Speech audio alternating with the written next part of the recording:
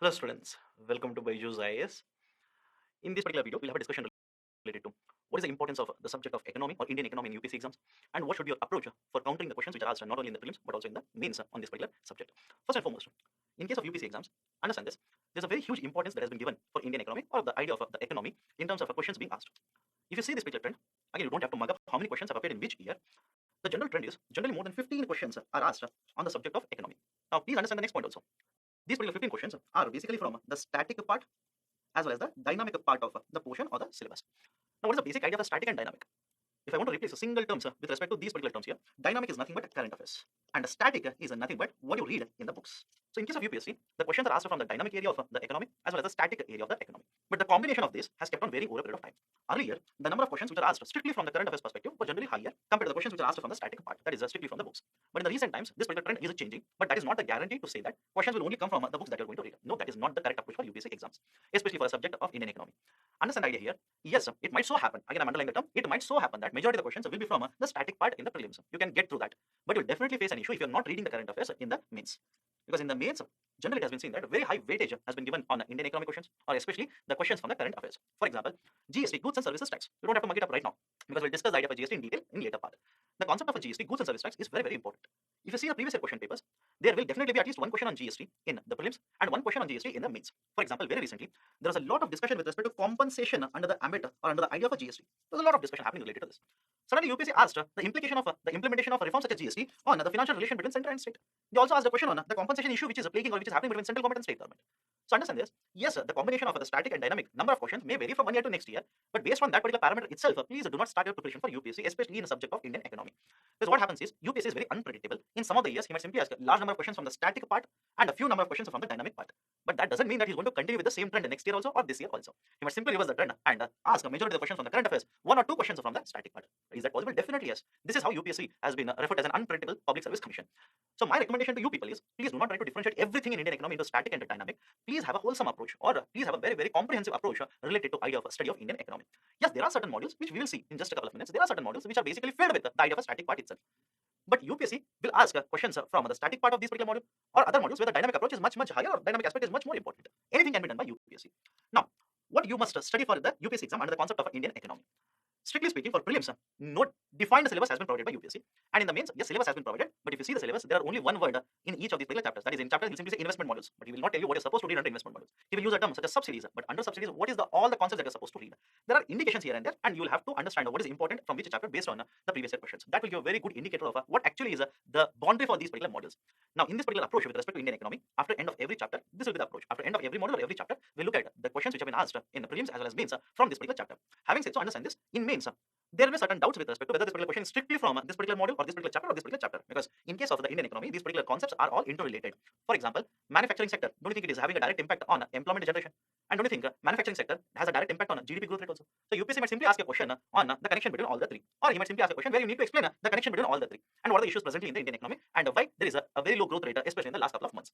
So where will you keep this particular question, strictly speaking, from the differentiation perspective or the division perspective? Will you put this particular question under employment? Will you put this particular question under GDP growth rate? Will you put this particular question under industries? So understand this, after end of every chapter, this is the approach that will take some of the previous questions both in the prelims as well as in mains, and we'll try to analyze the previous questions and we'll try to understand what is the logic of the mains question and how you approach these kind of mains based questions. With these particular caveats, let's have a look at the syllabus here. And again, you don't have to mug up the syllabus. The headlines are not important here. We will discuss all of these particular modules individually. That is what I want to convey to you people in the discussion related to syllabus. First, we'll start with the basic idea of introduction. Now, many of you would have heard of two terms here, microeconomics and macroeconomics. And those who are already from the economics background have already known the concept. But for the UPSC exams, which is important, what do you think is the importance related to microeconomics? What do you think is the importance related to macroeconomics? And if you're hearing the words for the first time, please do not be worried. We'll discuss the idea of a micro and a macro when I take up the first module and start discussing there itself. As of now, I'm just giving you an outlay here. With respect to introduction, understand this, we'll discuss certain very important concepts under microeconomics.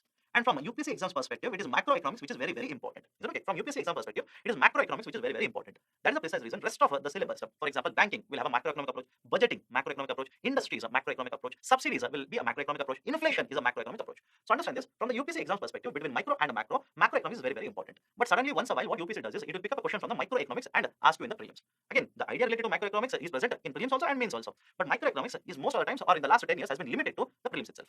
Right? For example, he might ask you a question on what do you mean by the law of supply, law of demand, the application of it, market equilibrium, Angel's law, so on and so forth. So just to be on a safer side, what we are going to do is, under the concept of introduction, we are going to discuss certain important concepts in the microeconomics in this particular module. Next, I'm pretty sure all of you have heard of a concept of a GDP or the term GDP in the last couple of months. And if you've been reading newspaper, guaranteed this particular term would appear in the newspaper at least once every day. At least once. It could be 10 times, it could be 2 times, it could be 5 times also. But at least once every day in the newspaper, this particular terminology, that is GDP, will always be present.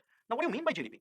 What is the calculation methodology for GDP? Why GDP is so important? Why there has been a lot of discussion with respect to the GDP in the recent times? You must have heard of the recession in the Indian economy, V-shaped recovery in the Indian economy. All of these particular concepts will be discussed under the ambit of national income aggregates. We'll discuss aggregates. Aggregates is nothing but a group. Okay, so we'll discuss aggregates such as a GDP, gross domestic product, GNP, gross national product, NDP, net domestic product, NNP, net national product, per capita income, national income. So these are different aggregates, but out of these, the most important aggregate from the UPSC exam perspective will be GDP, and that will be our focus of discussion under this particular idea of a national income aggregates.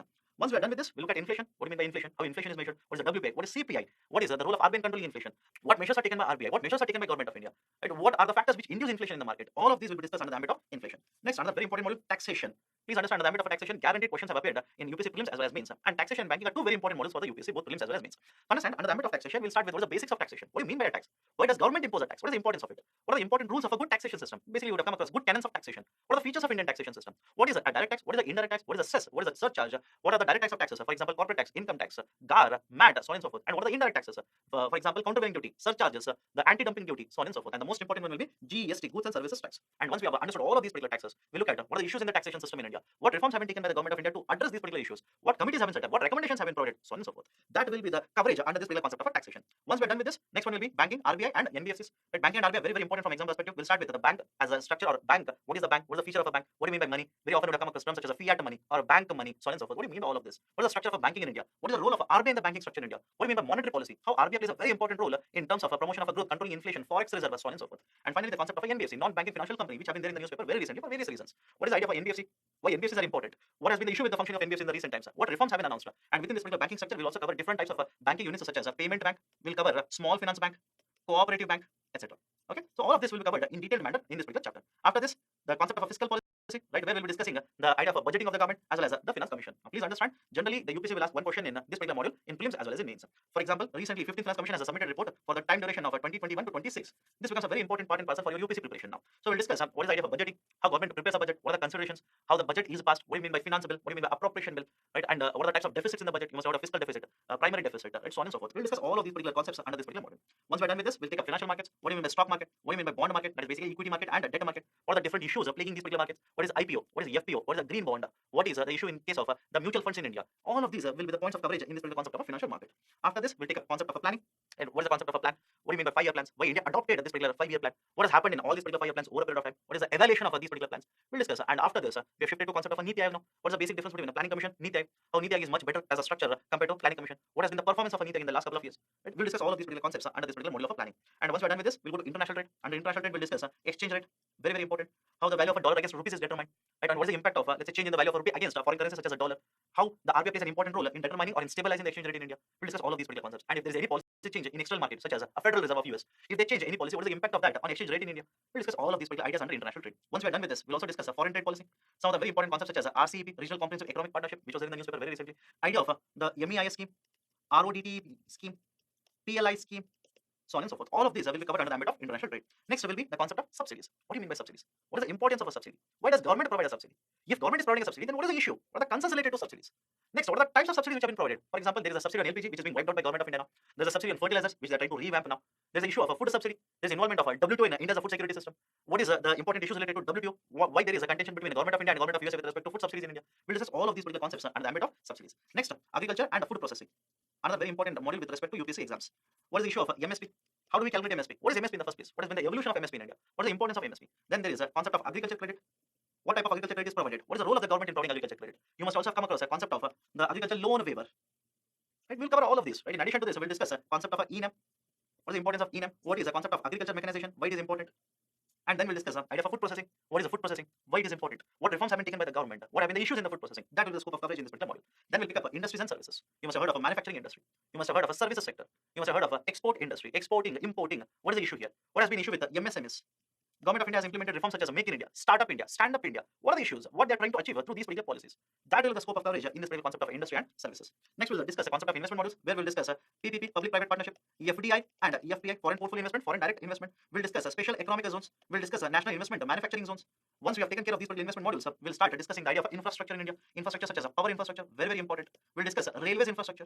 What have been the issues in the railways? Okay, we'll also discuss the infrastructure under the ambit of ports also.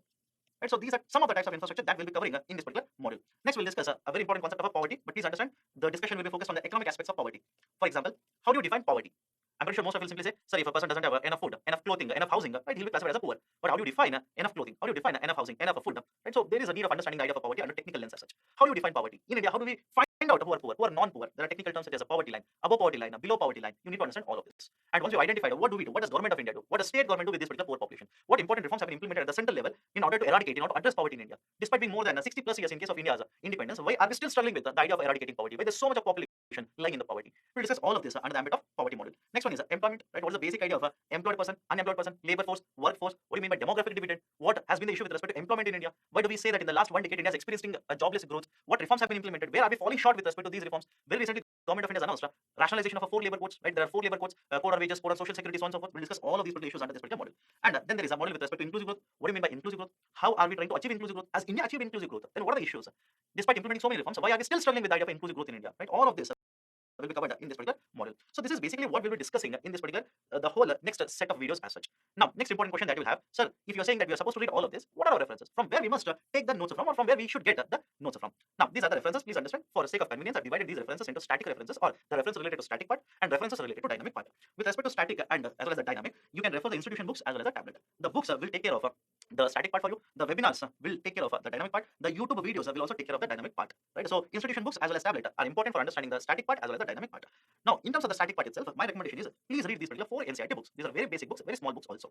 From 9th class, there is a book on economics titled Economics itself. In the 10th class, there is a book titled Understanding Economic Development. 11th class, Indian Economic Development. And in the 12th class, there are 2 books, Micro and Macro. Please do not read microeconomics. Right? Again, the concept is cost to benefit analysis for UPSC exam.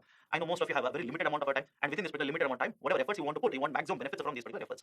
So in terms of a cost to benefit analysis or ratio for the microeconomics, it's very, very low. Whatever we are going to discuss in the tablet with respect to microeconomics, more than sufficient to address the questions which are asked in UPSC, which you will understand when I discuss as well as show you what kind of questions have been asked and analyze these particular questions. You will be more convinced with respect to this particular idea. So from the class 12, the macroeconomics, more than sufficient with respect to static part along with this. What about the dynamic aspect of the Indian economy? Right? These are the references. Please read one national daily, any daily, either Hindu or Indian Express. Along with this, there are 2 magazines which is published monthly by government. That is Yojana as well as Kurukshetra. Please ensure that you are up to date with respect to reading of these particular magazines.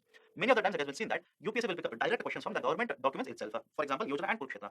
In addition to this, there is a budget and economic survey. My recommendation is read at least the gist part of it. At least the gist part of it. Okay, you want to read more than that? Always welcome. So budget, economic survey, the gist as well as the videos related to these 2 the documents as such. And another very important document published annually by Government of India, India Yearbook. India Yearbook is very important for a simple reason. Some of the data which appears in India Yearbook is usually used by UPSC, or the question which is asked by your UPSC can easily be answered through the understanding of this particular data. For example, question on schemes. Every year in UPSC prelims as well as mains, there have been questions on the schemes. What is the valid reference for you with respect to these particular schemes? It will be the government data itself. For example, these particular schemes will be discussed in the India book. In addition to this, the current affairs related to these particular schemes will keep on appearing in the newspapers, and it will also keep on appearing in the Press Information Bureau, that is PIB website. So this will take care of the dynamic coverage for the Indian economic paper in the UPSC exam. So this is a basic discussion with respect to the syllabus as well as the references that are supposed to do with respect to UPSC exam on Indian economic paper. Thank you.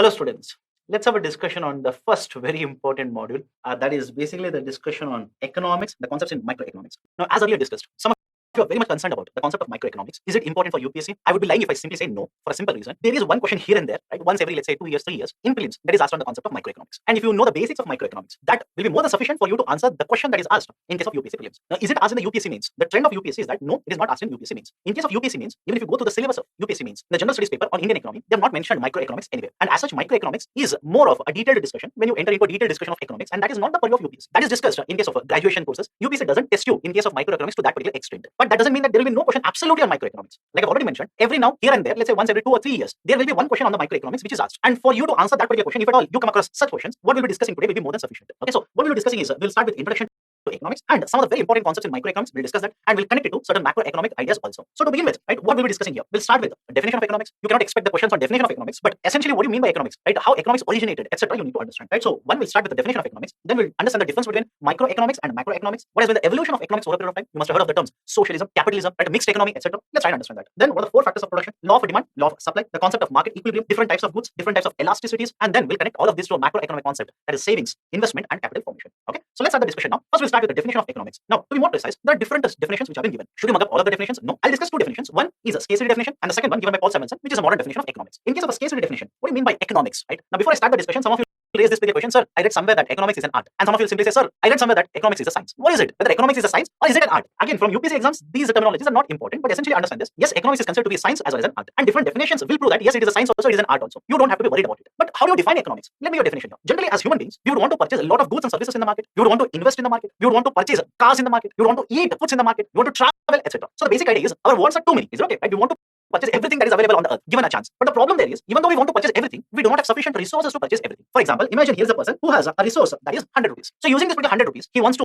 move from point A to point B, wants to consume food, wants to, right, let's say purchase luxuries also, wants to purchase essentials for household also. But please understand, within his constraint or the limited amount of resources that he has, is it possible for him to purchase everything? Is it possible for you to spend 100 rupees in purchasing luxuries, purchasing essentials, purchasing food, traveling? You think is it possible to do all of them within 100 rupees? No. But we want to do all of it. I understand this. You would want to travel, you would want to purchase food or eat food, you would want to purchase perfumes, you would want to purchase, let's say, coconut oil, which is an essential item for household. So we want to do everything or most things using the limited availability of a resource. But the reality or the fact of the matter is that you cannot do everything within the limited availability of the resources, or the resources that you have are no way sufficient to meet all the requirements that you want to satisfy. In that particular situation, what we generally do is, although the same 100 rupee can be used for multiple purposes, we will use this particular 100 rupees for the immediate requirement, for the immediate need. For example, within this particular 100 rupees, today I might simply say, I don't want to go anywhere. I would want to simply consume food and I want to purchase essentials for the household. Or else, some of you might simply say, sir, rather than purchasing essentials, we can do it in the next month, or let's say after 1 week. Today, using this 100 rupee, let me have food and travel around the city. And so, what is the immediate requirement? What is the most pressing need currently? We'll try to satisfy those using the limited amount of resources that are available to us. This is a basic idea of an economics. But how do I put all of this particular discussion in the form of a definition, in the form of a statement? I will use this particular statement. Economics is a science which studies the human behavior when this particular person is faced with a scarcity of resources. Is it okay? I'll repeat it. Economics is the study of human behavior when this particular human is faced with a scarcity of resources. How does he allocate these particular resources to satisfy the needs? Is it okay? That particular study of the behavior is referred to as economics. And another very important term here or a statement here is these particular resources or the scarce means can have multiple uses or alternative uses. Meaning what? Same 100 rupee can be used to purchase essentials. Same 100 rupee can be used for transportation also. So this particular 100 rupee, which is a resource, which is scarce, will have alternative uses. But because this is a scarce, because this is limited, we will not be able to satisfy all the needs or all the requirements today itself, which are the most pressing needs. Those are the ones which are actually satisfied. This is the basic definition of the scarcity definition of economics. And using this, or apart from this, there's also one more definition, modern definition of economics, which is given by Paul Samuelson. As per this particular definition, economics is basically a study of the society. Okay, study of men or society, which utilizes this particular scarce resources to provide goods or services currently or in the future. I'll repeat the statement here. As per the modern day definition, which has been given by Paul Samuelson, the definition of economics says that it is a study of the society or humans who utilize the scarce resources, which again have alternative uses, and using these scarce resources, they allocate them, produce goods and services to supply to the society either today or in the future. Right? So that is also one more definition of economics. But you don't have to run behind multiple definitions of economics. If you remember one definition, more than sufficient. Now, is it okay if I say that all of us basically practice this on day-to-day life? Like for example, today you might be having, let's say, a salary of 1 lakh rupees. Right? Don't you think that you will start making calculations in your mind when you receive the salary of 1 lakh rupees? That is, should you spend it on purchasing a vehicle? Should you spend it on purchasing, let's say, real estate asset? Should you spend it to purchase gold in the market? Should you use it to purchase, let's say, certain essentials for the household? How much savings you must have? How much money you should keep in your bank? How much money you should give to your, let's say, parents, right, etc. So basically, that kind of a calculation, if you keep on doing, essentially what you're doing is following the scarcity definition of economics. Right? So this is the basic definition. If you remember this, more than sufficient. Right? You don't have to mug up multiple definitions to understand economics. Now, this particular subject of economics, right, or study of economics, is basically divided into two parts, right? Micro and macro. What's the basic definition or differences between the microeconomics and macroeconomics? Let's take a simple example here. Imagine this is one country, and in this particular country, let's assume 10 households are there. If you ask me, sir, why are you taking only 10 houses? Can we take 100 houses? I'll say, yes, please go ahead. But number of houses is not important as long as you understand the concept here. So imagine in this particular country, 10 houses are there. If I simply take one house and start studying what is the income generated by this house, what is the demand for goods and services from this house, etc. This study is basically a concept of microeconomics. Is it okay? Generally, any economy consists of different economic agents. There are households, there are companies, there is a government. All the three are referred to as economic agents. And if I start studying individually all these economic agents as to what is their demand, what is the income, what kind of goods are they producing, right? What contribution are they doing to the economy? If individually all these economic agents are studied, that is called as a microeconomics. Whereas rather than studying only one house or one household, what if I take the total income generated by all the 10 households? That is, the whole economy is considered now, right? Whatever is the total number of households, what is the total income generated by them? What is the number of companies present in India? What is the total production done by all the companies? Right? What is the total expenditure done by the government? So whenever you take the summation of all the economic agents, that is the sum total of the overall economy is considered for the study. That kind of a study is called as the macroeconomics. I can understand the difference here. Micro means individual agents are considered for study purposes, whereas in case of macroeconomics, all the economic agents are considered as an entity, as a whole that is considered. Apart from this, in case of microeconomics, we deal with the individual incomes, individual units, individual outputs, etc. In case of macroeconomics, the aggregates are considered. What do you mean aggregates? Sum total is considered to be an aggregate. For example, imagine there are three houses here. Okay, in a particular country there are three houses: house A, B, and C. House A demands 10 goods. House B demands 20 goods, and house C demands 30 goods. If I consider microeconomics, I'll be discussing each of the households individually. But if I consider macroeconomics, what is the total demand of all the households in the economy? 10 plus 20 plus 30, 60. This is called as aggregate demand. Is okay. Same thing can we do with respect to companies, right? How much individual companies are producing? If I consider that, that will be part of microeconomics. But if I put together the total production done by all the companies, that will give you macroeconomics. So in case of a macroeconomics, it deals with aggregates such as national income, which is nothing but the sum total of all the incomes generated by individuals in a country,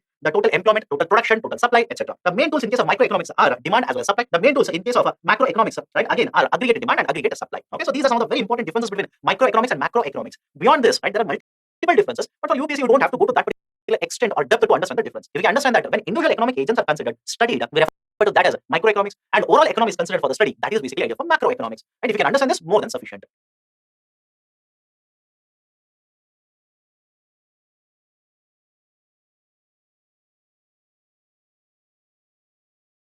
Now let's have a look at the evolution of economics.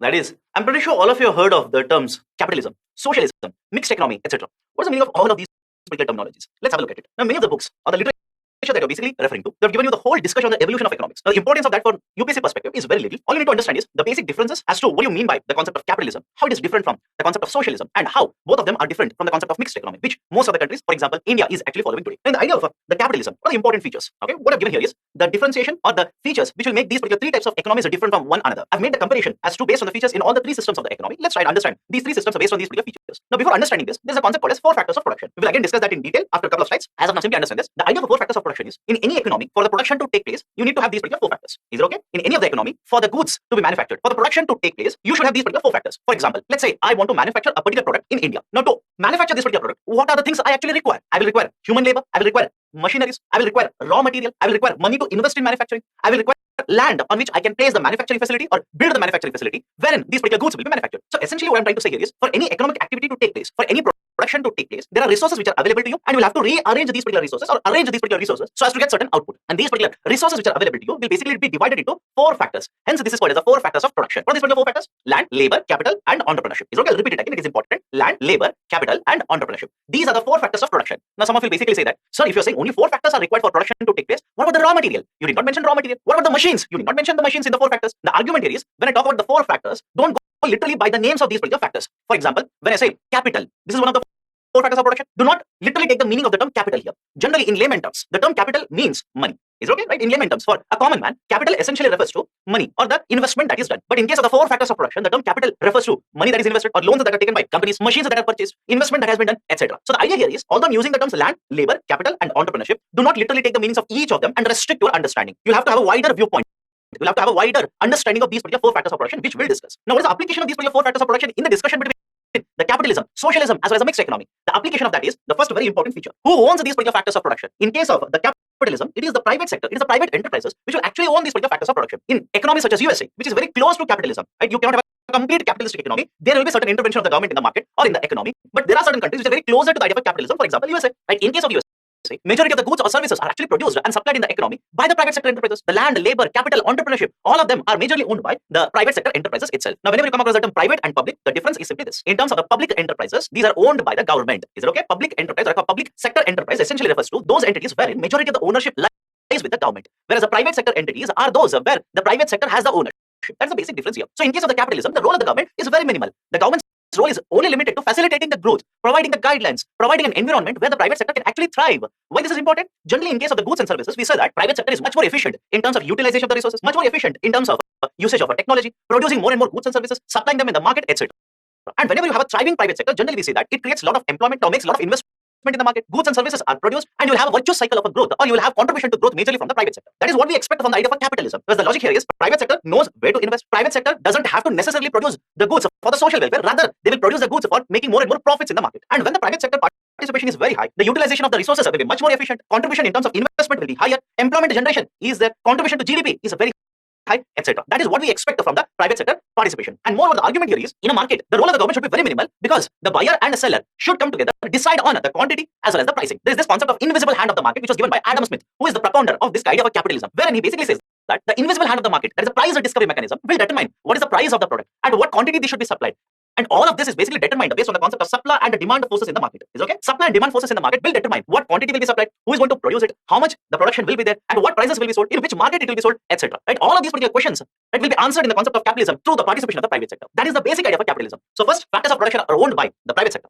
Second, what is the role of the government? It is very minimal. The role of the government is very minimal in case of capitalism because the private sector participation is very, very high. Next, the market forces of supply and demand will determine what is the price of this particular commodity. At what price it will be sold in the market, it depends on how much is the supply, how much is the demand of these particular goods in the market. What is the competition? Because the private sector participation is very, very high here. Most of the goods and services are in complete capitalism or pure capitalism. It is the private sector which is participating. The competition will be very, very high. In each of the segments, in each of the sectors, industries, multiple private sector entities are present. These are competing with each other. So competition will be very, very high. Next, what is the motive of the capitalism? What is the motive of the private sector participation? The objective of the private sector participation will always to make or increase the profit. So in case of the capitalism, the ultimate goal for the private sector is to generate as much profits as much as possible. Okay? Is there exploitation of the resources?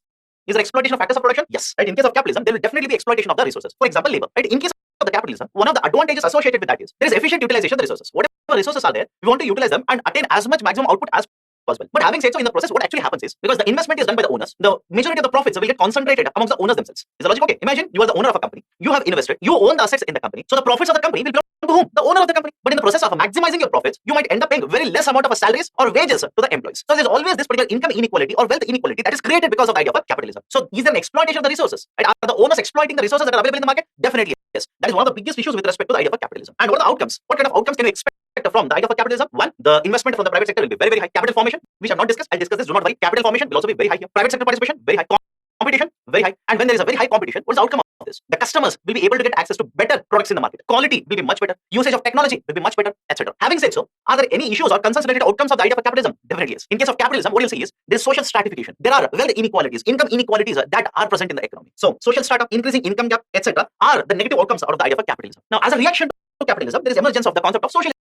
What happens in case of socialism? In case of socialism, what we generally say is the factors of production are collectively owned by the society. I'll repeat the statement here. The factors of production are collectively owned by the society. In a sense, all the people put together are collectively owning the factors of production. Having said so, can people decide where to use these particular resources? No. Instead of the people coming together and deciding everything, what we generally have in case of socialism is there is presence of the government. A government or elected government will decide what kind of resources will be used, in which segment, what kind of goods shall be produced, in which market these are supposed to be sold, at what prices these are supposed to be sold. All of these particular decisions on behalf of the society are taken by the government. Is it okay? That is the concept of a socialism. And socialism is exactly opposite to the idea of the capitalism. I'm using the term socialism here. The extreme form of socialism will be referred as a communism, or there is something called as a communism, right? And that is exactly 180 degrees opposite to the concept of the capitalism. That is, if capitalism is on one end of the spectrum, the communism will exactly fall on the opposite end of the spectrum, right? If there is a role of the private sector in case of the capitalism, in case of communism, there is absolutely no role of the private sector. But just somewhere after this particular communism towards capitalism, you will get the idea of socialism. In case of socialism, majority of the production is actually done by the government. Factors of production are owned by the government. And because I stated that there is a collective ownership of the factors of production by the society, labor is generally not supplied as one of the factors of production here. Having said so, what are the differences or what are the important features related to the idea of socialism? Role of the government is maximum in case of socialism. The government will decide what should be produced, how much should be produced, at what price it should be sold, and where it should be sold. All these decisions are taken by the government. Right? What about the price? As already mentioned, the prices of these particular goods are determined by the government itself. What about the private sector? Role of the private sector is very, very, very minimal in case of socialism, absent in case of communism. What about the objective in case of the socialism? Here it is to obtain social welfare. Understand the logic here? In case of capitalism, private sector is present. Their motive will be to make huge amount of a profit. Whereas in case of socialism, the socialism doesn't run behind profits. It ensures that factors of production are used to produce goods and services which are required by the society, which are consumed by the society. So supply them as it is required by the society. So the social welfare will be the objective. Employment generation, investment in those sectors which are having goods and services which are required by the society. That is the whole objective of socialism. Next, is there exploitation of the resources? In case of socialism, generally we say no, there is no exploitation of the resources. Having said so, what are the outcomes? What are the outcomes of socialism? You'll have huge representation of the government. Government generally sets up public sector enterprises which will produce these particular goods and services by consuming or by availing the factors of production. And so the role of the public sector enterprises in case of socialism will be very, very high. In case of capitalism, it is very, very marginal. And in pure capitalism, there is very little presence of the public sector, right? So in case of socialism, one, we will try to address the social welfare issue in case of socialism. Second, wage gaps are present. Understand the problem here? In case of the capitalism, income inequality is present. In case of socialism, yes, wage gaps are present. Means what? Some people are earning more, some people are earning less. So is there income inequality in case of socialism? Yes. But that is because of wage gaps. I'll repeat it. In case of capitalism, yes, right, there is income inequality. In case of socialism, yes, there is income inequality. But now you'll simply say, then what is the difference between socialism and capitalism, right? Now for that, understand the logic here very carefully. In case of capitalism, investment is done by, let's say, owner of the entity. So the profits will go to owner of the entity. Done. Whereas in case of the socialism, investment is done by whom? Government. Profits will go to whom? Government. Done. So the difference between the socialism and capitalism, one very important difference is, in case of capitalism, the factors of production when they are used and profits are generated, profits will go to the owner. Here the owner is the government and government is collective representation of the people. Is okay, right? Government is essentially nothing but it is representation of the people itself. So the ownership or let's say the profits which will go to the owners will go to the government because government owns the public sector enterprises. Having said so, even in case of socialism, what happens is, imagine there are two workers A and B. Both of them based on the skill set qualification will be employed at two different positions. Let's assume B is the floor level worker. He is the person who is actually working on the floor, and A is his manager. So obviously, when A is the manager, B is the lowest level worker, can you expect both of them to be paid the same amount of salaries or wages for that matter? No, right? So in case of socialism, the income inequality is present, but that is because of the wage gaps which are present. Whereas in case of capitalism, because of the investment, because of the wages, because of ownership of assets, because of so many other factors, there is income inequality. Have you understand this? Right? There is a narrow reason, or you can simply say the reason for the income inequality in case of socialism is very narrow. Wage gaps is the reason. Whereas in case of capitalism, it could be because of wage gaps, investment difference, ownership of assets, ownership of other factors of production, etc. Right? So that is the very important difference between the capitalism as well as the socialism. What about the final one? Mixed economy. India in the Industrial Policy Resolution of 1948 basically had an approach saying that India will follow a concept of mixed economy. Okay, India said will follow mixed economy model. What do you mean by mixed economy? In case of the mixed economy, what we generally say is we will follow or we will have an approach wherein there is a representation of the government in the economy and there is also private sector participation. The factors of production will not be owned only by the government nor only be owned by the private sector. You will have a mixture of both of them. In certain sectors, there is a public sector representation, that is a representation of the government as well as the private sector. In certain sectors, government only will be represented, and there will be certain sectors where government will say I will not participate, let only the private sector participate. Is the logic okay here? Right? In case of mixed economy, we will have a representation of both the government as well as the private sector present. And the factors of production will be owned in some of the sectors only by the government. In some sectors, both private sector as well as the government will be present. And in certain sectors, government says I do not want to be participating in this, let only private sector participate. That kind of ownership of asset division will take place in case of a mixed economy. And in case of India, we have been following a concept of a mixed economy. Now, what are the other important differences or features of the mixed economy? In case of mixed economy, you will see that government, apart from providing certain goods or services in the market by owning certain factors of production, will play a very important role in facilitating the growth of the private sector. Is it okay? Government will provide certain environment using which there is a promotion of the private sector in this particular economy. Next, who will determine the prices? Who is going to determine the prices here? Both in certain sectors, it will be the government. In certain other sectors, it will be private sector. And whenever you talk about the private sector, it will be supply and demand forces in the market that will be mainly driving the price determination in case of these particular goods and services which are supplied in the market. What about the competition? Yes, there will be high competition in this particular economy. Best example, Indian economy itself. Right? What about the motive? You'll have both the motives present in case of mixed economy. In certain sectors where government is present, government might simply say we want to attain social welfare outcomes. And in other sectors where private sector is present, their main goal will be to attain or achieve as much higher profits as possible. What about the exploitation of the resources? Because there's a role of the government here. Ideally, we say that in mixed economy there should not be any exploitation of the resources. But again, this is ideal situation. And what are the outcomes? Right? In case of the mixed economy, prominence is given for participation of both the public sector enterprises as well as the private sector enterprises. In case of the private sector enterprises, we expect these enterprises to use the resources much more efficiently, provide the goods and services based on the competition in the market. And on the other hand, where government is present, it will also try to attain the social welfare objective by supplying certain goods and services in the market. So these are the three important modules of the economies which have been used across the globe over a period of time. Initially, we started with capitalism. As a reaction to capitalism, socialism emerged, and now most of the economies are basically following the concept of a mixed economy itself. Right? So this is how the evolution of economics has happened over a period of time. The next concept, the four factors of production that we have earlier just mentioned. What are the four factors of production? The four factors of production are land, labor, capital, and entrepreneurship. Is it okay? Land, labor, capital, and entrepreneurship. In short, you can remember the acronym LLC. Now, what's the importance of this? As already mentioned, for any economic activity to be started in an economy, you need to rearrange the resources. Okay, there are resources available, but you need to rearrange these particular resources in such a way that you can produce goods or services, sell them in the market. For example, in an Indian economy, there are resources available, raw material is available, labor is available, land is available, machines are available, but you need someone to ensure that they will purchase all of these particular resources, rearrange them in such a way that goods or services can be produced, sold in the market, and economic activity or production activity will get kick-started in this particular economy. And that particular role of rearranging or putting together all of these particular resources in order to produce goods and services is undertaken by one of the factors of production, that is entrepreneurship. Right? Now, beyond this, right, what are the important points here? The factors of production basically refers to the inputs that are required for producing and supplying the goods in the economy. You've already seen the definition. What are the four factors of production? Again, these four are land, labor, capital, and entrepreneurship. But earlier I've told you, within these particular four factors of production, there are different concepts within this. Let's try and understand this. In case of a land, the literal meaning of the land is a piece of land. It's like a piece of the earth which can be used for production process. You can build a manufacturing facility, start producing goods and services within this particular manufacturing facility. But that will be a narrow understanding of the factor of production of land. Right? A wider understanding will be land as a factor of production will refer to any natural resource that is available, which is not man-made. I can understand this. Any natural resources that is available to you will become part of a factor of production called as land. Now have a look at this. The minerals that are available, let's say the ore of iron, ore of aluminum, etc. All of these right, are basically an example of mineral resources that are available. These are available naturally. We have not manufactured them. These are available naturally. Right? Land used for infrastructure development, agriculture, land that is used for agricultural output. All of these are basically the components of the factor of production, land. Then, and on the other hand, right, you also have the second factor of production, that is labor. And in case of a labor, you could have the labor in case of urban area, labor in case of a rural area, etc. Is it okay? And within this particular the labor that is available, the labor could be semi-skilled, skilled, informal labor, non-skilled labor, etc. Right? So the first factor of production is land. Second factor of production is labor. Third factor of production is capital. As earlier mentioned, if a particular company takes a loan to purchase a machine, that becomes part of the capital, because on this particular capital, the company has to pay a certain interest to the lender. But a broader meaning, broader understanding of the capital would be anything that has been created by the man and which is used for the production process. For example, let's say a manufacturing facility. For example, roads that are constructed, right, machines that are manufactured, etc. And the difference between the land and the capital here is, in case of the land, I clearly stated that anything that is naturally available to you, a natural resource, will be classified under the concept of a land. And anything that is man-made, which is used for the production process, such as construction of a road, manufacturing facility, buildings, bridges, tunnels, etc. All of them will become part of this particular concept of a capital. Right? So capital examples are machines, infrastructure that is developed for, let's say, used for manufacturing or supplying or transportation process, etc. And finally, entrepreneurship. You need to have someone who will put together all the three factors of production. You need to have right, an owner of this particular assets. Right? This particular concept is called as an entrepreneurship. The idea of entrepreneurship can be in the form of self-employment as well as right, the people who are starting business, right? Newer companies which are started are also part of the concept of entrepreneurship itself. So these are the 4 factors of production. Now, rather than sticking to only this understanding of 4 factors of production, I'll give you another additional concept here. Just understand this. We'll be using this again when I discuss the concept of the national income aggregates. That is, these particular 4 factors of production will have a certain expenditure associated with the company and also revenue generated because of these particular 4 factors of production in the economy. That is, let's take a very simple example here. Here is a house. Okay, this particular house has a supplied, let's say labor, and labor is a type of factors of production, one of the factors of production. Now, when this particular labor is supplied, and here is the company which has used this particular labor, and this particular factor of production will have 2 sides here. That is, because the household has supplied labor, the house becomes the service provider. I will repeat this. Do not get confused here. Follow this very carefully. The house has supplied labor. That is, let's say, a worker to the company, and this particular worker brings a certain amount of income to the house. Why? The house becomes a service provider. Is it okay? It becomes a service provider or provider of factor of production, and because it is providing certain services or providing certain factor of production, it has to make certain earnings. It has to generate certain income because of this, right? Labor supplier or service provider, which is the house here, will make certain returns or will earn some amount based on the supply of the labor that is done. And this particular earnings that I'm referring to is basically nothing but wages. Is it okay? It is basically nothing but wages. Although I've written the term salary, income, etc. here, in economic books, they simply use the term wages here. Okay, so the house supplies the labor, and because it has become a service provider here or provider of a factor of a production, it will earn a certain income. And because it has provided a factor of production, earns an income on that, it is called as a factor income. Is it okay? It is referred to as factor income. Is it okay? Do not get confused here. Let me repeat it again so that you understand it very clearly. House supplies labor to company, and the company which has used the labor will pay wages to the house. This particular wage is nothing but a factor income. Why do we call this as a factor income? Because the house has supplied a factor of production. It's a factor. It is one of the inputs which has been supplied by the house. And because house has supplied a factor of production, it will earn some amount on this, hence referred to as factor income. Done? So there are 4 factors of production which are supplied by different people in the economy. Right? For example, somebody will supply capital to the company.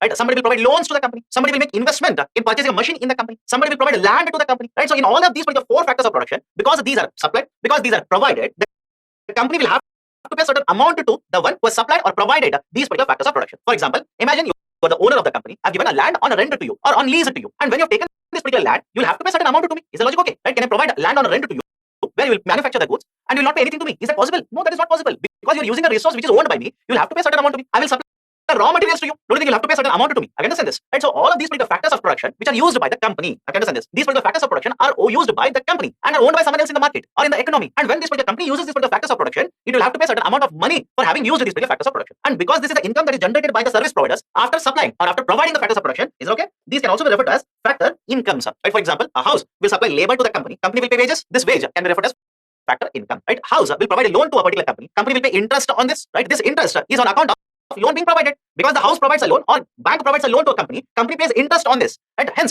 the interest also becomes a factor income, right? Owner of the land has provided land on lease or let's say rent to a particular company. The company will pay rent on this, right? It will pay certain money in the form of rent. Rent becomes a factor income. And finally, you are the owner of the company. Is it okay? Right? Imagine you are the owner of the company. Your name is XYZ. Just understand this, because most of you will get confused with the 4th factor of production. That is entrepreneurship. Let me give a very basic idea. Imagine your name is XYZ. Again, imagine XYZ.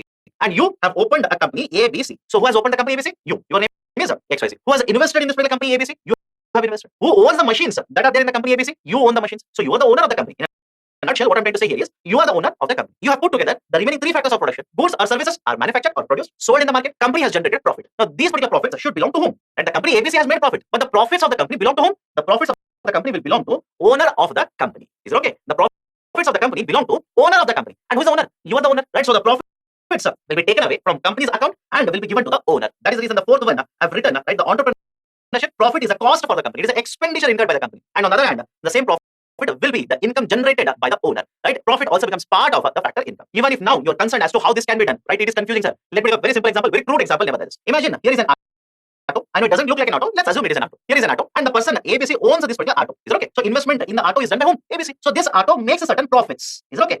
The auto makes a certain profits, right? Running the auto, let's say, right, this particular owner has put in petrol of 100 rupees, but by moving the passenger from point A to point B, he has earned 150 rupees. So investment done by the owner is 100 and earning is 150. So the auto has made a profit of 50 rupees. But this particular 50 rupee profit belongs to whom? The owner of the auto, right? So that is the basic idea, right? The entrepreneur will provide his services. He will put together the land, labor, capital, and he will ensure that there is a production of goods and services which are sold in the market. Profits are generated. So the profits of the company should belong to whom? Should belong to entrepreneur. Done. So there are 4 factors of production: land, labor, capital, entrepreneurship, and these particular 4 factors of production will have a factor incomes generated, right, to those particular people or those households who are going to provide these particular factors of production to the company. And anything that is paid by the company becomes expenditure for the company. Some of you will be worried about this side of the table. You'll be saying, sir, how can you say this is a cost for the company? Let's take a very simple example, right? Imagine you're the owner of the company, you have set up one company, and I'm working in that particular company. At the end of the day, you will pay 200 rupees. The company pays me 200 rupees. So I will receive 200 rupees, it becomes a revenue, an income for me. Is the logic okay? I will receive 200 rupees from you, it becomes income for me. But you have paid, that is the company has paid 200 rupees for me. Don't you think that 200 rupees is the cost or the expenditure incurred by the company? Done. In the same way, company has taken certain land or let's say manufacturing facility on lease, it will pay certain amount on that in the form of rent. So when I say company pays the amount, right, it literally means it is an expenditure for the company or the cost for the company. And on the other hand, if I am owning that particular building, I will receive the rent and the rent becomes income for me. Have you understand this? Right? So for the service provider, it becomes an income, factor income. But for the company, it is an expenditure, cost incurred by the company. Done. So this is the basic idea of 4 factors of production and how do you understand these particular 4 factors of production in this particular context. Now let's have a discussion on next concept of opportunity cost. First and foremost, idea of opportunity cost originates because there is scarcity of resources. Is it okay?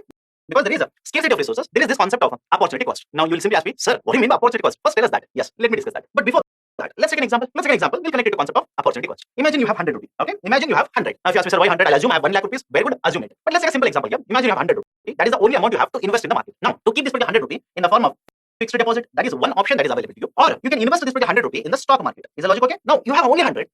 Using this 100, either you can invest in the stock market or you can keep fixed deposit. You cannot do both of them because there is a limitation of the resources, right? The resources are limited. And please remember this, the bedrock of opportunity cost or the basic idea of opportunity cost originates because there is a scarcity of resources. If there is no scarcity, then there is no question of opportunity cost because you'll simply say, sir, I have sufficient resources. I will invest in the stock market also. I'll keep the fixed deposit also. But please understand, this does not take place in real economy. That is, availability of sufficient resources is not a situation in the real economy. We discuss economics because there is a scarcity of resources. Right? For example, a company, right, wants to manufacture a product. Don't you think the amount that they have to purchase raw materials is limited? The amount of human labor that they can afford is limited. Amount of machines that they can use to manufacture the goods is limited. So there is always a scarcity of resources in the real life. And all of us basically follow the concept of opportunity cost because there is a scarcity of resource. Right? For example, right, many of you, let's say some of you, or none of you, but somebody else in the economy might be having a scarcity of resource. So he might be thinking, should I go by a public transportation today, or should I opt for an Ola, or should I use a car where the cost of the petrol is very high? So because there's a scarcity of resource, he might simply say, okay, right, using a car would be much more costlier compared to public transportation. So let me use a public transportation today. So the argument here is the bedrock of opportunity cost or the basic origin of opportunity cost happens because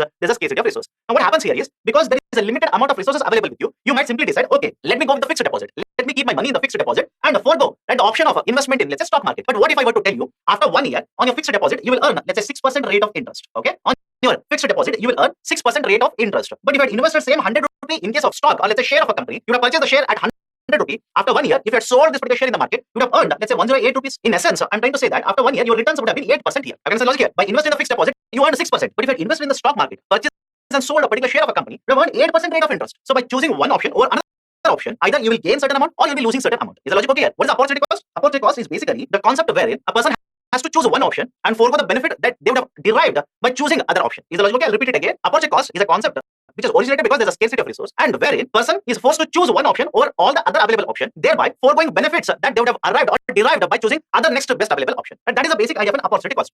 And whenever there is an opportunity cost, please understand this. We'll generally say that opportunity cost, I use a short form here, can be positive, can be negative. Okay, opportunity cost can be positive or can be negative. And the simplest representation of opportunity cost will be written from option A minus written from option B. Although different books will give you different formulas, do not worry about the formula, do not run behind the formula. But the basic idea here is when you have a negative opportunity cost, remember this, it simply means you are losing in the transaction. Let me give an example, you understand it. And when you have a positive opportunity cost, you are gaining by choosing this particular decision or making this particular decision. Meaning what? Let's take the same example here. You kept your money in a fixed deposit. You earned 6% rate of interest. Your decision was to keep the money in the fixed deposit and after 1 year, you will earn 6% rate of interest. Right? So you kept 100. After 1 year, this became how much? 106 rupees. But by choosing to keep money in fixed deposit, you chose not to invest in the stock market. Is that logical?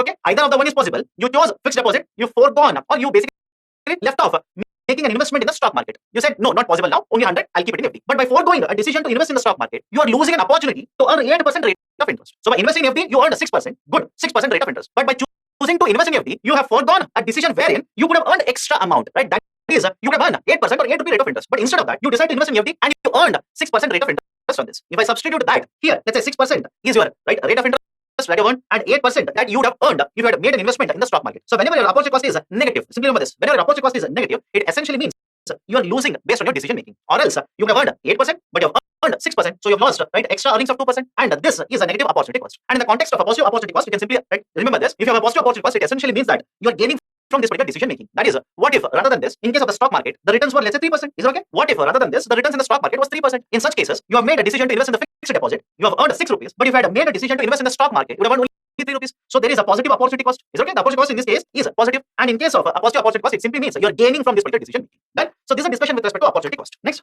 let's have a discussion with respect to law of demand and law of supply. Now, before starting the discussion here, one very important point. Whenever I refer to law of demand, please understand, I'm talking from the customer or the consumer side in the market. Is it okay? I'm talking from the consumer side in the market. Because in the market, there are two sides. One is a seller or supplier, and the second one is a customer or a consumer. Is it okay? So understand this? whenever I'm discussing law of a demand, I'll be discussing from the consumer side of the transaction. And when I'm talking law of a supply, I'll be discussing from the producer or seller or a supplier side in the market. That is one very important point you'll have to remember. Now, before discussing law of demand, understand the logic here. In the market, whenever we decide to demand or consume a particular good, there are certain factors based on which we will decide whether to consume or purchase this good or not. For example, let's take mobile phone here. Okay, let's take an example. Mobile phone. Okay, in the context of mobile phone, imagine you want to purchase a mobile phone. Now, what are the different factors that you will consider before deciding to purchase a mobile phone, and specifically within that, a particular type of a mobile phone? That is a particular mobile itself. Now, what are the factors? One you will consider is your income. Okay, one factor that you will consider is your income. Don't you think before deciding to buying a particular mobile phone, you'll have to look at your wallet, your bank balance, etc. You'll have to be very careful for a simple reason. You cannot have a salary of, let's say, 1 lakh rupees and decide to purchase a mobile phone of, let's say, 2 lakh or 3 lakh rupees. Right? It doesn't make sense for a simple reason. Economically speaking, again, I'm not saying you should not purchase such a mobile phone. If you want to purchase it. But the argument here is the decision economical or not? Right? Because I'm saying if your salary is 1 lakh, you should not purchase a mobile phone of 3 lakh. That doesn't mean that nobody purchases in the market. But the logical argument here is before deciding that, you'll definitely consider what is your income. Because most of us Indians who belong to, let's say, middle class households, we are very conscious with respect to what we are going to purchase in the market and what impact it will have on the income. Right? Or that is how much income do I have, and out of this income, how much money do I have to spend on this particular product? That is one factor that we'll have to consider. Second very important factor is what is the price of the commodity? What is the price of the product? Do you think that will also be very, very important? And in fact, understand this. In fact, this is the factor which is the most important factor, or which will have the highest influence on whether we will end up purchasing the good or not. I understand this. There are different factors. Right? One is income, second one is price, third one is a preference, and the fourth one is the price of the related goods. And there are different factors like this. But out of all of these particular factors, one factor which will have the maximum influence on whether we will purchase the product or not is the price of the commodity. And most of the times it is the price of the commodity which will either promote more and more purchases of a particular product or hinder more purchases of a particular product. Right? So second one, or the second factor that we'll consider is what is the price of the mobile phone. Third one, price of the related goods. Okay. Now, before discussing how this is important, let me give a very brief idea of the concept of related goods. Now, in simple terms, whenever you refer to the term related goods, essentially means these are the goods which will have some connection with each other. For example, let me take a simple example so that you understand. Mobile phone and charger. Don't you think both are connected? Both are related? Definitely yes. And if you want to purchase a mobile phone, along with that, you will have to purchase a charger. Now, don't say, sir, what if the same charger which is required is already available in the household? Essentially, you already purchased a charger. I can understand the logic here. Right? Mobile phone and a charger. Don't you think these are related goods? Definitely yes. Tea and milk, or let's say tea and sugar. Both are related? Yes.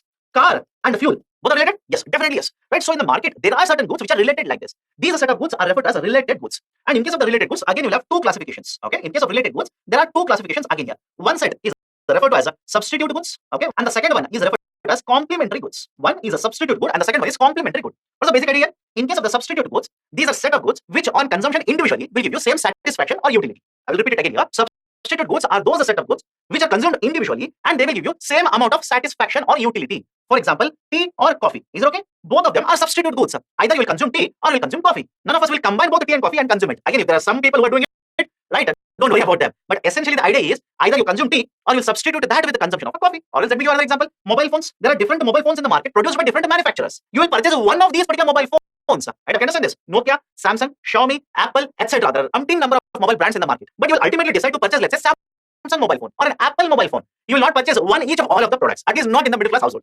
Right? The argument here is because they provide the same satisfaction to us, because they provide the same utility to us, we will either purchase one phone of this company or another phone from another company. Right? We will not purchase one of this, one of this, one of this, one of this. We will not purchase, let's say, 7 to 8 mobile phones, right, at one shot in the market like this. Right? So again, I'm talking from the household perspective. Don't say, sir, what if it is a mobile company? What if, right, he's a person who's involved in right, mobile recharges? It's a commercial entity. Do not worry about the commercial enterprise here. Look at from the household perspective more than sufficient. Is the logic okay? Or let me give you another example. You want to purchase a car. There are different types of cars available in the market. Different types of producers who are supplying cars in the market. Will you purchase one each from all the producers? No. You will go to market. First, you will go to the let's say showroom of company A, then to showroom of company B, C, D. Then you'll search in the web which is good, etc. You'll collect a lot of information and then you'll decide, okay, I want to purchase this car of this company of this particular make. And that is the basic idea for substitute goods. Okay, so substitute goods are those set of goods, right, which are consumed individually will give you same amount of satisfaction. What about the complementary goods?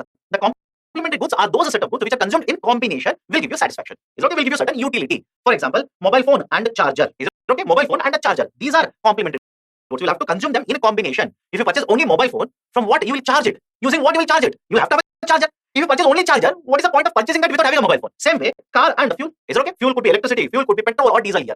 Right? Car and fuels are complementary goods. Right? So there are set of goods. Or for that matter, another example, printer and ink. Is it okay? Printer and ink. These are also right consumed in combination. So there are a set of goods which are consumed in combination. Right? These are called as complementary goods. Right? So substitutes, individual consumption, complementary goods consumed in combination. These are referred as related goods. And whenever there is a variation in the price of the related goods, definitely yes, it will have an effect on the demand for the goods and services. Let's assume, for example, mobile phones. You want to purchase a mobile phone, and during your investigation or during your research, you come to know that same brand or let's say same or a similar type of a mobile phone with the same features of a different company, the price of that particular phone has dropped very recently. Is it okay? Earlier, similar mobile phones, 4G connection or let's say 5G connection, dual SIM, right, 128 GB storage, etc. Similar type of a mobile phone, different brands. But now you have come to know that right, the second type of a mobile phone, right, of a different company, the price of that has come down. Now, because the price has come down, don't you think that will become attractive for you? Right, the second mobile phone will become much more attractive for you because you're going to get same or similar features, but the price is much, much lower. So whenever you talk of related goods, right, will it have an impact on the consumer buying behavior in the market? Definitely yes. Or else, let me give you another example. With the fuel prices rising up, and imagine they continue to rise and stick to, let's say, 110 rupees a liter. Don't you think that will have certain impact on consumption of two-wheelers as well as four-wheelers in the Indian market? Definitely yes. So whenever you have related goods, the price of the related goods will definitely have an impact on what product we are going to purchase in the market. And finally, the taste and preference of the consumer. The taste as well as the preference. For example, would I want to purchase a mobile phone with the tactical keys, that is a physical keys or smartphone? Would I want to purchase a mobile phone with 3G, 4G or 5G capability? Would I want to purchase a mobile phone which is having an expandable memory? All of these particular taste or my preferences will definitely have an impact on what kind of mobile phone I'm going to purchase in the market. So understand the logic here.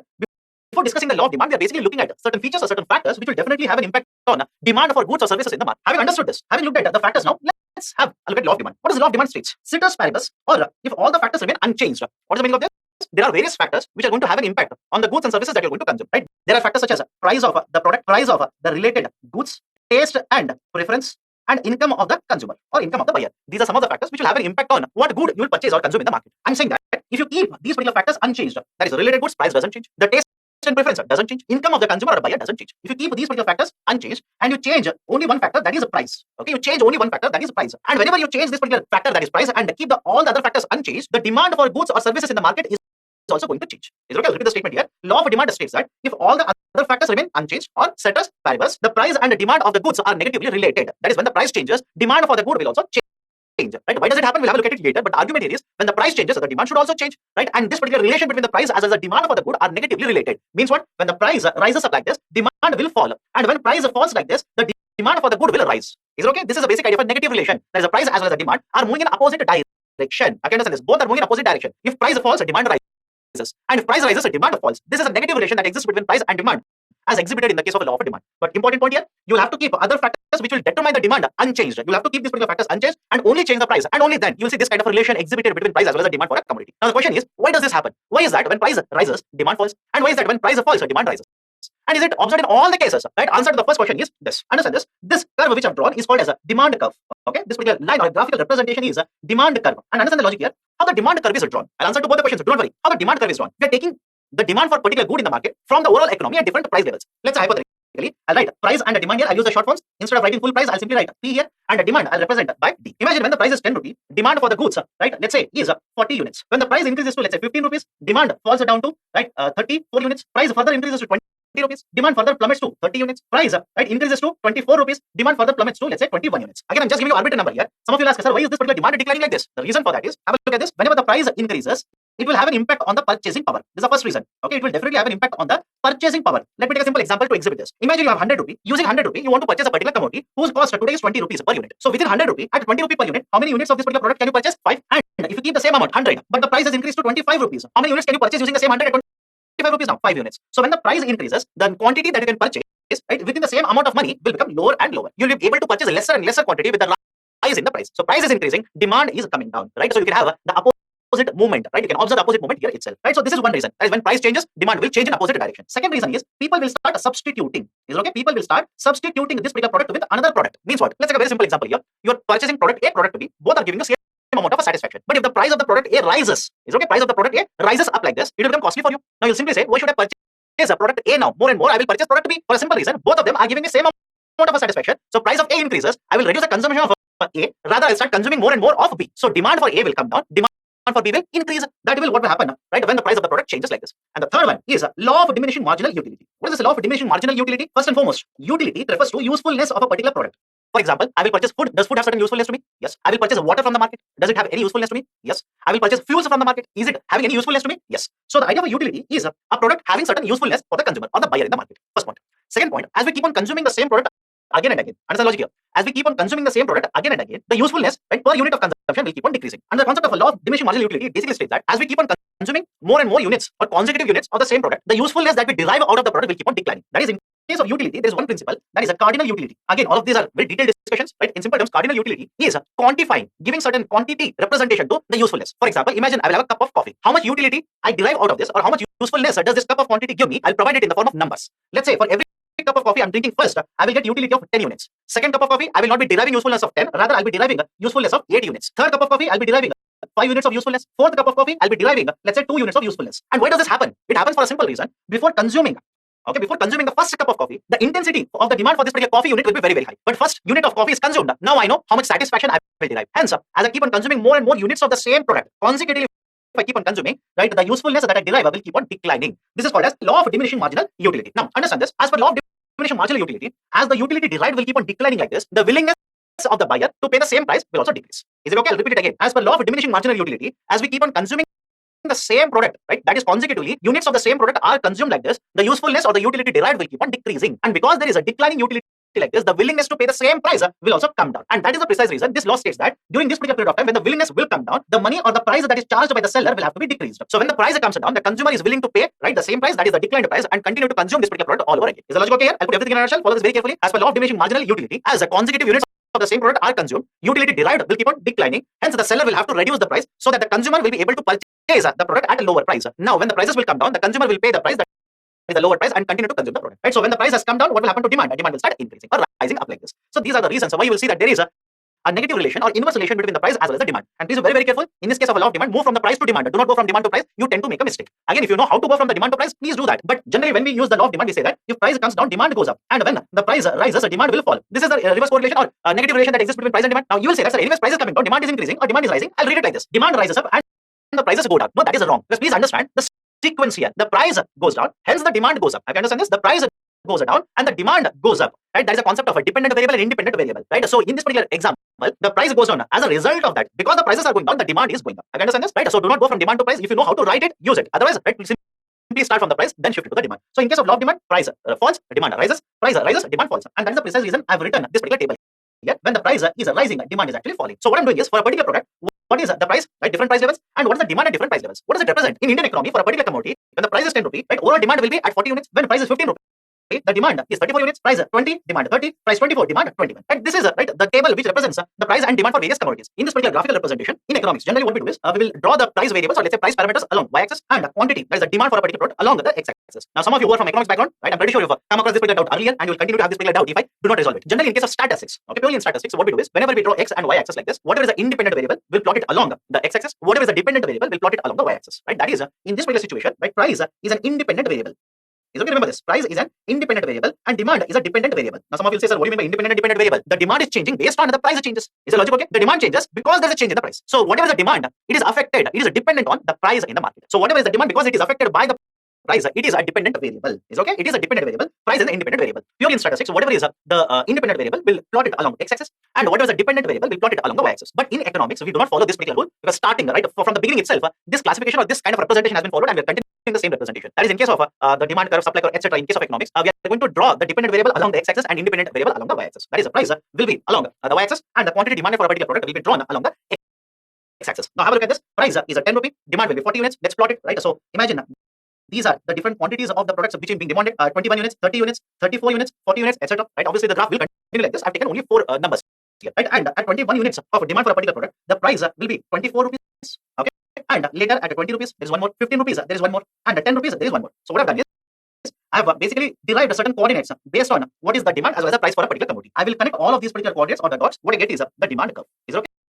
What I get is a demand curve. Is okay? I can understand how do we draw the demand curve. First, we find out at different price levels how much is the demand for the good in the market. Is okay? Right? At 20 rupees, how much is the demand? 15 rupees, how much is the demand? At 25 rupees, how much is the demand? At 40 rupees, how much is the demand? We get the connection between the price as well as the demand, and then we plot it in the graph and connect all of these particular dots. The line that we get is called as the demand curve.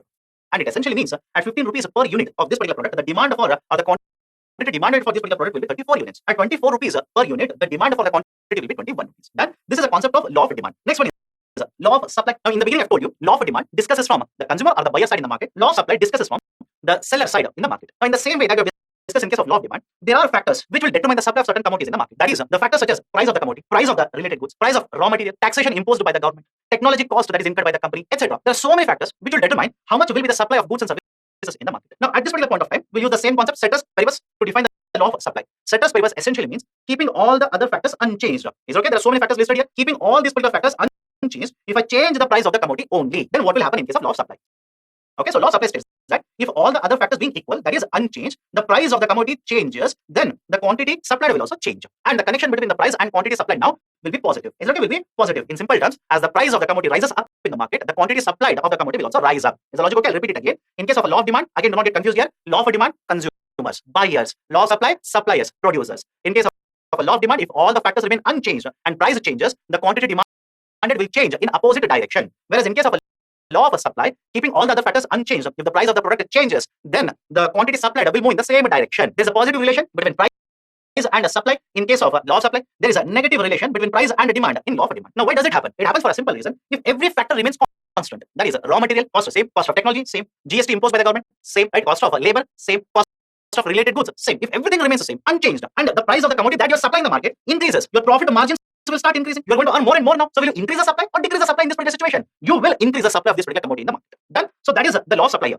And same thing like that we have done in case of a law of demand. What we do is, what is the price of the commodity, and at different levels, how much is the supply of the commodity? If I basically plot it, let's assume price is 10 rupee, supply was 20 units, price increased to 12 rupee, supply jumped up to 30 units, further increase to let's say 15 rupee, 45 units, 17 rupee, right, 60 units. What I'll do is, same idea, quantity of the commodity is supplied is okay.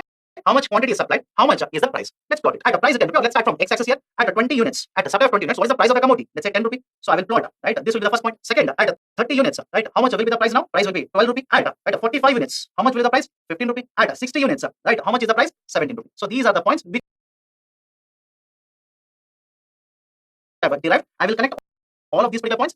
The line which connects all of these particular dots is basically the supply curve. Is okay. This is referred to as supply curve. So on one side, you have a law of demand using which you will derive the demand curve, which is downward sloping. And on the other hand, you have a law of supply using which you derive a curve which is upward sloping, called as a supply curve. Right. So this is a basic application of a law of demand as well as a law of supply.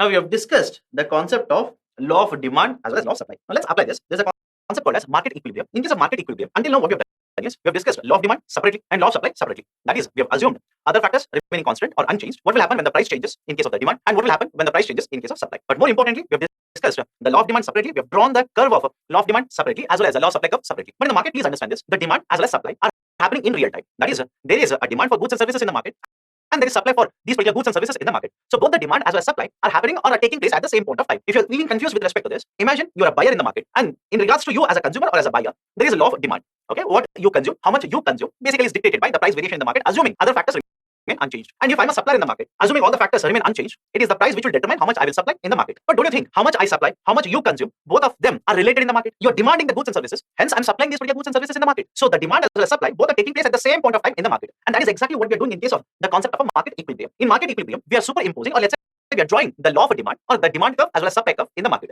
And if you remember very carefully, in case of a law of demand, it is a downward sloping curve.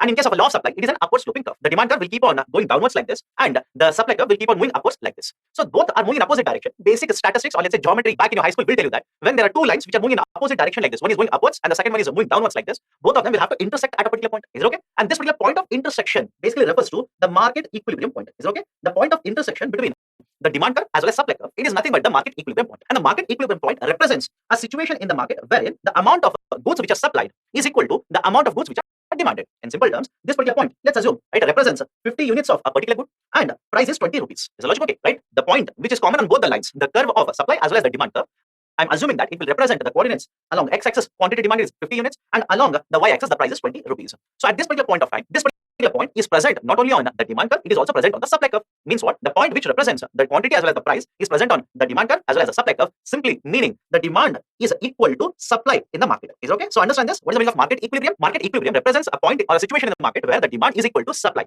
assuming other factors are not changing and the price is the same. That is, the price which is decided by the buyer is the same price at which the seller is also selling the product in the market. That is, if you're a buyer in the market, if I'm a seller in the market, both have agreed that the price will be 20 rupees and I'm selling 50 units of the product. You are buying this particular 50 units of the product. This particular point is called as a market equilibrium point. And anything above this particular market equilibrium point is referred to a surplus situation, and anything below this particular market equilibrium point is referred to as a shortage situation. Now, the argument here is generally in case of the market, we see that there are so many factors which will keep on changing at every now and then. Is it okay? Right? The season changes, the demand will change. The preference of the consumer changes, the demand will change. So there are so many factors which will keep on changing in the market. As a result of which, you might be arriving at a situation wherein there is too much of a supply of particular commodity in the market, or you might be arriving at a particular situation wherein there is too much lower supply compared to demand in the market. And these two situations are referred to as a surplus as well as a shortage situation respectively. In case of a surplus situation, what you can see is the quantity which is being supplied is higher. I'll simply write it as Q1 and I'll refer this as a Q2. Is okay? And if I basically drop it down along this particular x-axis, this will represent the Q1 quantity and this will represent Q2 quantity. So argument here is, in a surplus situation, basically what you'll see is the total quantity which is supplied, the supply is much higher than what is the quantity that is being demanded in the market. In simple terms, you can refer to this particular situation as the one wherein in the market, the number of sellers are many, but the number of buyers are fewer. Is it okay? Number of sellers are many, number of buyers are fewer. And as a result of this, there is higher supply or oversupply in the market. The sellers will with each other to occupy or to sell it to the same customer. And one of the ways that they will ensure that they will sell these particular goods in the market is they will reduce the prices. Is it okay? Understand the situation here? I'm discussing the surplus situation. Market equilibrium point is a point wherein in the market the supply is equal to demand and the price is given. That is, the price is the same which is being demanded by the seller, the same which is being paid by the buyer. And in the market, rather than having a market equilibrium, you will also have a situation which is called a surplus situation, wherein the total quantity supplied will be much higher compared to the quantity being demanded. As a result of which, there are too many sellers, multiple sellers in the market, and fewer buyers compared to the sellers. Number of demand of quantity is much lower. As a result of this, the prices of the commodities will start declining. The prices of the commodities will start declining, and that is where you will see the movement towards the equilibrium price as such. And on the other hand, what is the shortage situation? A shortage situation is the one wherein the quantity that is being demanded, okay, the quantity that is being demanded for a particular commodity is much higher than what is the quantity being supplied in the market. There is a over demand or a higher demand compared to what is the quantity of supply in a particular market. As a result of this, there is a higher demand, number of buyers are much higher compared to number of sellers, and there is a competition which will start breathing up. There is a competition which will start increasing in the market in terms of buying these particular commodities because the supply is limited, demand is much higher. For example, let's imagine you and me are the buyers here, and there is only one unit of a product in the market. Both of us want to purchase it. Both of us demand this particular product. So as a result, both have resources. As a result of this, what will happen is the price of the commodity will start increasing. Because please understand the logic here. Whenever there is a higher demand for a particular commodity or group of commodities in the market, the seller overnight cannot increase the production. Okay, understand the logic here? In a short duration, the manufacturer or a seller cannot increase the production to satisfy the overall demand for the goods and services in the market. So in a short term, what will happen generally in this particular situation is because there's a higher demand, people are willing to purchase higher quantity compared to the quantity being supplied, the sellers will start increasing the prices. The price will start moving towards the equilibrium point. And that is exactly what will happen when there is a shortage of a supply in the market. So these are the three very important points with respect to concept of market equilibrium, equilibrium price, equilibrium supply, the concept of a shortage in the market, concept of a surplus supply in the market. And as a result of all of this, what will happen in the market? Then now, in addition to this, there are two very important terminologies that you need to understand. One is the concept of movement along the curve, and the second one is a shift of the curve. Now, what is the basic idea of a movement along the curve and a shift of the curve? In layman terms, in simple terms, remember this, whenever you talk about the movement along the curve, you are referring to price variation of a commodity. Is it okay? Remember this. Right? Why it is referred to like this, we'll have a discussion. Don't worry. Whenever you're referring to movement along the curve, you're basically referring to price variation of a commodity, as a result of which there is movement along the curve. And whenever you're talking about the shift of the curve, you're basically referring to a shift of the curve either to the right or to the left, but because of any other variable which is changing or any factor other than price which is changing in reality. Now, what is the meaning of this? Let's try and understand. In case of the market, earlier we discussed the concept of law of demand. Okay, and the representation of a law of demand curve is what? A downward sloping curve. And I've told you how do we draw this particular downward sloping curve, which essentially means what? It is a group of points, or it is basically points which are connected to draw this particular law of demand curve. And in case of a law of demand curve, we draw it based on what is the price of the commodity in the market at this particular price, how much is the demand for this particular commodity in the market. For example, let's say this, let's imagine the price is 20 rupees, quantity demanded is 10 units, the price further comes down to let's say 15 rupees per unit. As a result of this, quantity demanded let's say will increase to 17 units. So quantity along the x-axis, price along the y-axis, and the price further let's say falls down to 12 rupees, as a result of which let's say the demand for this particular product will further expand to let's say 25 units. First, what we have done is we have tried to identify or get the data related to at a different price level how much is the quantity demanded for this particular product. And as per this particular explanation that I've done just now, at 12 rupees quantity demanded will be 25 units, at 15 rupees it will be 17 units, at 20 rupees it will be 10 units. So what I do, I will basically plot the graph like this: at 12 rupees, at 15 rupees, at 20 rupees, 12, 15 and 20 rupees. What is the demand?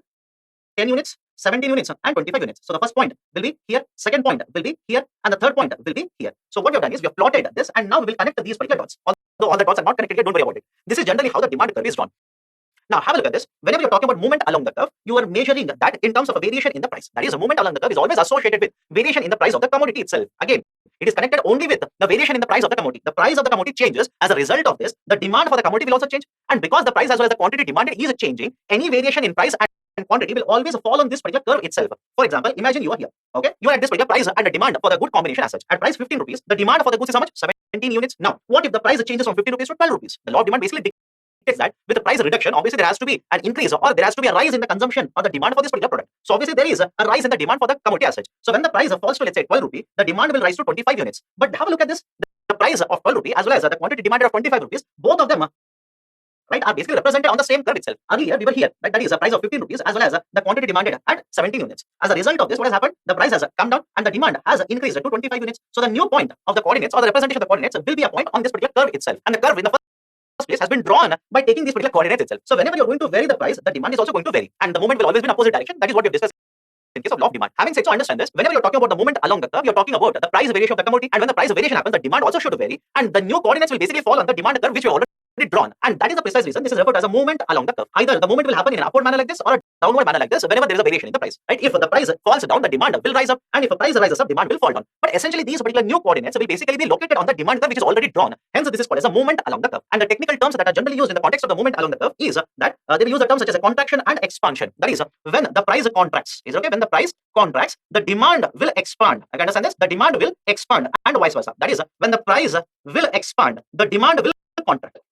So this is the basic application of the concept of movement along the curve. Remember the technical terms, these could be asked in the UPSC prelims. Now, in addition to this, there is also a concept called as a shift of the curve. Now, in case of shift of the curve, what happens? In case of shift of the curve, let's draw a demand curve here. Imagine this is a demand curve for a particular commodity in the market, downward sloping. At different price levels, there is a different quantity being demanded. Let's say hypothetically, right? The price as well as the demand combination is like this. If the price is 10 rupee, demand will be 20 units. Price falls down to let's say 8 rupee, the demand will be 25 units. Price, right? Let's say increases to 12 rupee, demand will be for 15 units. If I draw these particular coordinates, get these particular coordinates in the graph, these will be represented like this: 15 units, 20 units, 25 units, at 12 rupee, at 10 rupee, and at 8 rupee. Right? So basically, these are the coordinates. Done. This is the first one. Now, what do you mean by shift of the curve here? Shift of the curve essentially happens when price doesn't change and any other parameter changes. Earlier we have discussed that the overall demand in the market is determined by various factors. The demand in the market is affected by factors such as price of the commodity. I remember this. One is price of the commodity. Second one is price of related goods. Third one is the taste and the preference of the consumer. And finally, right, it is the income of the consumer. So we have seen that these are some of the very important factors which will determine what kind of a good I consume in the market, how much quantity of it I consume in the market.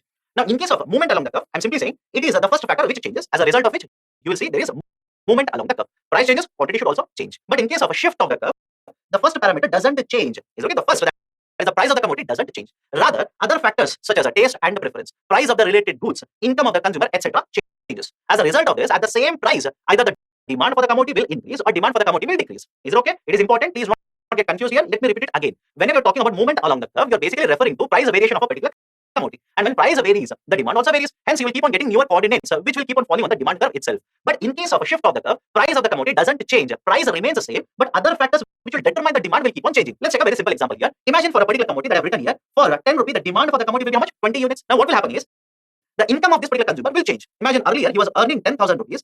Now, rather than earning 10,000 rupees, his income will change to, let's say, 15,000 rupees. So when the income changes, generally what will happen? The demand for such goods will also increase in the market. And when the demand changes, the price of the commodity doesn't change, but the demand for the commodity will keep on changing. At 10 rupees, rather than purchasing 20 units now, have a look at this particular new demand. I'll write a short form here, ND, new demand. At 10 rupees, rather than purchasing 20 units, now he might simply demand, let's say 23 units. At 12 rupees, rather than consuming 15 units, now he might demand 18 units. At 8 rupees, rather than consuming 25 units, he might simply demand 28 units. As a result of this, the newer coordinates at 8 rupees, the demand will be 28 units. At 10 rupees, the demand will change to, let's say, 23 units. At 12 rupees, the demand will change to, let's say, 18 units. The new coordinates, when connected, will basically give you this kind of a graph or this kind of a line as such. And this is the new demand curve. And have a look at this, what has happened. The new demand curve has shifted to the right of the earlier demand curve. Is the logic okay here? The new demand curve has shifted to right side of the earlier demand curve. And can it shift to the left side also? Definitely yes. Rather than income being 10,000 rupees, what if his income is cut to 7,000 rupees? Is okay? His income is reduced to 7,000 rupees. At this particular point of time, rather than demanding 15, 20, and 25 units at different price levels, at the same price level, the demand might come down. And as a result of this, you will get the coordinates which connected will give you a line which is to the left side of the original demand curve as such.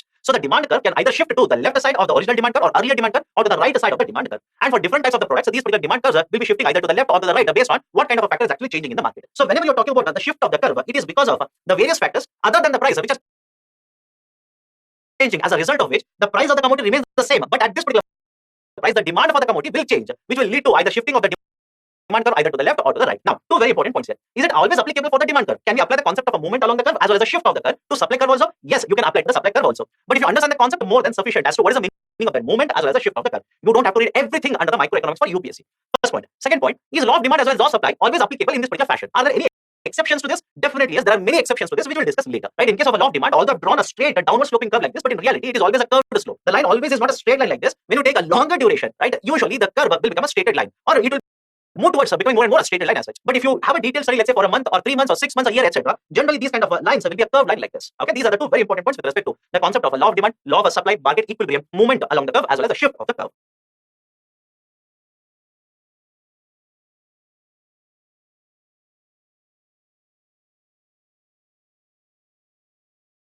Now next, let's have a discussion related to concept of types of goods. Every now and then, here and there, we'll keep on coming across the concept of, let's say, public good, private good, etc. So let's have a discussion related to these particular types of goods. Now, I'll be discussing multiple classification of these particular types of goods, but please understand, do not try to water compartmentalize all of these particular classification. For example, a particular good would be falling in multiple categories of classification. Please do not worry about it. Understand the basic concepts more than sufficient for UPSC exam. Let's start. Based on the income, there are two types of the goods. One is called as a normal good. Second one is called as inferior good. Is okay? Do not be confused here. Earlier, the law of demand has been discussed based on price variation. Is it okay? We have discussed law of demand as well as law of supply, assuming the price of the commodity changes. But in case of the first classification here, I'm discussing a classification of goods based on variation in the income. What happens to demand when the income of the consumer changes? Based on this connection, I'm discussing this classification. So first set of goods will be normal goods, second set will be inferior goods. What do you mean by this? In case of the normal goods, simply remember this, the income as well as the demand for the goods will always move in the same direction. I'll repeat the statement here. The income as well as the demand are positively related. If the income of the consumer or let's say person increases, the demand for the good will also increase. If the income decreases, the demand for the good will also decrease. That is the connection between the income as well as the demand for a particular good, which is classified as a normal good. And why does it happen? It simply happens for a simple reason. As the income increases, let's say of a person or a household, etc., they will try to consume more of a particular set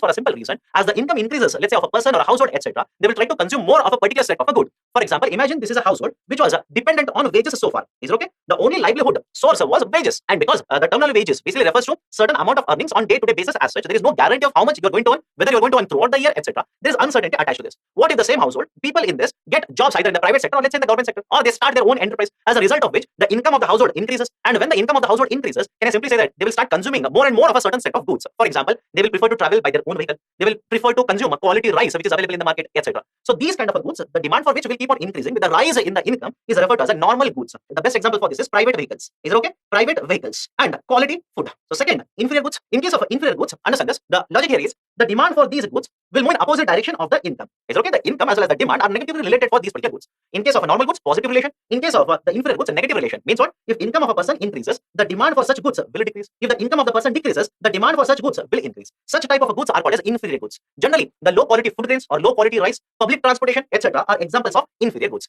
Now, in addition to this, I've given one more statement here. Income elasticity of the demand is positive and income elasticity of demand is negative in the context of inferior as well as normal goods. Right? What is the meaning of this? I'll explain this when I take up the concept of elasticity, which I'll discuss next. Okay. Now, this is the first classification. Second classification, one is Giffen good and the second one is Veblen good. Now, generally, when you discuss the law of demand, we say that the price of the good is negatively related to demand for a particular good. That is, if the price moves up, demand should come down. If price comes down, demand should increase. That is generally the agreement with respect to law of demand.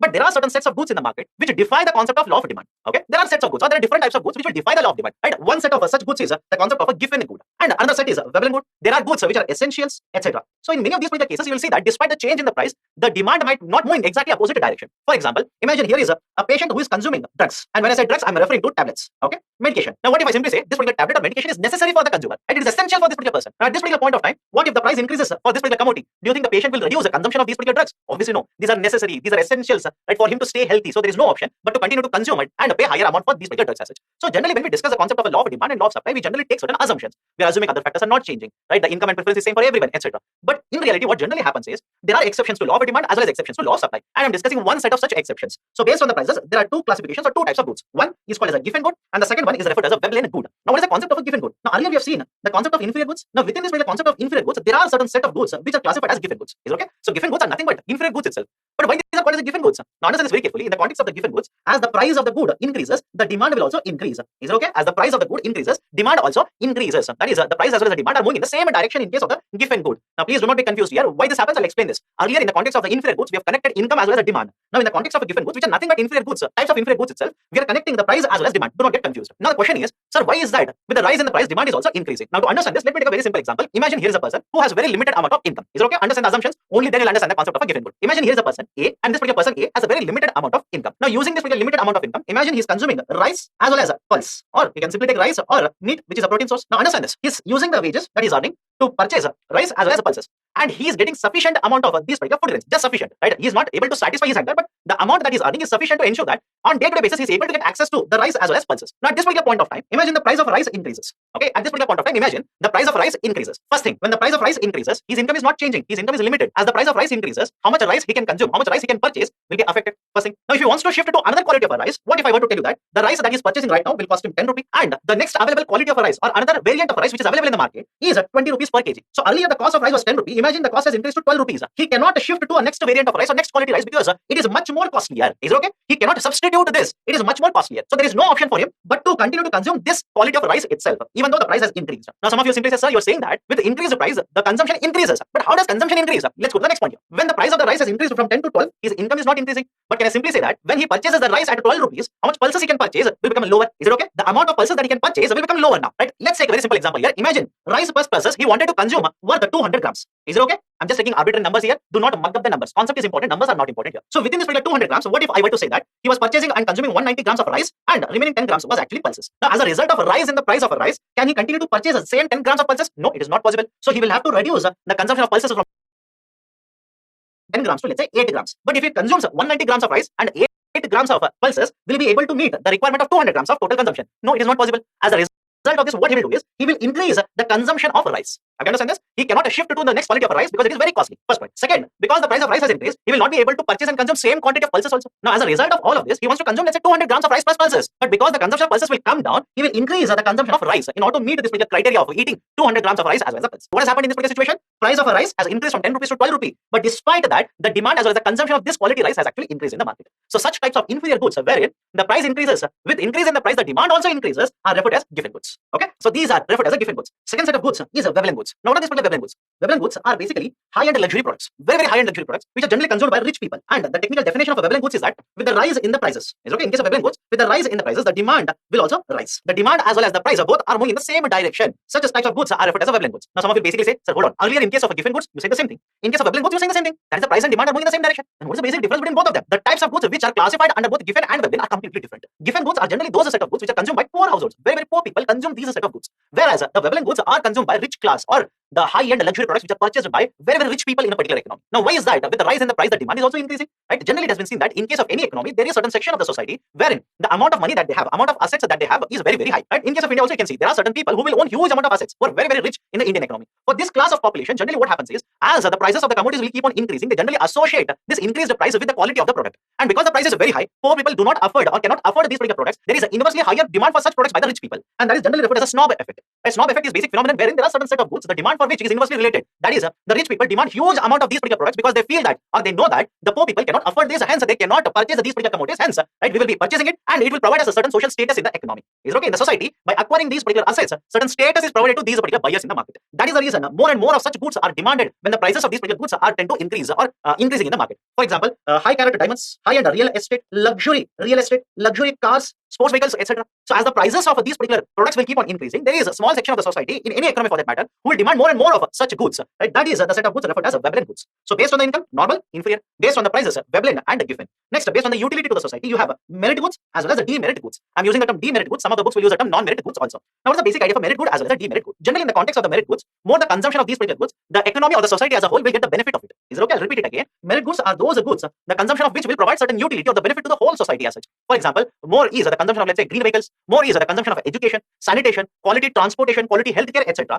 These are types of goods, more and more they are consumed in the market. The society as a whole will get the benefit out of it. Right? For example, if I use more and more electric vehicles, right, assuming there is sufficient supply of this available at affordable prices, if there is more and more adoption of these particular electric vehicles, can I simply say that the society as a whole will be benefited out of this? Some of you will ask, sir, how? How can you say that consumption of more electric vehicles is going to benefit the society? Consumption of more electric vehicles essentially will make us move away from fossil fuel consumption. And fossil fuels are generally associated with pollution in the economy or pollution in the system as such. Or for that matter, let's say education. More and more education is consumed by youth of a particular economy or a country, children of a particular country. They'll become better equipped with, let's say, the knowledge as such. They could be provided with a skill set using which they can obtain a better job in the market, become part of the labor market. And so that is essentially the benefits that are derived by the society because more and more of such goods are actually consumed. And that is the precise reason generally government subsidizes or provides a certain assistance to the consumers in the market so that more and more consumption of such goods takes place in the market. Examples of merit goods are essential goods in the market, healthcare sector, education, etc. And on the other hand, there is also a set of goods which is referred as a demerit good or a non-merit good. Now, the idea of a demerit good essentially is that it will create certain negative impact on the overall society as the consumption of this increases. Right? Now, for example, more and more consumption of tobacco products, more and more consumption of alcoholic products, etc. are generally associated with the concept of a demerit good. And not only the consumer will suffer because of more consumption of these goods, the society as a whole will also suffer because of this. And that is the precise reason I've written that in case of a merit goods, there are positive externalities.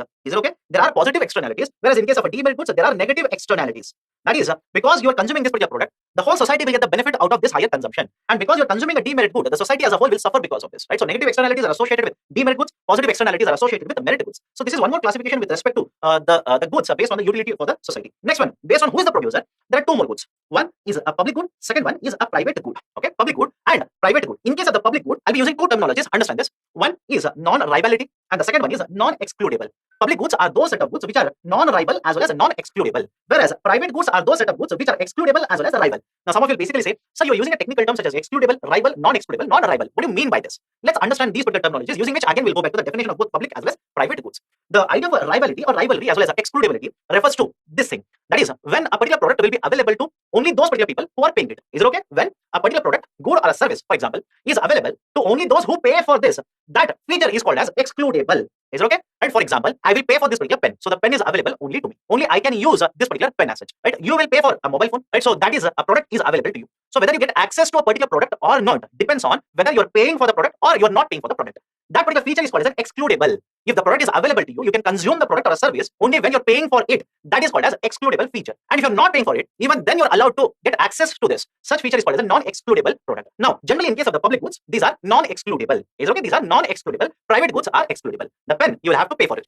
The vehicle that you're using, the car that you're using, you will have to pay for it. The tablet using which you're watching this particular video, you have paid for it. The mobile phone that you're using, you have paid for it. So all of these particular products are what? These are private goods. These are private products. On the other hand, let's take another example. On the other hand, law and order situation. That is a defense that is provided to you. The protection that is provided to the public by the government. Do you pay for all of them? Again, the logic here. The public park that is available. Do you pay for all of these? No, you do not pay for all of this. Right? That is the precise reason. In case of public goods, these are non-rival and non-excludable. Whereas in case of private goods, these are excludable, these are rival. Now, I've taken care of excludable feature. What about the rival feature of a particular product? Rivalry of a product essentially refers to feature of a product which makes it unavailable for the next consumer. I'll repeat it again. Rivalry or rivalry feature of a particular product will make the product unavailable for the next consumer in the market. It will basically ensure that the same product or this particular product is unavailable for consumption for anybody else in the market. Let me take a very simple example here. You will go to market, pay let's say 50k or 60k, purchase a mobile phone. Is it okay? Right? So when you pay for it, it becomes an excludable, non-excludable feature associated with this. Then now once you pay 50k for the product, you will take this particular mobile phone. Is this mobile phone available for anybody else to consume in the market? No, you have paid for it. Only you can use this particular mobile phone. That mobile phone becomes unavailable for the next consumer in the market. Right? For example, imagine there are 10 mobile phones.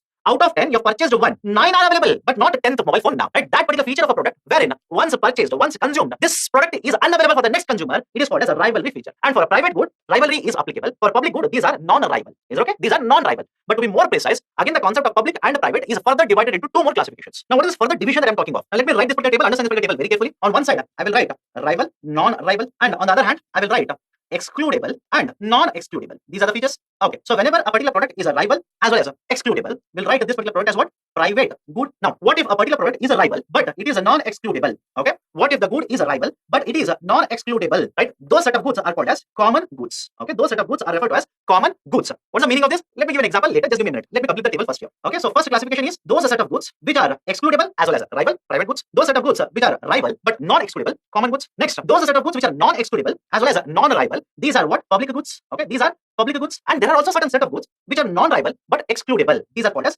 club goods. Now, we have taken care of private goods as well as public goods earlier. But what do you mean by common goods and club goods here? Let's try and understand this. Let me start an example here. Common goods. Best example for this is public library or books in public library. Okay, and example for club goods is television or the network that you're using, or let's say telephone connections. That is, you're making a call using telephone. Now, let's try and understand this. In case of the common goods, I stated that these are non-excludable and also rival. Example for this is books in the public library. Meaning what? These are non-excludable. Essentially refers to what? You don't have to pay to get access. Do we need to pay money to get into public library? No, that is not required. You can enter the public library, but look at the second feature here. It is also associated with rivalry. Meaning what? Imagine here is a public library, and in this particular public library, let's say hypothetically there is only one book. I understand this. Again, I'm just saying a hypothetical situation just to make you understand. Or right, some of you simply say, sir, how can you say only one book is available? Let's say thousands of books are there. On Indian economy, only one book is there. Okay, happy? Right? On Indian economy, only one book is there. Now, you have gone to the library before me, and right, you are in mood for reading Indian economy book. So what you've done? You've gone to the rack where Indian economy book is there. Only one book is there. You have taken this particular Indian economy book. You've started reading this particular Indian economy book. Now, I will also come to the same public library. I also want to read the same Indian economy book. Is it possible? It is not possible for a simple reason that Indian economy book, which was available in the library, right, is being used by you. It is being read by you. You're using that particular book. So can I use the same book? No, I will have to wait in turn. After you keep this particular book back in the rack, only and only then I can use this particular book as such. So there is a rivalry feature here. Once the book is consumed by you, it is not available for me for the consumption at the same point of time. Right? So the idea of books in the public library will be basically concept of the common goods. Now, what about those particular goods which are non-rival as well as excludable? These are club goods. Right? For example, let's say the TV connection that you have used, right? It could be Airtel connection, Tata Sky, whatever it is, or telephone connection that you're using. Now, can I simply say that when you're making a call, okay, when you're making a call, I can also make a call using the same service provider. If both of us have what the connection, let's say being supplied or being provided by one telephone service provider XYZ, whatever the name of the company, don't worry. When you're making a call, I can also make the call. So at the same point of time, both of us are consuming the services. Is it okay? When both of us are consuming at the same point of time, right? Don't you think it becomes non-rival? You're also consuming. I'm also consuming the same services, right? It becomes non-rival. But please understand, when you're allowed to make a call, it essentially means that you're paid for this particular service provider, or you're paid for a particular package being provided by the service provider. You've paid money, he's providing you a certain package. Using this particular service, you're making a call. So to make a call, you're supposed to pay a certain money for it. Is it excludable? Yes. If you pay money, he will allow you to make a call. But because you also have paid, I also have paid, both of us are able to use the same service provider, use the same right company and make a call right to, let's say, our friend. So because we can consume the same services at the same point of time, it is non-rival. But because we are paying for this particular service, it becomes excludable. So these are the four set of goods. Please remember them. Sometimes UPSC might ask question here and there. So one set of goods is public goods, which are non-rival, non-excludable. Second set is private goods, which are rival as well as excludable. Third one is common goods, which are rival and non-excludable. And the fourth one is club goods, which are non-rival and excludable. This is one more very important classification with respect to based on who is the producer of these particular goods and services in the market. Now, next important classification based on the presence in the economic flow. Now, what do you mean the intermediate good and the final good? Understand the basic difference here. In case of the intermediate goods, these are used for further production. Is it okay? These are used for further production. For example, let's imagine here is a producer B who is producing car. But for this particular manufacturer B to produce car, he will require iron, he will require plastic, he will require certain glass, etc. Now, there is another company, let's say A, which is supplying iron to company B. There is another company, let's say C, which is supplying plastic to company B. There is another company, let's say D, which is able to supply glass to this particular company B. So, whenever these particular products are purchased by one business from another business, first point, and second, these are not sold directly to consumers. Rather, these are used as a part of a production process. Such set of goods are called as intermediary goods. Is it okay? Such set of goods are referred to as intermediate goods. It is not available for us for direct consumption. These are the goods which are used by the producers or the businesses in the market to produce one more good. Such set of goods are referred as an intermediate good. And the second one, final good. And what do you mean by final goods here? In case of the final goods, these are the goods which are available in the market for consumption. Okay. So these are the goods which are available in the market for consumption. For example, have a look at this. The car that you purchase. Okay. The mobile phone that you purchase. Generally, these are the examples of final goods. Okay. These are the examples of final goods. And again, within final goods, right, there is one classification which is called as a white goods. White goods are those electronic goods which are generally used by the consumers or by the households in the market. Now, why these are called as white goods? Generally, in the origin part of the story here or earlier, these goods generally had white color. That is the precise reason these were called as a white goods. Even today, we are using the same name. For example, fridge, washing machine, right, ACs, etc. Now, some of you simply say, sir, but today I can purchase a fridge in multiple colors. Apart from white, there are so many other colors. Yes, you are right. But when you see the evolution of these particular products, earlier these were generally produced in white color. Hence, these are called as white goods. That is one type of a final good that you can see. Another type of a good that is final good is consumption goods, right, or consumer goods. Right, consumer goods are those electronic items, the vehicles that you have purchased, the food articles that you have purchased. All of them are basically examples of the consumption goods. In addition to this, there is also capital good. What do you mean by capital good? These are the machines. Capital goods are those particular goods which are used for production of other goods. Is it okay? Using these particular goods, we actually produce other goods. For example, you are purchasing a car. Is it okay? You are purchasing a car. But to manufacture this particular car, the company would have used a machine. That machine is an example of a capital good.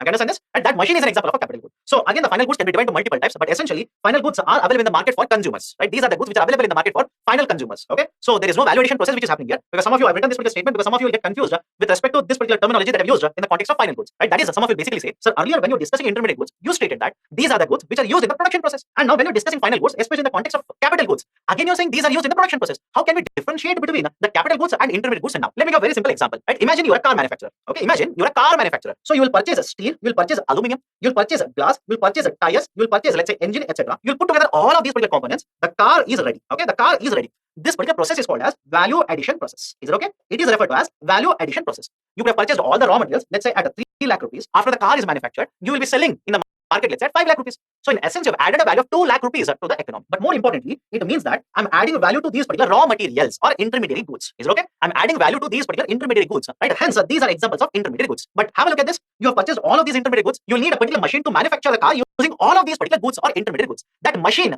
is not getting any value addition. I can understand this. The machine, there is no value addition. Machine is simply being purchased by the company to manufacture the car. And the value addition is happening in case of intermediate goods. Value addition is not happening in case of these particular capital goods. That is the important point of difference between the intermediate goods as well as the capital goods. Done. So based on the presence in the economic flow, this is one more classification that is used. Now, based on related goods, we have two more sets of goods. One is called as a substitute goods. Second one is complementary goods. What do you mean by the substitute goods? Right, both substitute as well as complementary, both of them together can be referred to as a related goods. Then that is the first point. Second point, within that, what do you mean by substitute goods? Again, we've discussed the concept. Substitute goods are those set of goods which can be consumed individually in the market. I will repeat the statement here. Substitute goods are those set of goods which can be consumed individually to get certain utility or let's say benefit from this particular good. For example, cold beverages. Okay, multiple cold beverages are there. Rather than consuming all of them or a combination of them, you're going to consume one of them. Right? For example, either Thumbs Up, Coca-Cola, etc. Or coffee and tea. Is it okay? Cars of different companies, mobile phones of different companies. All these are basically the examples of a substitute goods. For example, you'll go to market, you'll have mobile phone which is manufactured by Xiaomi, Apple, Samsung, right, etc. Will you purchase all of them? No, you will purchase one of all of these particular mobile phones which are available in the market. So in essence, you have multiple substitute out of which, or there are set of goods out of which you are purchasing one product to get certain utility. Those set of goods are called as substitute goods. But let me go one step ahead here. And the concept, yes, we've understood. But what is the application? But you need to study all of this. In case of the substitute goods, whenever the price of one good increases, the demand for the substitute increases. I will repeat the statement, understand this very carefully. In case of the substitute goods, when the price of one good increases, the demand for the substitute increases. Meaning what? Let's take a simple example here. You want to purchase a car. Okay, you want to purchase a car. Just like you, there will be multiple people in the market. Or the buyers in the market. Now imagine there are two cars here, A and B. Both of them are providing similar features, almost similar features. Only difference is, let's say, A is manufactured by one company and B is from some other company. For whatever reason, if the price of this particular car A increases, right, the price of car A increases, what will happen to demand for the car A? Demand for the car A will come down. And when the demand for this particular car comes down, what you as a consumer will do? Rather than purchasing car A, you will purchase car B. Now, rather than considering cars, right, you can apply this with respect to tea and coffee. Is it okay? We can apply this in the context of, let's say, mobile phones, cold drinks, etc. For example, imagine you're consuming tea. Okay, price of tea is 15 rupees, coffee is 15 rupees. So you're basically consuming tea. Now you'll go to the restaurant tomorrow. The owner there says, sir, price of tea has been increased to, let's say, 17 rupees now. Immediately, sir, what about the coffee then? Right? He says, sir, no, the price of coffee remains the same. That is 15 rupees. So what do you do? Rather than purchasing tea, you will start consuming more and more of coffee. Okay, so understand this in the context of substitute goods. The price of one increases, the demand for other substitute will start increasing. Right? That is important outcome with respect to or inference that you need to understand with respect to substitute goods. Next, concept of complementary goods. In case of complementary goods, generally these are set of goods which are consumed in combination. I'll repeat it. Complementary set of goods are those goods which are consumed in combination. For example, petrol and car. Okay. Now some of you say, sir, what about diesel car? I will write it like this: diesel and car. I understand. So car, when you purchase a car without fueling it or without refueling it, you cannot use this particular car. Some of you say, sir, what if it is electric car? Then electricity and a car will be complementary goods, right? Or for that matter, another example, tea and milk. Right? That is another example. Third example, the printer and ink. All these are the examples of complementary set of goods. That is, you cannot consume only one of them. You will have to consume in combination, right? So such set of goods are referred as complementary goods. Now, what is the inference that you need to draw out of complementary goods? If price of one complementary good increases, the demand for the other complementary good will come down. I'll repeat the statement here, understand this very carefully. Price of one complementary good increases, the demand for the other will be affected. Demand is expected to come down. Why does it happen? Let's take an example here, printer and ink. If you purchase a printer, you'll have to keep on refilling the cartridges. Okay? And when the demand for the printer will automatically come down, what about the refilling of the cartridges? Right? So the demand for refilling or let's say ink purchases in the market will also automatically come down. So in set of complementary goods, if the price of one increases, the demand for the other is negatively related. Right? So these are the set of goods which are referred as complementary goods. In addition to these types of goods, in the market or in newspapers, etc., you'll also come across some other types of goods. One best example for that is, remember the name here, there is one more type of a good which is called as a free good. Okay, there is one more type of a good which is called as a free good. What do you mean by free good? You don't have to pay for this particular good to purchase it. Okay, understand this, right? In the name itself it is given. Free good essentially is a good for which you don't have to pay in the market. And remember this, in case of the free good, because there is no question of a payment that is involved, we generally say that opportunity cost for a free good is zero. Is it okay? Opportunity cost for a free good is zero. Meaning what? There are certain goods which are naturally available for us. You don't have to pay money for this. Hence, these are called as a free good. Best example for this is the air which is available naturally, or the sunlight which is available to us naturally. Now, some of the books will also write water as a free good, but please understand, earlier, right, in let's say the ancient or prehistoric times, water was available free of cost to the humans. I understand this. It was available free of cost. Today, can I say water is a free good? No, you cannot say water is a free good for a simple reason. Water is supplied by the government now, and for supplying this particular water, for having supplied this particular water, government will impose certain charges. I understand this, right? So water, strictly speaking, is not a free good today. Right, but earlier, yes, it was considered to be free. Right, so these kinds of terminologies are used in the newspapers, in the exams, or in the books also. Please be very, very careful. So we have taken care of the types of goods. Now let's have a look at the concept of elasticity.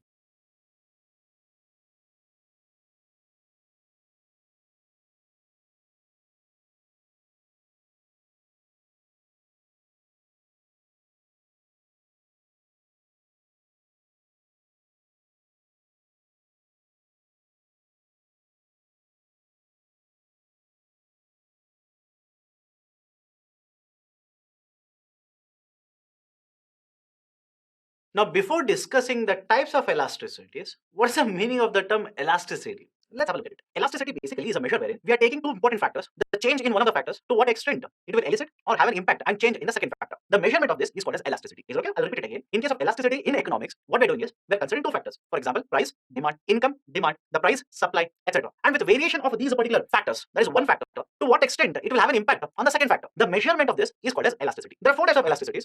One is price elasticity of a demand, PED. Second, income elasticity of a demand, ID. Third, cross elasticity of a demand, CD. And the fourth one is price elasticity of a supply, PES. These are the four types of elasticities. Let me start with the first one here. That is the price elasticity of a demand. Let me give a technical definition, then we'll have a discussion related to this. Price elasticity of a demand basically means if there is one unit change in price, to what extent or by how many units the demand will change. Is it okay? If there is a one unit change, rather than saying one unit, I can also simply say if there is a 1% variation in the price, to what extent there is a percentage variation in the demand. If that takes place and the measurement is done, such measurement is referred as a price elasticity of a demand. And the representation of the formula for this is PD is equal to percentage change in the demand of a good X divided by percentage change in the price of the good X. Now, how it is calculated? Let me give a very simple idea here. But before I start the discussion with respect to calculation, in case of a price elasticity of a demand, we are not worried whether the outcome is a negative or a positive. The symbols are ignored here. The outcome is important. And understand the concept, how it is calculated. Let me give a very simple example. Imagine for a particular product, the price has changed from 10 rupees to 12 rupees. So the percentage increase in the price, percentage change in the price will be how much?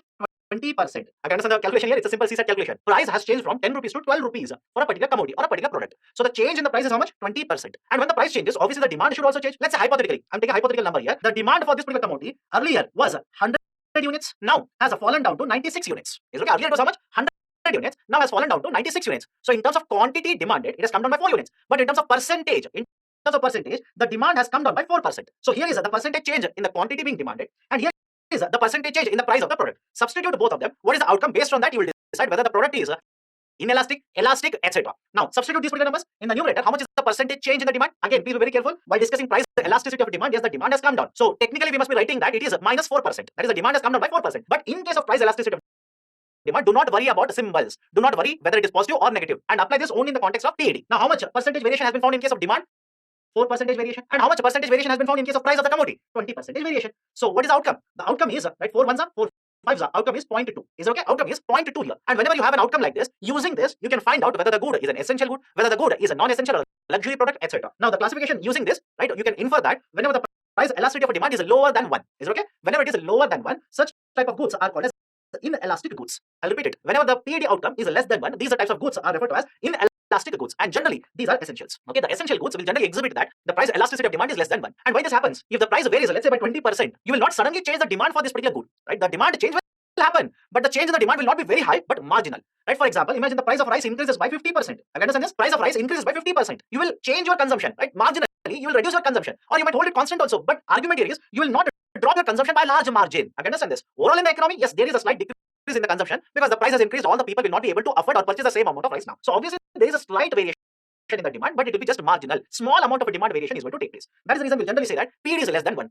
Price elasticity of demand is less than 1. What about PED greater than 1? Right? Whenever PED is greater than 1, generally we'll refer to these particular products as elastic goods. Is it okay? We'll refer to these particular products as elastic goods. That is, the luxurious products or the products which are luxurious, the demand for them is affected even if there is a slight variation in the prices. For example, me and most of you, assuming you are coming from, let's say, middle class households, whenever the price of the product rises, especially for luxurious, we are very much price conscious with respect to that. And trust me, Indians are very price conscious. And whenever the price of these particular luxuries varies marginally like this, we will simply say these are luxuries. We don't need them to sustain the day-to-day activities. Hence, the demand abruptly comes down, or demand impact is much higher compared to the price of variation. Right? That is the reason you will have a PED greater than 1. In addition to this, there is a PED equal to 1, which is also referred as unitary elastic products, wherein the percentage variation in the price is equal to percentage variation in the demand. Right? In addition to these three classifications, in the context of PED, you will also have a perfectly inelastic, perfectly elastic, etc. And generally, you will have these kinds of representations when you have a PED is equal to 0 and PED is equal to infinite. And whenever PED is equal to 0, we'll refer to this as a perfectly inelastic and this one perfectly elastic. What is the meaning of this? This is perfectly inelastic. But how do we arrive at PED is equal to 0? Let's have a look at this. Right? When PED formula is percentage change in the demand divided by percentage change in the supply. How can I get an outcome of 0 here? You can get an outcome of 0 only when your numerator is equal to 0. I can understand this. In the denominator, you can place anything. Price changes by 10%, 20%, 30%, 40%. But in the numerator, if the demand doesn't change, I can understand this. If the demand doesn't change at all, then the numerator becomes 0. Right? So 0 divided by any percentage, outcome will be 0. And that is the precise reason. Whenever you talk about perfectly inelastic goods, we'll simply say price elasticity of a demand is 0. Meaning what? The price of the commodity might be changing either upwards or downwards. The demand for the commodity remains the same. I can understand this. The demand for the commodity remains the same. Such type of goods are referred as perfectly inelastic goods. And on the other hand, perfectly elastic goods, right? These are the types of goods where the demand is changing, but the price is not changing. The price variation is 0%.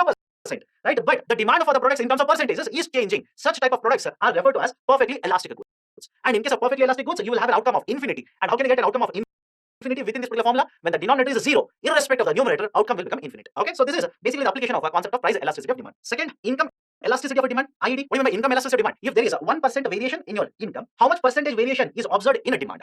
Is it okay? If income of a person changes by 1%, either increases or decreases, doesn't matter. If there's a unit percentage variation in the income of a consumer, by how much percentage the demand changes, that measurement is called as income elasticity of a demand. Okay. Now the formula for income elasticity of a demand is, in the numerator will place a percentage change in the demand for a particular good, and in the denominator will simply place a percentage change in the income. Now when we apply this and get an IED less than 0, income elasticity of demand is less than 0, we'll refer to those particular goods as inferior goods, and in case of IED greater than 0, we'll refer to these particular goods as normal goods. What is the meaning of this? Let's take an example here. When the income of a person increases, let's say by 10%, okay, income increases by 10%.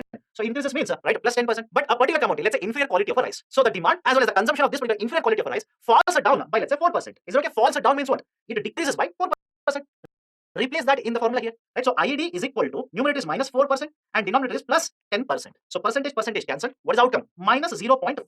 Is it okay? IED here is minus 0.4. As a result of this, right? Understand this. As a result of this, I'll simply say whenever income elasticity of a demand is less than 0. Less than 0 essentially means what? I hope you remember the concept of a number line. In case of a number line, anything to the left hand side of the 0 will be negative, and anything to the right hand side of the 0 will be positive. Anything over 0 is a positive. Anything below 0 or less than 0 is negative. That is what I'm doing here. Whenever IED is a negative, I'll simply write this as IED less than 0. And whenever IED is less than 0, these are referred to as inferior goods. And whenever IED is greater than 0, these are referred to as normal goods. I've given an example of an inferior good. What are the normal good? Let's say, for example, the income of a particular person increases by 20%. And as a result of this, he will start consuming more and more of basmati rice. Or he will start consuming more and more of a quality foods in the market. And when he will start consuming more, can I simply say that the demand will also increase? So let's say the demand for basmati rice increases by, let's say, 5%. Is it okay? It increases by 5%. Or let's say by 10%. I can understand this. So when the demand increases, right, it is numerator is a positive. When income increases, denominator is positive. Replace these particular numerator and denominator with these numbers. If imagining the demand has increased by 10% with a rise in the income of 20%, what is the outcome? Outcome is 0.5. But rather than saying 0.5, can I simply say that IED greater than 0. Greater than 0 essentially means what? Positive. So whenever IED is greater than 0, we simply refer to this as a normal good. Okay? So remember this. IED less than 0, inferior good. IED greater than 0, right? It's a normal good. That is the application of income elasticity of a demand. Now, same thing will apply it in real life. There is one law which is referred to as Angel's law. And as per this particular Angel's law, whenever the income of a particular person increases, understand this very carefully. Whenever income of a particular person increases, the absolute expenditure or expenditure on essentials will increase, but not proportionately. I will repeat the statement here. It is confusing. Understand this very carefully. Whenever income of a particular person increases, the expenditure done by the person on the essentials such as food increases, but not proportionately. What's the meaning of this? Let's say hypothetically, a particular person has an income of 100 rupees. Out of 100 rupees, let's say hypothetically 40%. And whenever talking about percentage, you can use it to calculate proportions. Okay, so out of 100 rupees, he's spending 40 rupees on essentials such as food. And since he's spending 40 out of 100, how much percentage of income is being spent on essentials? 40% of the income. Now, when his income increases from 100 to let's say 500 rupees, okay, income increase from 100 to 500, will he increase the expenditure on food rather than spending 40? Will he increase his expenditure on food or essentials? Yes. Rather than spending 40, now he might be spending let's say 100 rupees. Is it okay? His expenditure on food increases. This increase from 40 to 100, I'll call this as absolute expenditure or expenditure on essentials. So when the income has increased, the expenditure on essentials also has increased, but it is not increasing in the same proportion. Earlier, the expenditure on food comprised of 40% of the income. Is it okay? The expenditure on essentials such as food comprised of 40% of the expenditure. But now, since he's spending 100 rupees, 100 out of 500 will be just 20%. Is it okay? 100 out of 500 is just 20% of his income. So with the rise in the income, expenditure on essentials such as food will increase, but it is not going to increase proportionately. Rather, in terms of proportion, it is always going to decline. For example, imagine further his income increases from 500 to 1000 rupees. Will he increase his expenditure on food? Yes, it might increase from 100 to 150 rupees. So is there increase absolute expenditure as it increased? Yes. But look at the percentage. Out of 1000, now he's spending 150 rupees on food, which translates to how much? 15% of his income. So with the rise in the income, his expenditure has increased, but it is not increasing proportionately. Rather, in terms of percentages, it is always going to keep on declining. This is the application of Angel's law. Okay, the proportionate expenditure on food falls as the income rises, though the actual expenditure or the absolute expenditure keeps on increasing. Now, what's the application of this? What do you infer this? Why I'm discussing this Angel's law in the context of income elasticity of demand? Understand this very carefully. Whenever you're talking about income elasticity of demand for essentials, okay, whenever you're going to talk about the income elasticity of demand for essentials, it will always be higher than 0, but below 1. Is it okay? It will always be higher than 0 and will be below 1. It will never hit 0. It will never hit 1. It will always be between this particular 0 and 1. Now, some of you will get confused and say, sir, how do you arrive to this particular conclusion? Now, understand this. Whenever you're talking about the income elasticity of demand, income changes, so the demand should also change. But in case of essentials, what happens is, with the rise in the income, your expenditure also increases. Right? Same thing can be said vice versa also. With the rise in the income, your expenditure also increases, but it is not going to increase in the same proportion. Meaning what? If your income increases, let's say by 100%, is it okay? If your income increases by 100%, your expenditure on food is not going to increase by 100%. It will be less than 100%. Have you understand this? Imagine your income has increased from 100 to 500. How much is the percentage change here? 400%. But how much is the change in the expenditure here? It is just 250%. Have you understand? So whenever your income increases, your expenditure on food increases, but it doesn't increase in the same proportion as is your rise in the income. And that is the precise reason I'm saying that when income increases, expenditure increases. So numerator positive, denominator positive. Right? Can I simply say it will be higher than 0? Yes. But it is also guaranteed that the numerator and denominator will not become equal, because the rise in the expenditure on essentials is never equal to the rise in the incomes of a person. And that is the precise reason numerator and denominator will never become equal. Numerator will always be lesser than the denominator. So when the numerator is lesser than the denominator, can we attain an outcome of 1 under income elasticity of demand? No, you cannot get equal to 1. And that is the precise reason in case of essentials, we say that it will definitely be above 0, but below 1. That is the income elasticity of demand in case of the essentials. So this is the application of Angel's law in the context of the income elasticity of demand. The third type of elasticity is the cross elasticity of demand. Now, earlier what we have done in the context of IED as well as PED, we have considered the same product. One product, what will happen to demand for the product when the price changes or when the income changes. But when you talk about the cross elasticity of demand, we are not only focused on one product, we are focused on multiple products. That is, we will be discussing the concept of related goods under the cross elasticity of demand. Now, let's take a simple example here. Tea and coffee. These are substitutes. And earlier we have seen that whenever the price of tea increases, okay, whenever the price of tea increases, what will happen to demand for coffee? The demand for the coffee will also rise up. Is the logic okay here? These are substitutes. So price of tea increases, obviously demand for tea will come down and people will start substituting tea with coffee. So the demand for coffee will increase. So in case of substitutes, with the rise in the price of one, demand for the other substitutes will start rising upwards. Apply that in case of cross elasticity of demand. Right? CED measures the change in the demand of one product with unit change in the price of another product. Right? In this particular case, we are discussing substitutes. What will happen? Substitute the numbers here. In case of CED, price of tea increases. So denominator is a positive and the demand for coffee also increases. Numerator is also positive. Is okay? Just to put things in perspective, imagine the price of tea increases from 10 rupees to 12 rupees. So increase by 20%. So demand for coffee increases from let's say 100 units to 130 units. So rise in the demand is also positive. Right? So 30% divided by 20%. What is the outcome? Don't worry about the number here. Positive divided by positive. What should be the outcome? The outcome should be positive or greater than 0. So whenever CED is greater than 0, we'll simply refer to these goods as a substitute goods. Is it okay? For the substitute goods, the CED is greater than 0. What about complementary goods? Right? For example, let's say printer and ink. Okay, printer and ink. So these are complementary goods, right? So the price of the printer increases. What will happen to demand for the printers? Will come down. And when the demand for the printers is coming down, what do you think will happen to demand for the ink? Demand for the ink will also come down. Okay, understand this? Price of the printer increases, demand for the ink will come down. Let's put it in numbers. Imagine the price of the printers has increased from 100 rupees to 110 rupees. So increase by 10%, positive. Demand for the ink, okay, the demand for the ink has come down from, let's say, 100 units to, let's say, an arbitrary number, 85 units. So there is a decline in the demand of how much? 15%. And because there is a decline, I will have to use a negative symbol here. So replace these two numbers in the formula. In case of cross elasticity of demand here, numerator is minus 15%, denominator is plus 10%. Whatever the number is, right, whatever the outcome is, do not worry about this, focus on the symbol of the outcome, right? Negative divided by positive, the outcome will be what? Negative. And rather than saying negative, can I simply say it is less than 0? So understand this. For complementary goods, we have started with an example of complementary goods. For complementary goods, the CED is less than 0. Okay, CED is less than 0 or CED is negative. This is the application of cross elasticity of a demand, right? So far what we have seen is with respect to demand side, one, price elasticity of demand, income elasticity of demand, and third one is cross elasticity of demand. Now with respect to supply side, there is one elasticity of supply, that is a price elasticity of supply, PES. What is the PES? It basically measures with 1% change in the price, how much will be the percentage change in the supply of a commodity. Is okay, I'll repeat it. With 1% change in the price, by how much percentage the supply of the commodity is going to change, right? That measurement is called as price elasticity of a supply. Same formula, but only thing is rather than writing demand, now we are going to use the term supply. Okay, so in the numerator, percentage change in the supply divided by percentage change in the price. And whenever, right, the outcome is less than 0 or negative, these, right, are basically referred to as the goods which will have inelastic supply. And when it is greater than 0, these goods will have elastic supply. And again, just like price elasticity of demand, even in this particular case, there is a perfectly elastic, perfectly inelastic, etc. You don't have to mug up everything, right? This is more than sufficient. Now, this is a discussion with respect to the elasticities. Now, some of you might be thinking, sir, what is the need for learning these particular elasticities in the first place? Because there's so much of a formula, so much of analysis or inferences that you need to make. What is the importance of this? As usual, questions could be asked in the UPSC prelims. That should be the most important reason for you to learn this. In addition to this, what if incomes of the households are changing? What kind of impact that is having on, let's say, the consumer goods in the market or normal goods in the market, the essential goods in the market? Don't you think that study is very important for the government, for the market as such, right? So the government will have its own policy, let's say with respect to taxation policy. If government of India imposes a tax, the market price of the goods are going to change, and if the tax rate is increased, market price is expected to increase, tax rates brought down, it is expected to reduce the market price of the commodities. So the variation in the price which can happen because of the government taxation, to what extent this will have an impact on the demand for the goods and services in the market? Do you think that is very, very important for the government to understand? Definitely yes. So with variation in the incomes, with variation in the prices, with variation in the supply in the market, right, we need to analyze these particular factors, to what extent it will have an impact on supply as well as the demand factors in the market. And that is the precise reason why government as well as the private sector will keep analyzing these particular elasticities. Done. So this is a discussion with respect to elasticities. Now earlier we have discussed that whenever the price of the good changes and the demand also changes, but while discussing that, I mentioned that always this kind of a change might not be observed in the market. There are certain exceptions. There are certain factors which will definitely have an impact on how much is the change in the supply, demand, etc. And that is basically listed in the form of determinants in the market. Right? What are the important determinants? One, is there availability of a substitute or not? If the substitutes are easily available, generally what we see is there is a sudden change in the market with respect to demand for these particular goods. For example, imagine two products are there, similar products, right? Or let's say substitutes. If the price of the one increases, if the second product, which is a substitute, which is easily available in the market, consumers tend to shift to the second product very, very easily and quickly. Because this is available in the market, the shifting happens much faster. Is it okay? So the availability of a substitutes will also determine whether the change in the demand is going to be observed with a change in the price or not. Second, is the good essential or non-essential? Right? Essential or luxury? Do you think that will also have an impact on how quickly or how soon or how slowly the consumers change the demand in the market? If the product is very much essential, you might see a very marginal change in the demand. If the good is non-essential, let's say luxury product, the demand variation will be much, much higher. There may not always be a change in the demand as a reaction to price takes some amount of a time. Where generally in case of the economy, it has been seen that the households generally try to adjust within the budget that they generally have. And if within the budget constraint or within this particular allocated budget, if they're unable to make adjustments only and only then, generally it has been seen that there is a change in the demand. For example, imagine there's a household, price of the onion changes, price of certain commodity changes. Immediately there is no change in the demand, because in the household generally they will try to absorb this particular market information, and when they realize that within the constraint of the money that they have, they will not be able to meet the earlier demand, only and only then they will change the demand or consumption patterns.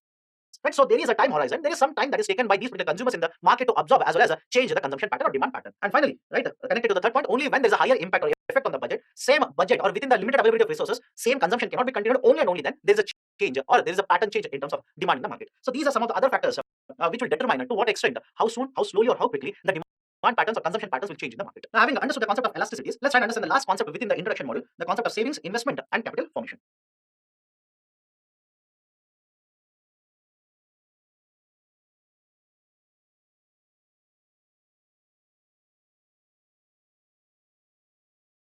Now, before I start the discussion with respect to concept of savings, investment, and capital formation, please understand this is not a concept within microeconomics. Do not try to search for savings, investment, etc. in different books under microeconomics. You will not get it. Generally, this is discussed as a part of macros, right? Macroeconomics to be more precise. But because we have discussed, right, demand, investment in the market, etc., I just want to connect to the concept of savings and investment in the beginning itself, right? So that in the future videos or in the subsequent videos, when I say investment is expected to increase, savings is going to add to capital formation, etc., you should not be confused as to what I'm actually referring to. So because we're discussing the basic concepts here, I just want you to understand the idea of a savings as well as investment here itself. Now, generally, when you discuss the idea of a savings and investment, these are certain very important points. Let's imagine here is a person, okay? Here is a person, XYZ. For the sequence, then we'll try to understand what is the meaning of each one of the terminologies. This particular person, XYZ, imagine he has earned 100 rupees. Now, rather than using the term 100 rupees or earnings, in the books they use the term disposable income, okay? They'll simply use the term disposable income. Now, what do you mean by the term disposable income here? Disposable income basically refers to that part of the income which is available to, let's say, a person after taking care of all the deductions that are required. For example, he has to pay taxes to the government. So, out of 100 rupees, if he makes a payment of tax to the government, whatever is left out can be referred as a disposable income. Now, in this particular context, let's assume his disposable income is 100 rupees. Okay, he has paid whatever liabilities are there towards the government. He is left with a disposable income of 100 rupees. Now,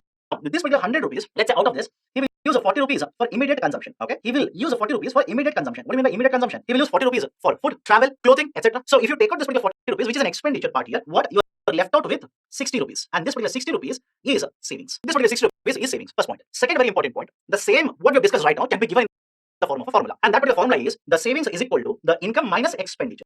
And when I'm saying income here, I'm referring to disposable income. Okay, so savings is equal to the income minus expenditure. That is the second very important point. Third, go back to the original discussion or the starting point of discussion in case of the economics. I've stated that in any economy, such as Indian economy, there are three very important participants. One, you have household. Second, you have government, and the third, you have firms or companies. Is it okay? I'll use a short form here: household, the government, as well as the companies. So all the three will have certain amount of savings.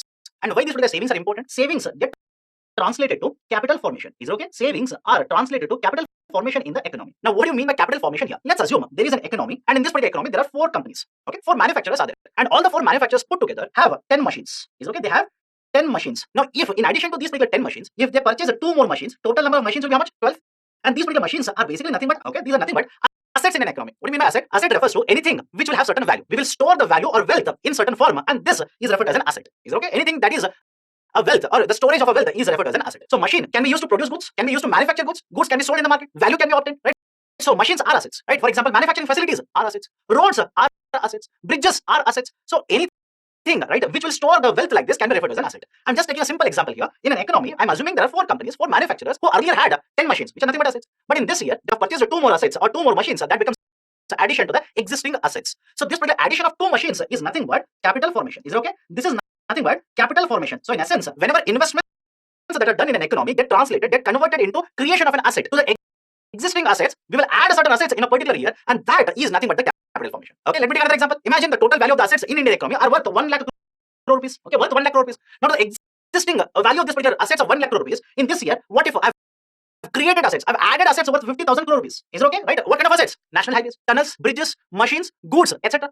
All of these are assets. So whenever I've added this particular 50,000 crore worth of assets, total value of the assets in the economy will increase. But when I say capital formation, it refers to these assets which are getting added to the existing pool of the assets. Existing assets were worth 1 lakh crore rupees. To this particular 1 lakh crore rupees, I've added assets worth 50,000 crore rupees. This 50,000 crore rupees is essentially the idea of a capital formation. So understand this. Savings will add to capital formation. How? These particular savings, let's say 60 rupees, this person XYZ will keep it in a bank, either in a fixed deposit, savings bank deposit. Don't worry, he has kept it in a bank. Now what will the bank do? Bank will issue this particular 60 rupees in the form of loan. So there is a manufacturer who will take this particular 60 rupees loan and purchase a machine from the market. Now please do not ask me, sir, in 60 rupees which machine can you purchase? That is not important here. But the argument here is the savings will become investments in the market. Is it okay?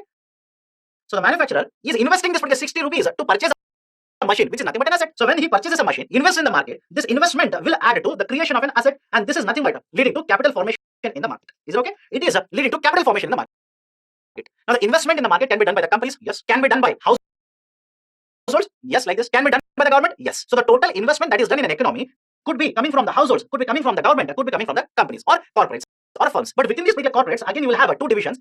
One, which is the investment which is coming from the domestic sources. Imagine a company such as Tata, Infosys, etc., which are present in India, investing in India. That is the investment which is coming from the domestic source itself. In addition to this, can we have foreign investment in India? Yes, there is a source called as foreign direct investment, wherein a foreign company comes into India, will invest in India. For example, Accenture company will come into India, develop offices or invest and develop, let's say, a company, set up a company, Volkswagen company, car manufacturing company has come into India, invested and has set up a manufacturing facility, right? Apple has set up a manufacturing facility in India. So don't you think the foreign companies will come into India, invest in India, which will add to the capital formation in the domestic market? So these are certain very, very important points. So higher the savings, it will lead to higher investment, and higher investment is associated with capital formation. And generally the capital formation, right, is represented in the form of GCF, gross capital formation. And the formula for gross capital formation is what is the total amount of investment done in a particular economy divided by the value of a GDP into 100. Okay, the amount of investment done, right, in an economy divided by the value of a GDP. GDP stands for market value of goods and services in a particular country, right, into 100. Let's take a simple example. Imagine in India, the total value of investment done is to the tune of 40,000 crore rupees. Okay, and the value of a GDP is, let's say, 1 lakh crore rupees. Then in simple terms, the gross capital formation will be at 40% for Indian economy, right? So generally there is no fixed number. There is no standard number for gross capital formation. The argument here is whenever the gross capital formation is somewhere in the range of 40%, that number is preferable. Now what has happened in case of India? What is the situation in case of India? First very important point. Of the 3 participants or economic agents, that is the government, the private sector, that is the firms or companies, as well as the households. Majority of the savings actually comes from the households. Is it okay? Remember this. There are 3 entities or 3 agents. All the 3 put together will have certain domestic savings. But out of this, majority of it comes from the households themselves. Right? Generally, to the extent of around 60 to 70% of the savings actually comes from the households. Generally, particular numbers of savings, investment, capital formation, etc. are given as a percentage of GDP. Is it okay? These are given as a percentage of GDP. And when I say gross capital formation is 40%, it simply means 40% of GDP. So understand the logic here. Whatever is the capital formation in case of Indian economy, out of the savings, majority of the savings to the extent of 60 to 70% is coming from households itself. And that is the precise reason why the savings in the households is very, very important. If the household savings are coming down, that will have an impact on the investment scenario in India. If the household savings starts increasing, it is expected to lead to higher capital formation in India. That is the importance of household savings. First point. Second very important point. In case of the savings, again there are two types. One is financial savings, which is very, very important, and the second one is physical savings. Okay, one is financial savings, and the second one is physical savings. Now, what is the importance of both of them? Financial savings are generally associated with investments in the market, creation of assets in the market, and that is the precise reason financial savings are very, very important. Whereas physical savings, for example, investment in real estate assets, investment in gold, these are not generally considered to be favoring capital formation in an economy. So out of these two savings, you need to have more and more financial savings compared to physical savings, right? So whenever a household savings, most of them become physical savings, that will add to stress or concern for the government of India. So you need to ensure that from the household savings, majority of it are in the financial savings rather than being in the physical savings. Then that is second very important point here. Now the third very important point, the gross capital formation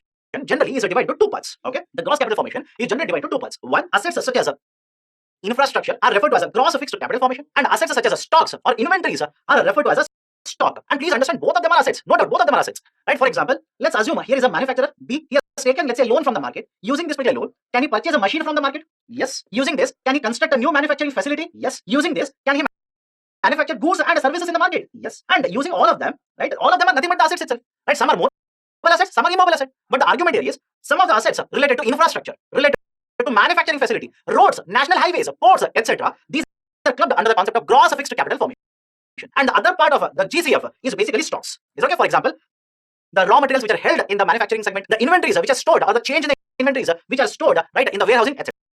Right? So the sum total of gross fixed capital formation as well as the stocks will give you total gross capital formation. So this is a basic discussion with respect to the savings, investment, as well as capital formation. Now, what has been the situation in case of India? Post 2000, especially post 2003 and 4, the gross capital formation or GFCF, which is the most important component within the GCF, has kept on increasing. As a percentage of GDP, at one point of time, it hit around 35 to 36% of GDP, the highest in the last 2 decades. After that, because of the crisis in the global market, the gross capital formation as well as GCF started declining in case of India. But in the recent times, again, it has started picking up. But generally, the gross capital formation lies somewhere in the range of 30%, which is considered to be suboptimal for Indian economy. You need to have much, much higher gross capital formation to the level of around 40% of GDP. So these are some of the very, very important points with respect to concept of gross capital formation. And that is the end of the discussion with respect to the introduction of economics, wherein we have discussed certain very important concepts within the microeconomics, and then we have discussed the concept of savings, investment, as well as capital formation. Okay, thank you.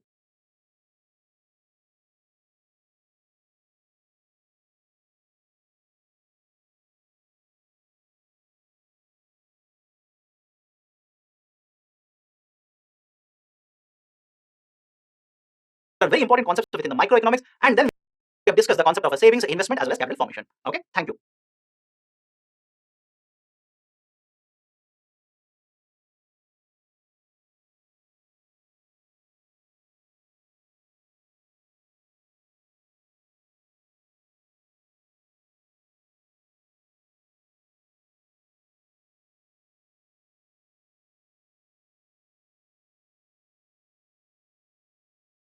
Hello students, welcome to Byju's IAS. Very often you must have heard or read the statement that India is the largest economy or growing economy in the world. India is the 7th largest at the current market rates and the 3rd largest on PPP, purchasing power parity terms. Every day in the newspaper, I'm pretty sure you must have come across the term or the short form GDP, gross domestic product. Now, what do you mean by all these concepts as well as the meaning of the statements? Today we will understand that by looking into a chapter on national income aggregates. Now, what I'll be discussing under this is basically we'll start with why do we need to measure aggregates, that is national income aggregates. The most important one that I'll be using is GDP. Why do we need to measure this? What is the importance of this particular measurement? What are the types of national income aggregates? Within these types, we'll focus on the concept of a GDP that is very, very important from the exam perspective. And within this particular GDP methodology, we'll also have a look at the latest GDP methodology. Then we'll look at the concept of a GDP deflator, per capita income, the very important current affairs concepts of pro and counter cyclical growth, and the vicious and virtuous cycle of growth. And once we have seen all of these particular concepts, we'll try to look at the questions which have been asked earlier in the UPSC on these particular concepts in the prelims as well as in mains. Now, with this particular introduction, let me start with the concept of why do we need to measure, let's say, the production in the economy, or the most important term, GDP, gross domestic product.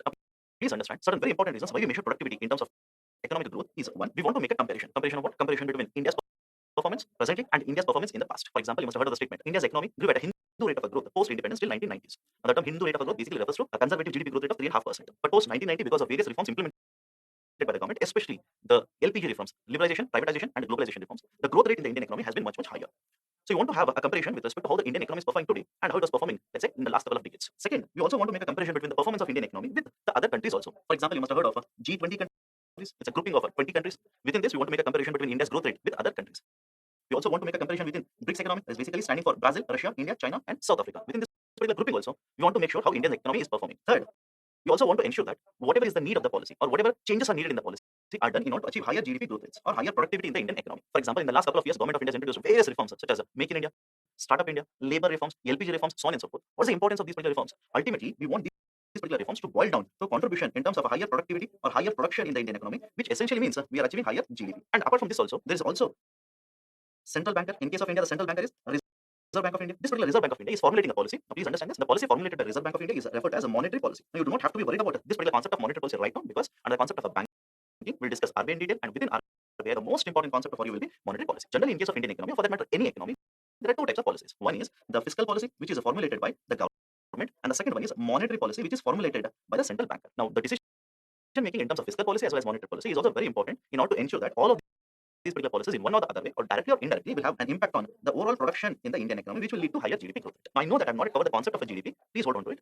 I'm just trying to tell you the introductory points related to why do we actually measure these particular aggregates. What are the different aggregates which are used? There are 5 different aggregates, but out of this, the most important aggregate for you will be GDP. Now, these particular 5 aggregates are: 1, GDP, gross domestic product; second one is GNP, gross national product; third one is NDP, net domestic product; fourth one is NNP, net national product; and the fifth one is national income. We'll start with the GDP, which is the most important one, and we'll cover everything related to GDP. And after that, whatever is required from the exam perspective with respect to other aggregates, we'll have to look at all of these particular aggregates in that particular context. Now, let me start with the first very important concept, that is a gross domestic product. Now, what do you mean by gross domestic product? Understand this. Let's start with an example here. Imagine this is a particular country. Either use the term country or I'll use the term economy. Okay. So imagine this is a particular economy. Within this particular economy, there will be companies, there will be individuals, there will be MSMEs, micro, small, medium enterprises. There will be certain units which are started by the owners themselves, that is self-employed units. So in this particular economy, whatever is the overall production of goods as well as services. Is it okay? I'm considering a particular economy, and within this particular economy, whatever is the market value of all the goods and services. I repeat the statement here. In this particular economy, whatever is the total market value of all the goods and services which are produced in a specific time period is called as GDP. I'll put in statement again so that it's clear for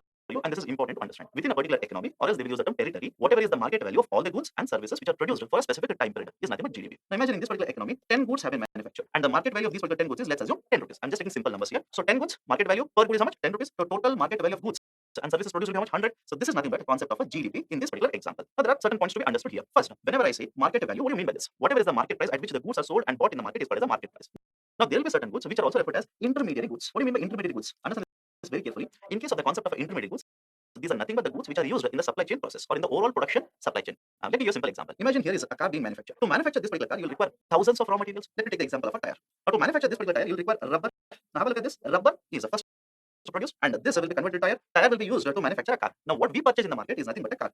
So what final consumer purchases in the market is nothing but the concept of a final good. But to manufacture the final goods, at various steps, there are different raw materials or intermediate goods which are required or which are used. Now always remember this. Whenever I say market value, I'm not considering the market value of these particular intermediate goods or raw materials. I'm going to consider the market prices of these particular final goods only. If you ask me why, sir, why are we exempting these particular intermediate goods, this will happen for a simple reason. If I count the price of intermediate goods as well as the final goods, that will lead to double counting. What do you mean by this? Let me take a very simple example. In this particular case itself, if I count what is the market price of the tire and also count what is the market price of the car, is it okay if I say that the market price of the car will be arrived after considering the cost or the price of the tire itself? Because obviously when I purchase the car, the tires are the components. Tires are already fitted. So when the car is sold to me, whatever the price is, out of this particular price, the market price of the tires also has been accounted for or has been included. Now if I count the tires also separately, car also separately, then that will also lead to double counting. So we generally don't consider whatever is the market price of the raw material consumed, whatever is the market price of the intermediate goods consumed. We directly count whatever is the market price of the final good. The next very important point: whatever goods are resold in the market prices of these particular goods is also not counted. Let me repeat it: the goods which are resold in the market prices of these particular goods will not be recounted or will not be counted in the calculation of GDP. Why? Imagine a particular good. Let's take the example of this particular pen itself. So I'm a final consumer of this particular pen. Now this particular pen, imagine, was manufactured last year. So when this particular pen was sold by the company to me, it already is a part of a GDP of last year. So if I resell this particular pen to you people, imagine you will pay X amount of rupees for this. This particular pen is not produced in this year. Okay, understand this? The pen has not been produced in this year. Rather, the pen which has been produced earlier has already been sold in the market is being resold to you. So any goods which are being resold in the market, the prices of these particular goods will also not be counted in calculation of GDP. In the same way, the transfer payments done by the government is also not counted in the calculation of GDP. Now, even by transfer payments, the government will provide certain support in the form of a transfer payments to beneficiaries. For example, pension, for example, scholarship. These particular transfer payments are also not counted in the calculation of a GDP. So remember these particular points with respect to calculation of a GDP. The next very important point, I said that GDP, gross domestic product, is the market value of all the goods and services which are produced in a specific time period. Now, what do you mean by this particular time period? Remember this very carefully. We calculate GDP for a quarter, we calculate GDP for half a financial year, and we also calculate GDP for a full financial year. Now, what do you mean by all these three terms? Understand this. Whenever I say calendar year, this particular calendar year will start from 1st January and will end on 31st December. Whereas this particular calendar year is not chosen as an accounting year or a financial year in case of India. Rather, what we do is we'll start our accounting year or financial year from 1st of April, let's say in this year, and we'll continue this till 31st of March of next year. So I'll repeat it again. The financial year in case of India, which is used for accounting purposes, will start from 1st April of this year and will continue or will end on 31st March of next year. That 1 year, 12-month time period is considered to be a financial year. Now, this particular financial year is broken down into 4 quarters of 3 months each. For example, have a look at this. I said the financial year will start from 1st of April. So April, May, June is 1 quarter. July, August, September, 2nd quarter. October, November, December, 3rd quarter. January, February, March is the 4th quarter. Is okay. Just like this only, we'll take 2 quarters, merge them, we'll make it as half a financial year. For example, 1st quarter plus 2nd quarter is first half of financial year. Then 3rd quarter and 4th quarter will be second half of the financial year. Remember these particular concepts. Now, come back to the original concept here. The GDP is measured for a specific time period. That is, we measure GDP for half a financial year, quarter of a year, or quarter of a financial year, or full financial year. Now, this particular concept of measuring GDP quarter-wise. Remember this particular statement also. The concept of measuring GDP quarter-wise was started back in the year 1996. Until that, we did not have this concept of measuring GDP quarter-wise, but post 1996, we have been measuring this particular GDP quarter-wise also. And that is the precise reason very often you'll keep on coming across the statement saying that in the first quarter, GDP has contracted or GDP has expanded, so on and so forth. But before I go forward, one more very important point with respect to quarter-wise GDP. Whenever they give you data with respect to quarter-wise GDP in the newspaper, always remember this. They are making a comparison with respect to the same quarter in the financial year or the previous financial year.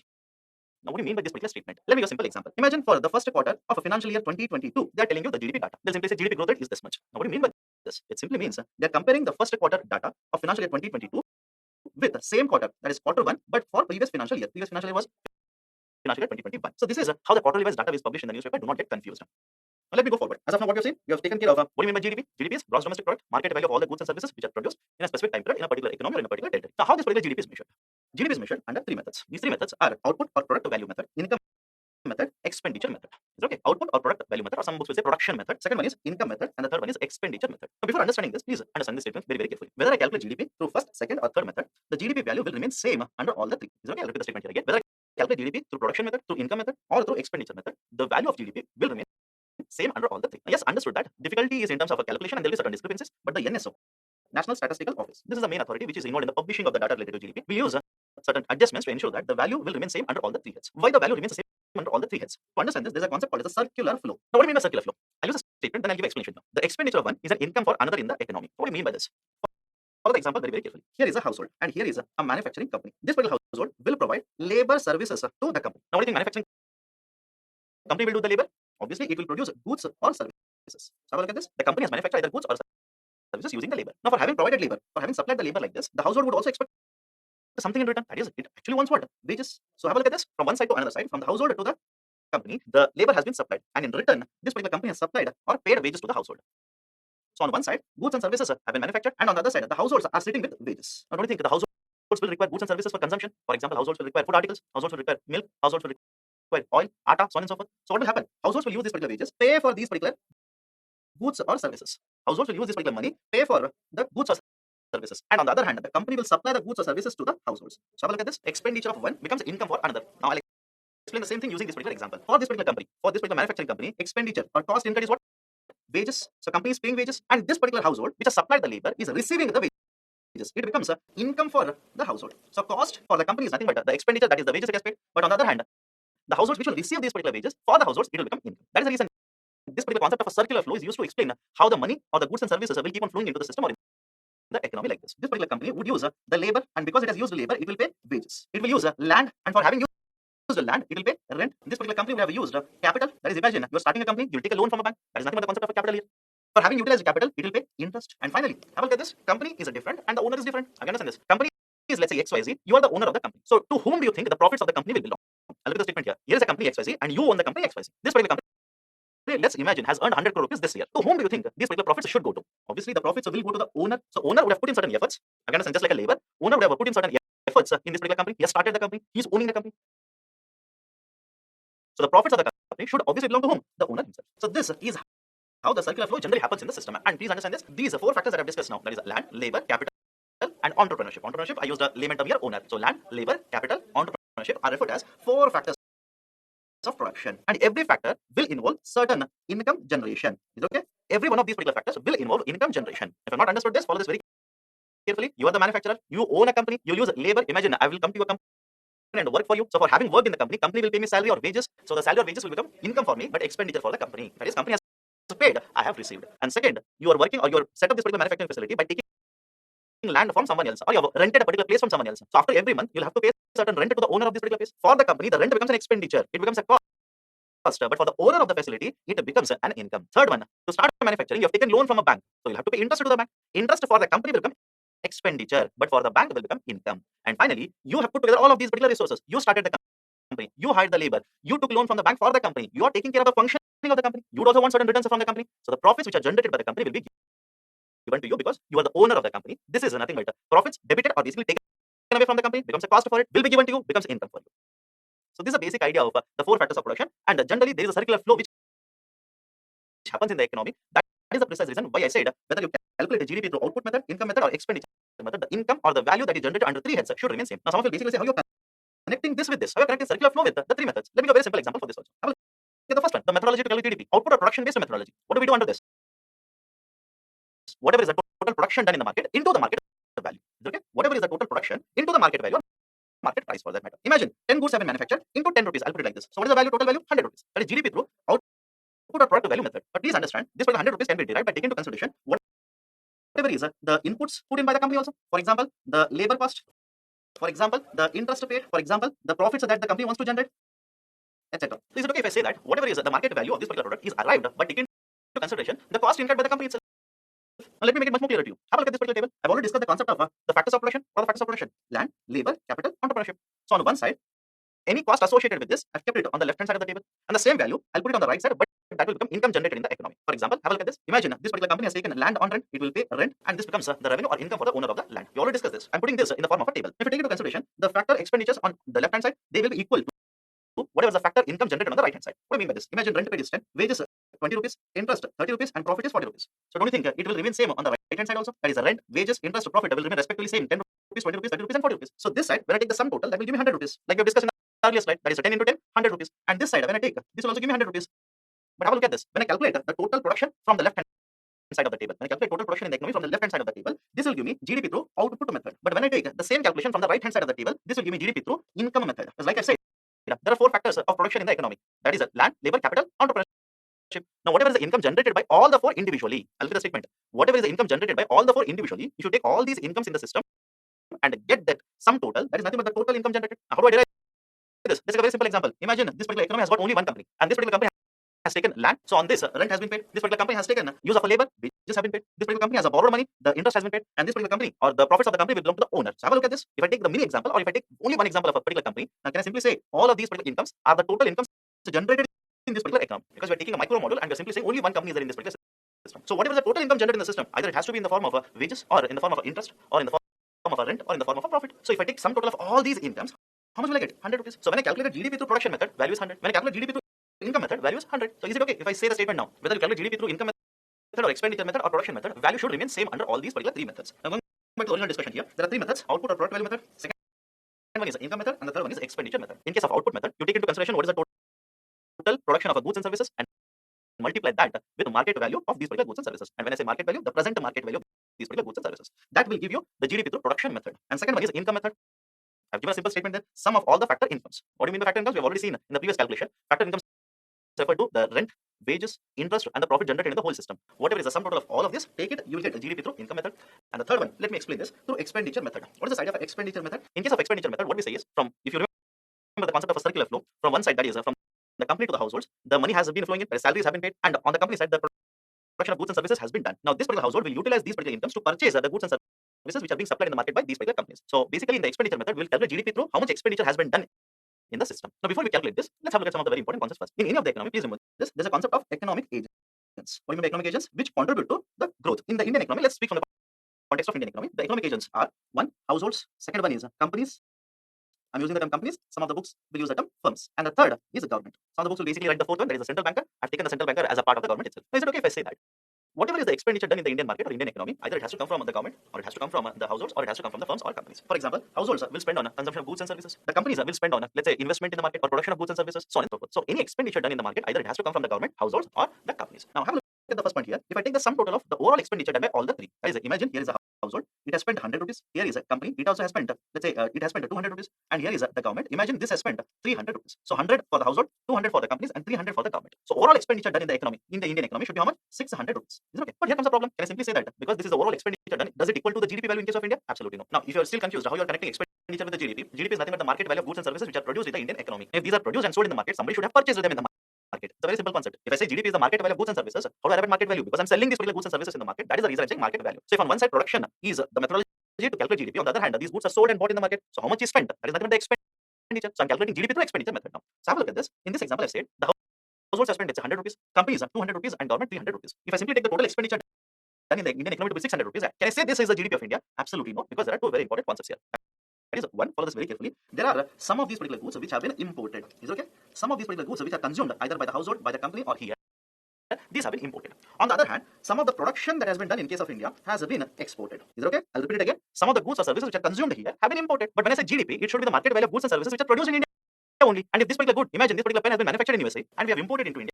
And I'm consuming this particular product right now. Again, consumption, do not take it literally. I'm using this particular pen. So I'm using this particular pen or consuming this particular pen. But can I simply say that this is India's GDP? No, this is not part of India's GDP for a simple reason. GDP considers only those particular goods and services which have been manufactured in India. Has this pen been manufactured in India? Absolutely no. This has been manufactured in USA. So have a look at this. There have been certain goods which have been imported into India. And these particular goods or services have been consumed either by the government or by the households or by the private sector companies. So when these particular goods or imports have been consumed and these are part of 600 rupees, how can I consider that as part of India's GDP? I will have to correct it. Is it okay? In simple terms, out of this particular 600 rupees, I'll have to subtract the value of imports. Is it okay? Let's assume the value of imports is 100 rupees. So now can I simply say that total expenditure in India 600 minus 100, 500 is India's GDP. Can I simply say this? Obviously no. There is one more correction required. What is the second correction here? Have a look at the left side now. The goods which are produced in India, or the goods and services which are produced in India are part of India's GDP. But some of the goods which are produced in India, some of the services which are produced in India have been exported. So when these particular goods or services have been exported, can they be consumed in India? Follow the question very carefully. When these particular goods or services are exported, let's say to USA, these have been produced in India, yes, but they're consumed in USA. So since these are consumed in USA, do you think they are part of India's consumption here? No. So how can I simply say that 500 is the GDP of India? Absolutely no. I'll have to consider 500 plus I will also have to add exports which are done from India. So have a look at this. I've watered down the concept into 2 points. One, 500 represents goods which are produced in India as well as consumed in India. And the second component is the goods which are produced in India but are consumed outside India. But essentially GDP is a measure of what? The market value of goods and services which are produced in India. Since these are produced in India and these are produced in India, the sum total will give me the GDP through expenditure method. The same will be given in the form of a formula. Have a look at this.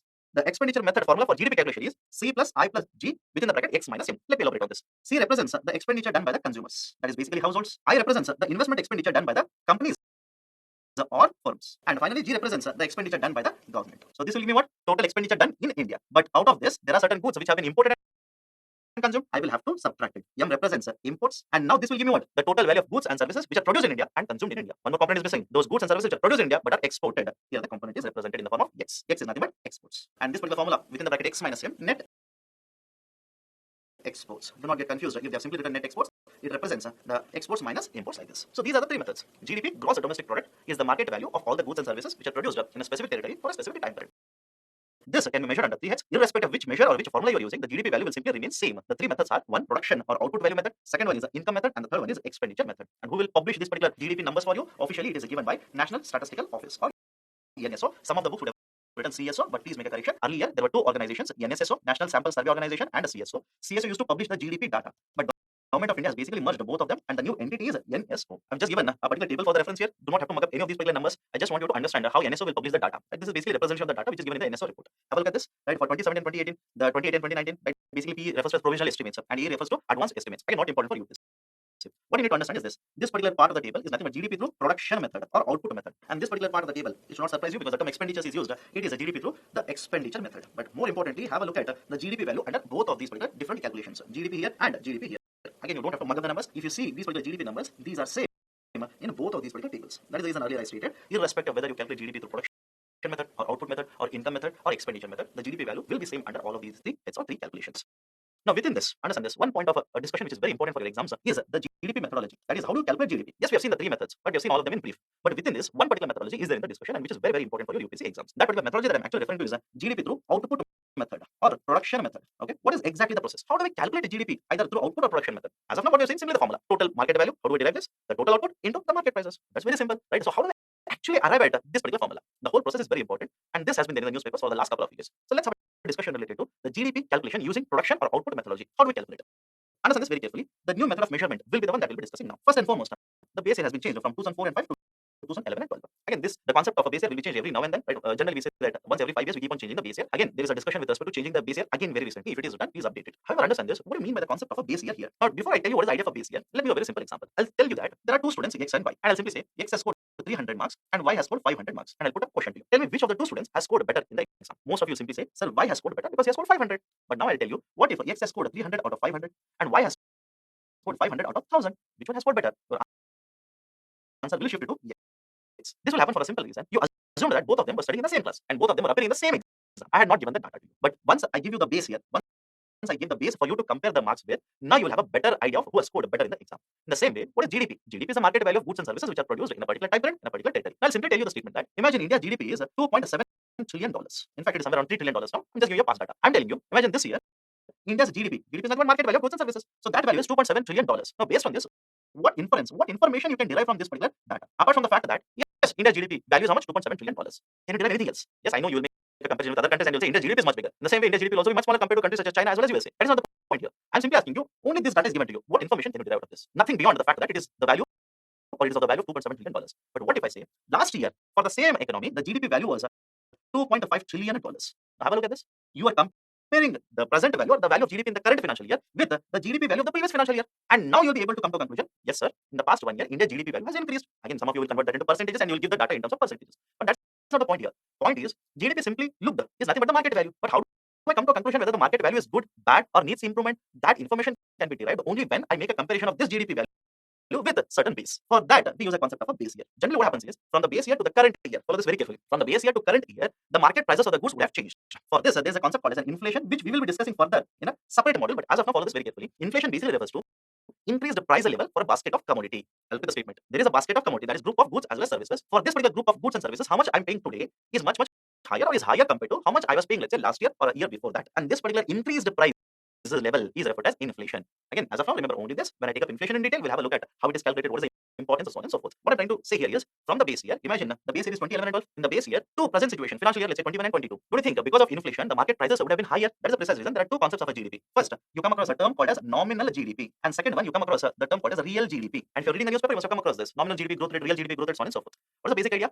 If I take the current market prices and then calculate GDP, that GDP is referred as a nominal GDP. But if I take constant prices means what? From 2011-12 to let's say financial year 2022, the prices have increased because of inflation. Now, whatever is the inflation or whatever is the price rise because of inflation, I'm going to subtract that. Is it okay? So imagine in the base year, the price was let's say 10 rupees, but after that there has been inflation. Because of inflation, this particular 10 rupee price would have increased. So I will calculate what has been the inflation rate in the base year or between the base year and the current financial year, and I will subtract the impact of inflation on the market prices to go back to the base year prices. So whenever I will calculate the GDP by taking into consideration the current market prices, we'll simply call that as a nominal GDP. And when I calculate GDP using the constant prices, that is basically drag back the price levels to the base year and take out the impact of the inflation, that price is called as a real GDP, right? Or else some of the books will also tell you that is nominal GDP will also be referred as a GDP at current prices, and a real GDP is nothing but GDP at constant prices. Now, apart from this, with respect to concept of a base year, how the base year is chosen, on what parameters the base year is chosen. Generally, understand this: year with very low volatility, a year with very low volatility is generally chosen as a base year. Now, you'll ask me, sir, what do you mean by very low volatility?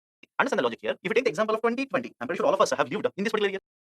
Now, is it okay if I say that 2020 was not a normal year? There was a pandemic. It caused a disruption in the whole economy. Production was affected. Services were affected. Financial sector was affected. So understand this. Whenever such kind of a disruptions are caused, whenever disturbances happen in the market, we generally use the term volatility. So we are choosing a particular year as a base year in which volatility is very, very low. Can we take 2020 as a base year? Obviously no, for a simple reason. This was not a normal year. The economy was affected in all the sides because of the pandemic. So idea of a base year is the year where macroeconomic data is available, such as employment, unemployment data, population data, inflation data, so on and so forth. And in addition to this, that particular year should have very, very low volatility. The market should not be very volatile. If it is, then that year is generally not chosen as a base year. Just please understand this. Let's take a simple example. Imagine for the year 2020 and 21. This is the financial year 21. So have a look at this.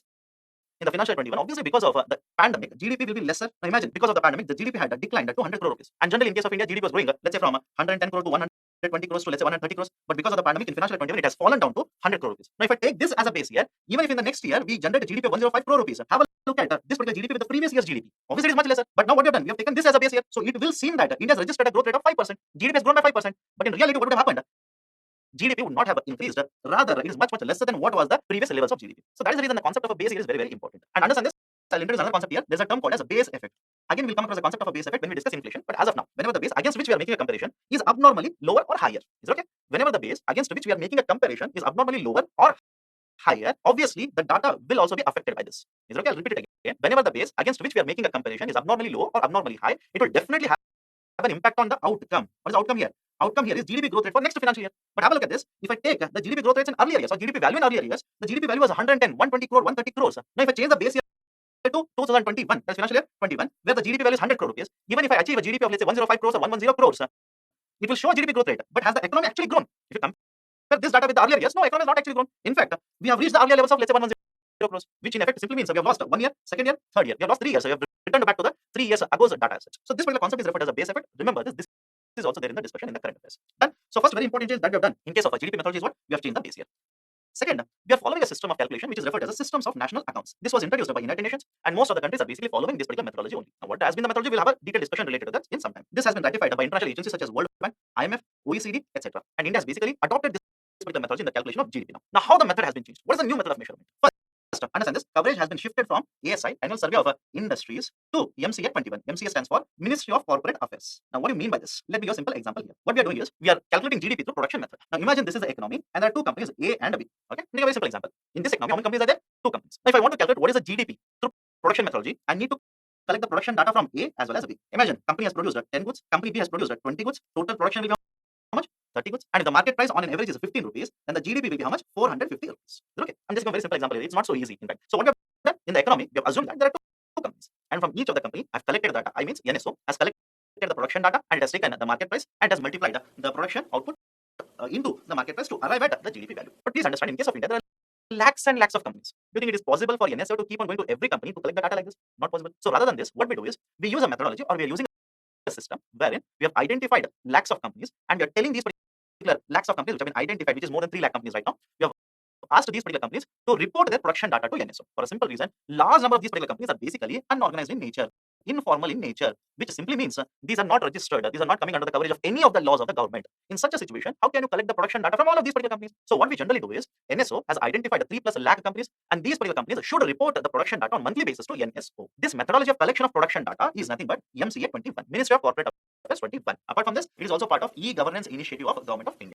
Now, what was the earlier system? Earlier, there was an annual survey which was conducted considering more than 1 lakh companies. This particular survey was referred as Annual Survey of Industries. So, earlier, the production data from the companies was taken from the concept of ASI. Under the new methodology which has been introduced post 2014 in case of India, rather than taking the production data from ASI, we have shifted to the concept of a MCA 21 production database. That's the first very important change. Second very important change, we have shifted from cost price method to market price method. What do you mean by this? Let me take a very simple example. Imagine I'm the person who is manufacturing this particular pen. Okay, I'm not, but imagine. So imagine I'm manufacturing this particular pen. To manufacture this particular pen, I will incur, let's say, a cost of 20 rupees. Is it okay? I'll incur a cost of 20 rupees. If I simply take this input cost or the cost price, basically what I've done, I've incurred cost to get raw material, to get electricity, to get labor, to purchase machinery, and considering all of this, I'll simply say how much I spent to manufacture this particular pen. 20 rupees is the expenditure. If I simply assume this particular number represents a concept of an input cost or a cost price. Okay, this particular 20 rupees is nothing but input cost or cost price. It includes even profit also. Right? Don't ask me, sir, where is the profit? If you remember the concept of 4 factors of production, right? There's a component of a profit already involved. So assuming everything, what is the cost price here? 20 rupees. But have a look at this. I've manufactured this. Is it okay if I say that before I sell this particular product to you people, government will come into the picture and say, pay me indirect taxes. Indirect taxes are those which are generally imposed on production or consumption. We'll discuss indirect taxes in detail under the ambit of taxation. For example, you must have heard of a central excise tax on petrol. You must have heard of a VAT value-added tax. You must have heard of a sales tax imposed by the state government, or the most famous right now, goods and services taxes. Right? For example, you go to market, you want to purchase soap, pen, right, or any product in the market. Right? Generally, there's a component of indirect tax. That is the idea of indirect tax. So have a look at this. I've manufactured this. I've incurred a cost of how much? 20 rupees. Now, in addition to this, government will come into the picture and say, pay indirect taxes. Now, understand this very carefully. Imagine the indirect taxes 5 rupees. So if I consider only 2 parameters here, what is the selling price? What is the market price? 20 rupees plus 5 rupees, 25 rupees. But there is a third component here, that is subsidies. Now, what is the idea of a subsidy? Subsidy is the financial assistance provided by the government. Okay? Subsidy is the financial assistance provided by the government. Right? For example, government will provide the assistance to the households, right? For LPG, there is a subsidy. Government will provide a financial assistance to the manufacturers. Government will provide a financial assistance to other stakeholders in the system also. For example, fertilizers subsidy, there is irrigation subsidy, so on and so forth. So in essence, what is subsidy? Subsidy is the assistance provided by the government. But understand this very carefully. Imagine the same pen, if I've incurred a cost of 20 rupees, if government of India says, if you manufacture this particular pen in India, I will give you a subsidy of 2 rupees.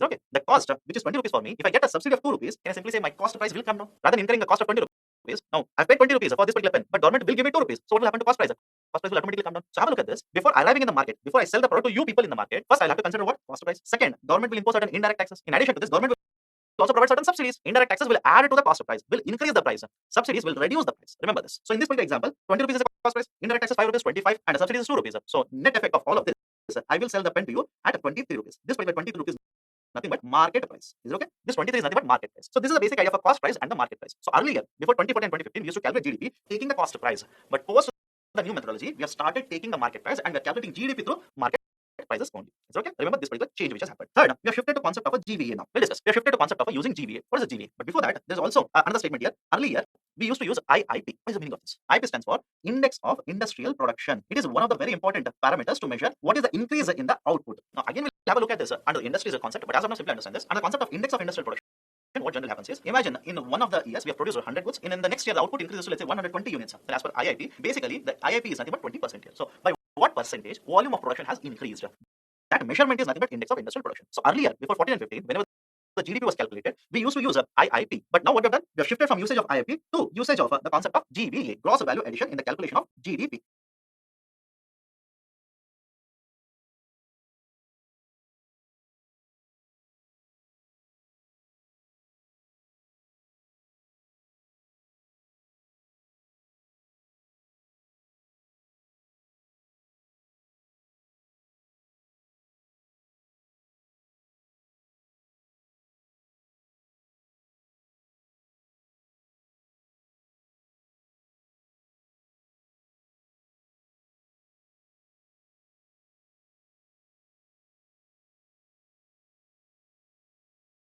What do you mean by gross value addition? For this, let me give you the basic idea of value addition in the first place. Value addition done in the system by producing a unit of a raw material or services which are used as intermediate goods or inputs in the whole production chain. I will say, sir, what is this? This is a very technical definition. Let me give you a layman understanding of value addition. Imagine you have supplied raw material to me and I am the producer here, and you have supplied raw material to manufacture this particular pen. So what you have done? You have supplied raw material, let's say, of 10 rupees to me. So for me, what is the input cost? Raw material cost is nothing but input cost. So I have purchased raw material worth 10 rupees. I have added value, I've changed the shape, I've put it in the production process, and now I've made this particular pen ready. And I'm about to sell this particular pen in the market at 20 rupees. So have a look at this. My input cost is how much? 10 rupees. And my output price is how much? 20 rupees. So in the system, basically in the supply chain or in the production chain, I have procured raw material worth 10 rupees and my output is worth 20 rupees. So how much value I've added in the system, either by producing a raw material or by providing a service or producing a unit of output, whatever the process is. So basically what you need to consider is how much is the input cost, how much is the output price. The difference between these two will give you the value addition done in the system. For example, here output price is how much? 20 rupees. What is the input cost? 10 rupees. So the value addition done to the system by me is 10 rupees. Is it okay? I'll take another example. Let's continue the same. You have supplied raw material to me. I will create a product, right? The raw material cost is 10. So you have supplied raw material 10 rupees to me. I've produced a good and I will sell this at 20 rupees to my friend. Now he will purchase that at 20 rupees and he will also add certain value. He will manufacture some other product and sell it in the market. That's at 50 rupees. So how much is the total valuation? Take the first step here. In the first step, input cost is how much? 10 rupees. And what is the output price? 20 rupees. So how much is the valuation? 10 rupees in the first step. Look at the next step. I've sold raw material or intermediate good to my friend at how much? 20 rupees. So for him, input cost is 20, output price is 50 rupees. So in the second step, how much is the valuation done by him? 30 rupees. So this is how the value addition is calculated in the system. Okay, so value addition is generally done in the system whenever there is a production of a unit of a raw material or a service which are used as intermediate goods or inputs in the whole production chain. At every step, until unless the good or service is sold to the final consumer. What do you mean by final consumer? Final consumer is the one who will use the good, who will consume the good. Right? For example, this particular pen, raw material will be supplied by one person. There will be a company which will manufacture it. This particular company will sell the pen to another company that will market it in the market. I will go and purchase that particular pen in the market. I will use the pen. I will become the consumer here. Is okay. So in case the supply chain happens like this, in the whole production chain, if this event to take place, generally at every step there's a value addition because of this. So that is the basic idea of value addition, and we calculate this particular concept of value addition for overall economy. We'll take it for overall economy. That is the reason we are going to use the term called as gross value addition. I've given a table wherein I'm basically saying that the value addition is calculated in a particular sector. That is, we are going to mine out one of the ore and we are going to convert this particular ore into a product, sell it to the consumer in the market. So in the whole process, how the value addition will take place. Let me give you one example here. Now, either use the term intermediate good or a raw material here. What is the first step? There is a mining of ore. Either take, let's say, iron ore, hematite, or magnetite are the very important ores with respect to iron. So what is the raw material? Right? Imagine I'm the person who's going to mine out the ore. Am I using any raw material? Am I purchasing any raw material in the market? Absolutely no. So value of raw material for me is 0, but I will mine out and imagine I will sell this particular ore to you people. So you will purchase this particular ore from me at 10 rupees. So have a look at this. What is the input cost? What is the raw material cost? 0. What is the selling price? 10 rupees. How much is the value addition? 10. Now you have taken this particular ore. You have converted this particular ore into steel. You're a steel manufacturer. So for you, what is the cost of raw material? 10 rupees. You have converted this ore into steel and you will sell it to your friend who is an utensil manufacturer at 30 rupees. So in the second step, you will procure the raw material at 10. You will sell it at 30. So what is the value addition you have done in the system? 20 rupees. Now your friend who is an utensil manufacturer, he will purchase this particular steel at 30. For him, the raw material cost will be 30. Now he will convert this particular steel into different utensils, sell it in the market at 50 rupees. So the output price is 50. Raw material cost or input cost is 30. What is the difference? Value addition is 20 rupees. So this is how the value addition is calculated. But understand this, rather than doing it at every step, I can do it in another way. That is basically get the sum total of intermediate goods, 0 rupees, 10 rupees and 30, that will be 40 rupees. Get the sum total of total market prices of goods which have been sold in the market, 10 plus 30 plus 50, that will be 90 rupees. Difference between this is the value addition, 50 rupees, which is nothing but 10 plus 20 plus 20 like this. So either you can calculate it like this, or you can calculate it individually also and get the sum total. But generally, NSO basically follows this method. Collect the data from miner, steel manufacturer, and utensil manufacturer. They will give you the production data, then calculate how much is the value addition done in the sector. Now I've done this particular calculation for steel sector. Can I do it for aluminum? Definitely yes. Can I do it for textiles? Yes. Can I do it for any of the other goods? Definitely yes. So basically, this is how the value addition is calculated for these particular sectors. So value addition is equal to total consumption minus consumption of intermediate goods, or else use a layman term here, raw materials. Done. This is one example. Just to make things much more clear, I've given another example. Just have a look at the table. Same calculation, but this is in a different sector. That's the only difference. There are only 3 steps over there. Right here also, 3 steps are there, but basically different sector, the data or numbers are different, but the calculation still remains the same. At every step, we have calculated valuation. What is the total valuation? Either this way, or you can do it the other way also. Right? So same formula will be used here. Now, to arrive at the GDP methodology, what we have done so far? GDP, three methods. Most important one is production or output method, and we are looking at how we calculate GDP in the production or output method. And under this, what are the methodological changes? One, base year has been changed. Second, earlier we used to collect the data production data from ASI. Now we have shifted to the MCA 21. Third one, earlier we used to calculate GDP using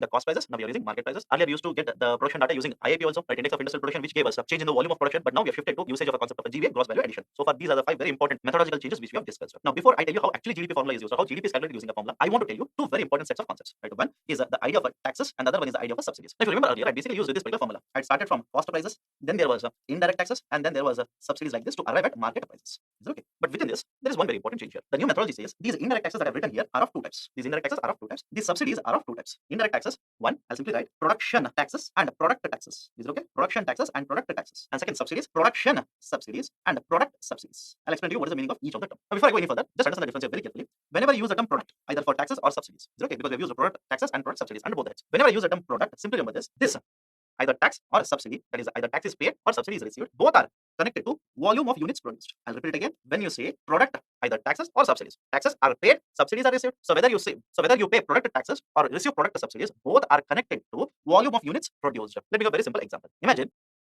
I'm manufacturing this particular pen using environment-friendly plastic. That is a biodegradable plastic. Obviously, government of India would want to promote it. Or else, let me take another example: electric vehicles. So, government of India is pushing the production of these particular electric vehicles. Now, imagine government of India says, if you manufacture one electric scooter, is it okay? If you manufacture one electric scooter, I will give you a subsidy of 10,000 rupees. They're selling the manufacturer. Imagine you're the manufacturer and the government. Okay, imagine this. I will tell you, you produce 1 unit of electric scooter, I will give you 10,000 rupees a subsidy. In essence, what I'm saying, you produce 1, 10,000 rupees I'll give you. You produce 2, I will give you 20,000. You produce 3, I will give you 30,000. If you produce a 10, I will give you 1 lakh rupees subsidy. So in this particular example, can I simply say that how much subsidy you receive is connected to number of units that you're producing. If you produce more, you'll receive more subsidy. If you produce less, you'll receive less subsidy. If you don't produce, you'll not receive any subsidy. Then on the other hand, there's a concept of a product taxes. Again, directly linked to volume of production. Government says you produce 1 unit, I will charge you 5 rupees GST. This type of example. You produce 1 unit of a product, I will charge 5 rupees of taxes or 5 rupees GST on you. So if you produce 1 unit, how much will be the GST? 5 rupees. 2 units, 5 plus 5, 10. 3 units, 15. 4 units, 20. 10 units, 50. 100 units, 500. Now can I simply say that these particular taxes are directly connected to how many units you will produce. If you produce 1, 5 rupees, 100, 500 rupees. If you don't produce, obviously no taxes. So understand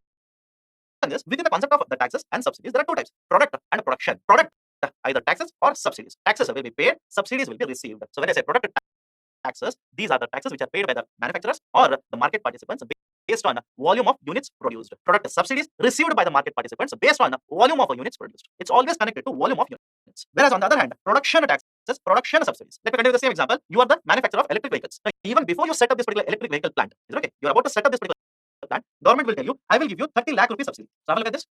Government is telling you, I will give you 30 lakh rupee worth of a subsidy so that you can set up the manufacturing facility. Now, can I simply say that this 30 lakh that you will receive to set up your manufacturing facility has no connection with how many units you produce. You produce or you have a capacity to manufacture 100 units, you will receive 30 lakh. You have a capacity to manufacture, let's say, 1,000 units, then also you will receive 30 lakh rupees. So these particular subsidies, production subsidies, are independent of volume of production. These are independent of volume of production. You will receive these particular subsidies which is not connected to volume of production. For example, fertilizer subsidy, electricity subsidy. Generally, these kind of subsidies which are given by the government are not connected to the volume of production. On the other hand, production taxes, these are the taxes which are paid by the manufacturers, which are independent of volume of production. Example, professional taxes, property taxes, so on and so forth. Same thing are given in the explanation here. Production taxes, land revenues, stamps, registration fees, professional taxes, etc. Again, no connection to volume of production or independent of volume of production. Production subsidies, subsidies to railways, input subsidies to farmers, subsidies given to small industries, subsidies given to companies, etc. Product taxes and product subsidies, excise duty, sales tax, service tax, import and export duties directly related to the number of units. Product subsidies, petroleum, fertilizer subsidies, interest subsidies given to farmers, etc. Right? So these are some of the types of the product taxes, product subsidies, production taxes, production subsidies. Should you remember all of it? My recommendation is remember the concept. Concept is very, very important here. What is the concept here? Whenever I say product, either taxes or subsidies linked to volume of production, how many units you produce. When I say production, taxes or subsidies, independent of a units produced, or it is not dependent on number of units that you produce. The last concept to understand to calculate GDP is the concept of basic prices. What is the basic price? It is the amount which should be received by the producer for the product minus any tax on the product and plus any subsidy on the product. Now, what do you mean by this particular statement? Let me give you a simple example. Imagine you're manufacturing this particular. Let's start an example. You're manufacturing this particular. So obviously for raw material, labor, so on and so forth, you would have incurred a cost of 30 rupees. Okay? You would have incurred a cost of 30 rupees. So when you sell in the market, understand this, when you sell in the market, you would want to receive at least 30 rupees. Again, yes, I know there is a taxes, so on and so forth. We'll come to that. So if you have paid or if you have incurred an expenditure of 30 rupees to manufacture this particular pen, you would want to sell it in the market at least 30 rupees. Again, don't say, sir, what about profit? Input cost is already inclusive of profit. But what this GDP methodology says is, no, that is not correct. You would not want to get 30. You would want to get more than 30. Why? Follow this very carefully. To manufacture this particular pen, you would have set up a facility, a manufacturing facility. To set up a manufacturing facility, you have already paid a certain indirect taxes. What kind of taxes? Production taxes. Imagine you have paid production taxes worth 5 rupees. What does it mean? Even before you manufacture the pen, you've already paid certain taxes of 5 rupees. So understand this very carefully. Whatever these kind of taxes, these means indirect taxes, any type, are paid by the manufacturers. These particular indirect taxes will be collected back by these particular manufacturers from consumers. Is it okay? I'll repeat the statement again so it is clear to you. Whatever indirect taxes are paid by these particular manufacturers in the whole chain, in the whole supply chain, none of them will pay the money from their pocket. What they will do is they'll simply collect it from the consumers overall. For example, imagine here's a manufacturer, he has paid a 10 rupee indirect tax to government and the cost is let's say 100 rupee. Do you think this particular 10 rupee that the manufacturer has paid to the government he'll pay out of his pocket? Absolutely no. When he will sell the product to you, he'll simply sell the product at 110 rupees, out of which 10 rupees is nothing but the tax that he has already paid to the government. Is okay? So whenever there is a concept of indirect taxes, remember this, the manufacturer or the supplier in the system will simply transfer that to the consumer, collect it back from the consumer. So here is the example where I'm saying you're the manufacturer, you're incurring a cost of 30 rupees to manufacture this particular pen. That is the input cost or cost price for you. But before manufacturing this particular pen, you've already paid a certain production taxes such as professional tax or land registration fees, so on and so forth. Now, because you've paid these particular production taxes, don't you want to collect it back from the consumer in the market? Definitely yes. So what this concept of basic prices says is you'll have to consider cost prices or you'll have to consider factor cost. I'm using two terms, both are one and the same. Cost prices or factor cost. In addition to this, there are production taxes which have already paid to the government. In addition to production taxes, you must have received certain production subsidies also. For example, subsidy on electricity. Is okay? You must have received certain production subsidy also. This is independent of the units that you produce. So on one side, you have paid production tax. On the other hand, you have received a production subsidy. So have a look at this. The factor cost plus production tax minus production subsidies is referred as basic price. This is referred as basic price. Now look at the statement. It is the amount which should be received by the producer for the product minus any tax on the product. Any tax on the product is, let's say GST. We have not yet calculated that. That is not there. And plus any subsidy on the product. We have not received any of the product on the subsidy. So I'm not calculated here. So this concept is called as a basic price. What's the formula? The factor cost plus production taxes minus production subsidies. That is the concept of a basic prices. Done. So I'll put everything in a nutshell now. GDP, three methods. We are focused on production method. What are the important changes? Base series 11, 12. From factor cost or cost price, now we have shifted to using the concept of a market price. We have changed how we collect the production data also. Earlier we used the concept of ASI, annual survey of industries. Now we are using MCA 20. Earlier we used IIP. Now we are using the gross value addition method. And we also seen what is the concept of a production tax, production subsidy, product tax, product subsidy, and basic prices. Once you have understood all of this, now I'll put everything in a nutshell as to how NSO will use all of these concepts to calculate GDP through production or output methodology. Start from the right hand side. You don't have to mug up the table. For you, this is important. So GV at factor cost, obviously that factor cost is nothing but the input cost substitute. So GV at factor cost, to this we add production taxes and production subsidies. Net means production taxes, that is the plus minus production subsidies. You will arrive at a GV at basic prices. Shift to the right side now. We are GV at basic prices. That is basically the price that the manufacturer is supposed to receive. That is not accounting for product tax and product subsidies. So to this add product taxes as well as product subsidies. What you get is GDP at market prices. Rather than mugging up this particular table, you can remember these two formulas. GV at basic prices is equal to GV at factor cost plus production taxes minus production subsidies. Again, you will use GV at basic prices here. You will add product taxes, subtract the product subsidies. You will get a GDP at market prices, market cost or market prices. You'll have to remember these two formulas. Please mug up these two formulas. Again, from where you're supposed to start. Factor cost. There are four factors. Obviously, companies will incur a cost on this. That is what is the factor cost. Start from the factor cost. To this, we are supposed to add a production taxes minus product subsidies. You get basic prices. So the basic prices, you'll have to add product taxes minus product subsidies. You'll get GDP at market prices. Done. So this is how the GDP is calculated under output or product method or production method. Remember this. This is important, and we have discussed this in detail. Now, what has been the issue with respect to this particular methodology? This particular methodology has been introduced from 2014 and 2015 by the government, and post that, every year, once for the price or more than that, there has been certain issue with respect to this particular GDP estimation methodology. What is the issue at hand here? Have a look at this. The concerns related to this particular methodology is that under this particular methodology, it says that GDP growth rate is let's say 6%, 7%, 6.8%, so on and so forth. But experts are saying if GDP is so high, then why it is not getting reflected in other macroeconomic parameters? Now, ask me, sir, what is the meaning of macroeconomic parameters in this particular context? Have a look at this. If GDP is increasing, let's say by 7%, it simply means what? The total market value of goods and services has increased, the production has increased. So don't you think when the production increases like this in the market, the total amount of profits which are registered by these particular companies or profits earned by these particular companies should increase? The repayment of loans to the banking sector should also increase. To produce more goods and services, you'll require more electricity. So demand or consumption of electricity must also increase. And more importantly, employment should also be generated. So here is the argument. On one side, you say that as per the new methodology, GDP is growing by 6%, 7%, so on and so forth. But the NPAs, non-performing assets, we'll discuss that separately. NPAs in the banking sector has increased. Credit offtake, that is loans given by banks to industries, is getting affected. Employment generation is getting affected. The consumption of electricity and demand for electricity is affecting. So what is this particular issue here? On one side, GDP is increasing, but that is not being reflected in these particular parameters, because both of them should be moving in the same direction like this. That is the argument. That is the precise reason. There is an argument that there is an overestimation in the GDP. As per the former CA, Mr. Arvind Subramanian, he basically stated that this particular GDP, what we are estimating right now through production methodology, is overestimated by 250 basis points, or in simple terms, 2.5%. Remember this, 100 basis points is equal to 1%. So 250 basis points is equal to 2.5%. Is it okay? So as per the survey or as per the studies done by this particular person along with other experts, their conclusion is that if Government of India says we have achieved a GDP growth rate of 7%, it will not be actually 7%, it will be 7% minus 2.5%, that is 4.5%. So these are some of the concerns which have been raised with respect to the GDP estimation. So countering this, the last year's economic survey has come out with a study or detailed study on this particular GDP estimation and what is the methodology in other countries, are there any similarities or dissimilarities. The economic survey basically defends the data or defends the production data which has been published by the government. Their argument is, yes, you have studied, but you have assumed that there is always a positive correlation between these parameters and this. That is, you're always assuming that increased electricity consumption, increased exports, imports, increased labor, so on and so forth, always are related or always will move in the same direction with the GDP. That is, GDP growth rate increases, then these also must keep on increasing. But the analysis which has been done by the economic survey has shown that majority of the countries which are considered for this particular analysis, in those countries, once every 3 to 5 years. That is, analysis has been conducted between 1980 to 2015. Once every 3 to 5 years, this particular correlation that exists between employment, electricity, loans with GDP, this correlation will flip flop. That is basically in the first 3 years slot, both these particular groups are moving in the same direction. In the next 2 to 3 years, these two particular groups might be moving in opposite direction. That is, GDP keeps on increasing, employment generation, loans, so on and so forth, they might decline. So this kind of a correlation is not constant throughout the period. This correlation will keep on flipping and flopping like this, right? So that is the counter argument which has been put forward by the economic survey in favor of the GDP estimation data. And moreover, understand this: the government of India itself has clarified it is not the government which is publishing the data; it is one of the arms of the government. It is one of the entities or one of the institutions which have been set up by the government of India, and this entity has been publishing the data, and this is the entity which has changed the methodology and not the government per se. So these are some of the points with respect to GDP estimation debate. Next concept, the concept of a GDP deflator. Now, before I wind up GDP, I just want to tell you about the concept of a GDP deflator here. Understand this very carefully. I say that whenever we calculate GDP, there is a concept of a base year. As of now, which base year are you using? 2011 and 2012. Now, from the base year to the current year, obviously the market prices would have increased, and one of the reasons for this particular increase in the market price is the inflation. And what is inflation? I've already given you a basic definition. Inflation refers to increase the price level of basket of commodities. So if the price levels are increasing, or if the price of the commodities are increasing because of inflation, that does not reflect the value addition done in the economy. I'll repeat the statement. If the price levels are increasing from one year to next year, this is not because of a value addition in the system, rather it is happening because of inflation in the system. So what we do is we try to take out the impact of inflationary trend in the market, specifically in the GDP calculation. For this, we use a deflator, or we use an aggregate which is referred as a GDP deflator. I've given the formula here. GDP deflator is equal to nominal GDP divided by real GDP. Understand this: in case of India, the GDP deflator that we are using is a wholesale price index, WPI. Just a nugget here, just a point. Inflation is measured under two heads. One is called as a CPI, consumer price index, and the second one is a WPI. Now, as of now, simply understand this: in case of a WPI, we measure the price changes, the price level changes in the wholesale market, whereas in case of a CPI, we measure the price level changes in the retail market. This is one very important difference. Now, if you ask me, sir, what is the wholesale and retail market? In case of CPI, we are measuring the price levels in the retail market, means where we are purchasing the goods and services. Whereas in case of wholesale market, generally it is a market where goods are sold and bought in huge quantities. Right? So understand this: in case of a WPI, second very important difference is it does not include any of the services. Whether the prices change of services or not, it is not included in the services. Whereas in case of CPI, yes, both goods as well as services are considered. Now, more than sufficient as of now with relation to this, because we'll study both of them in detail when I take up inflation. But come back to the point at hand here. I said that from the base year to the current year, or from the last year to this year, the prices of the goods would have increased in the market, and this does not reflect the value addition that is done in the system. So what we generally do is we'll try to take out the impact of inflation on this particular market price, and that aggregate that we use to take out the effect is nothing but GDP deflator. As of now, we are using a GDP deflator such as a WPI, but please understand the best indicator, the best deflator that is used in a majority of the countries, definitely in the developed economies, is referred as a producer price index. I'll discuss with respect to this. Just give me a minute. Now, some of you basically look at this and say, sir, you say that GDP deflator is used to deflate the data, used to reduce the impact of inflation, but you're basically calculating GDP deflator by taking nominal GDP and real GDP. And if you remember, what is the concept of a nominal and real? Nominal is the GDP which is calculated based on taking into consideration the current market prices, and real GDP is calculated taking into consideration the base year prices. But how is possible? We must get the GDP deflator first, then we can go to the constant prices of base year prices. Please understand this. Generally, deflator is put this side and real GDP is put this side. That is, real GDP is equal to nominal GDP divided by GDP deflator.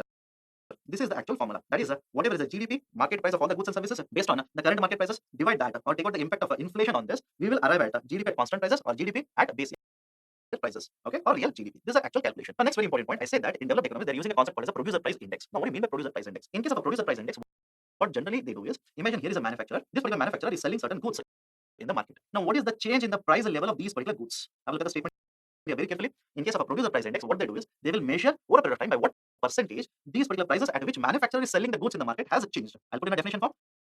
Producer prices index measures the percentage change in the prices of the goods which are sold by the manufacturers in the market. Over a period of time, the goods which are sold by the manufacturers, the prices would have changed. So compared to base year, today, how much is the change in the price that is sold by the manufacturer here or supplier in the market is calculated. This is called as a producer price index. Now, you'll say, sir, what is the difference? How it is better?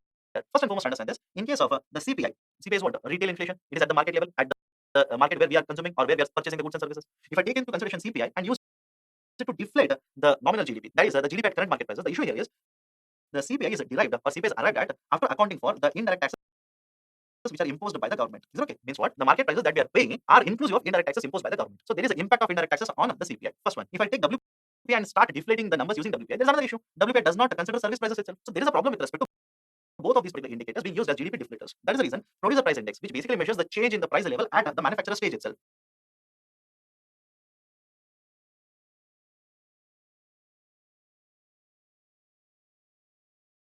indicators being used as GDP deflators. That is the reason producer price index, which basically measures the change in the price level at the manufacturer stage itself. Because obviously, once he calculates, let's say, the cost of price, there is addition of indirect taxes, so on and so forth. So at the manufacturing stage itself, if you calculate what is the change in the price level, that is much better indicator of a change in the price levels in the market. That is the reason in developed economies they are using the concept of a producer price index. In India, government indicator of a change in the price levels in the market. That is the reason in developed economies they are using the concept of a producer price index. In India, government of India has set up a BN Golder committee. This particular committee has given certain recommendations. They have basically asked government of India to prepare the producer price index using the supply use tables of 2011-2012. Now, what is the supply use table? Follow this very carefully. In case of Indian economy, we will import certain raw materials, and there are certain raw materials which are present in the domestic market itself. Is it okay? This is a domestic supply of raw material, and this is imported raw material. These particular raw materials will be allocated or will be sold to different industries like this. For example, aluminium, steel, so on and so forth. We get it from the domestic market as well as we import it also. So understand this. We'll get these particular intermediate goods or raw materials from the domestic market as well as from the import also, and we'll supply it to industries like this. This is a table which maintains the details of all of it. The table which maintains the details of all of this is called as a supply use table. So BN Golden Committee has recommended that we must use supply use tables of 2011 and 2012. Second, we must prepare two sets of PPEs, one which includes services and the second one which excludes the services. And the PPE which includes the services, they have recommended a list of 15 services. We must include these particular 15 services within this. Next, over a period of time, the PPI, producer price index, will replace a wholesale price index as a GDP deflator. But before that, this particular PPI must be stabilized. Next, the experimental PPI will be published on monthly basis, and initially for the calculation of PPI, the base year would be 2011 and 2012. So these are some of the very important recommendations which have been provided by BN Golden Committee with respect to preparation or with respect to preparing producer price index in India. Now, having done with GDP, let's look at some of the other aggregates. Just to put in a nutshell, we have seen GDP. Other aggregates are GNP, gross national product; NDP, net domestic product; NNP, net national product; and the last one will be national income. So these are the different aggregates. Now let's look at the next one, gross national product. First and foremost, understand this. When we discuss GDP, what is the concept? What is the total market value of goods and services which are produced in India? But in the context of a gross national product, understand the concept here. In case of a gross domestic product, focus on the second term here, domestic. So the production should have happened in the Indian territory. Whereas in case of a gross national product, again focus on the second term here. National simply means the goods and services which are supposed to be produced by the nationals of a particular country or residents of a particular country. So that is the basic idea here. In GDP, we are considering total market value of goods and services which are produced in India. Whereas in case of a gross national product, we are considering total market value of all the goods and services which are produced by the residents or the nationals of a particular country within a particular financial year. Now understand this.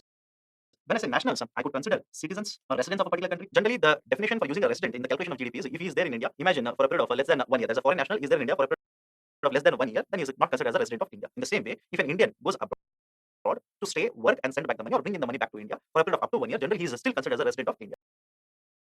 So idea is when I say national, I can consider the citizens, I can consider the company also. For example, a particular company would be operating in USA also, and when it operates in USA, it's an Indian company, but it is operating in USA, generating revenue there. As long as that is an Indian company, any revenue that is generated by an Indian company, despite staying outside India, despite functioning outside India, that revenue will be part of India's GNP. Remember the difference here. If there's an Indian company, it works in USA, generates profits. Should it be part of India's GNP? Yes, because it is an Indian company. Irrespective whether it is generating profits in India, Bangladesh, UK, Germany, USA, doesn't matter. That is an Indian company. Since it is an Indian company, I will consider that as a part of India's GNP. But will I consider that as a part of India's GDP? Absolutely no. This Indian company, if it generates revenue, profits in India, yes, it becomes part of India's GDP. But if it is generating in India as well as in USA, the one that is generated in USA will not be considered as India's GDP. Is it okay? So understand the difference here.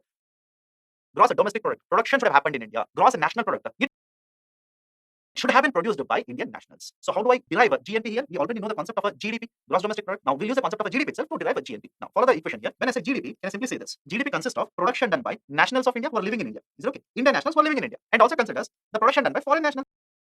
Production done by nationals of India who are living in India. Is it okay? Indian nationals who are living in India. And also considers the production done by foreign nationals. Imagine this is India. I know this is not India, but imagine this is India. Here are two individuals, A and B. Imagine A is an Indian national. So obviously, whatever production is done by him or this company will be part of India's GDP. It is living in India or it is there in India, producing in India. And since this particular company is operating in India, by him or this company will be part of India's GDP. It is living in India or it is there in India, producing in India. And since this particular company is operating in India or this particular person is there in India, he is earning, it will be considered as part of India's GDP.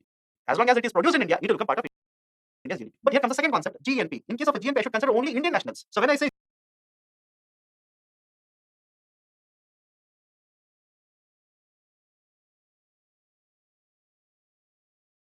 GDP, this is the total production done by both A and B or total income generated by both A and B. It is part of India's GDP. But can B be part of it? That is this particular component be part of India's GDP? Absolutely no, because this is produced by a foreign national. So understand this. We already know the concept of a GDP. Using GDP, we'll calculate G. Using GDP, we'll calculate GNP. Now what is the adjustment done here? GDP plus NFIFA. I'll elaborate on this. Follow this very carefully. NFIFA stands for net factor income from abroad. I'm using the acronym NFIFA. Some of the books will simply write it as NFIA. That is the net factor income from abroad itself. Either NFIFA or NFIA. Don't get confused. But essentially, what is the meaning of NFIA or NFIFA? Let me give you a very simple example here. Imagine this is India. Okay. Now in India, assume this is the particular person who is working. A is working in India. So any income generated by this particular person A, can I simply say it is a part of India GDP? Yes. A has a son or daughter, whatever it is. B. B is not working in India. B, let's say for a period of 6 months or 7 months, has shifted to USA, is working in USA. Will the income generated by B be part of India GDP? No. But can it be part of India GNP? Definitely yes. The production done by A as well as B will be part of India's GNP, but the production done by only A will be part of India's GDP. Because A is producing in India, so part of India's GDP. A is producing in India, part of India's GNP. B is producing outside India. Production is done outside India, so not part of India's GDP. But B is an Indian national.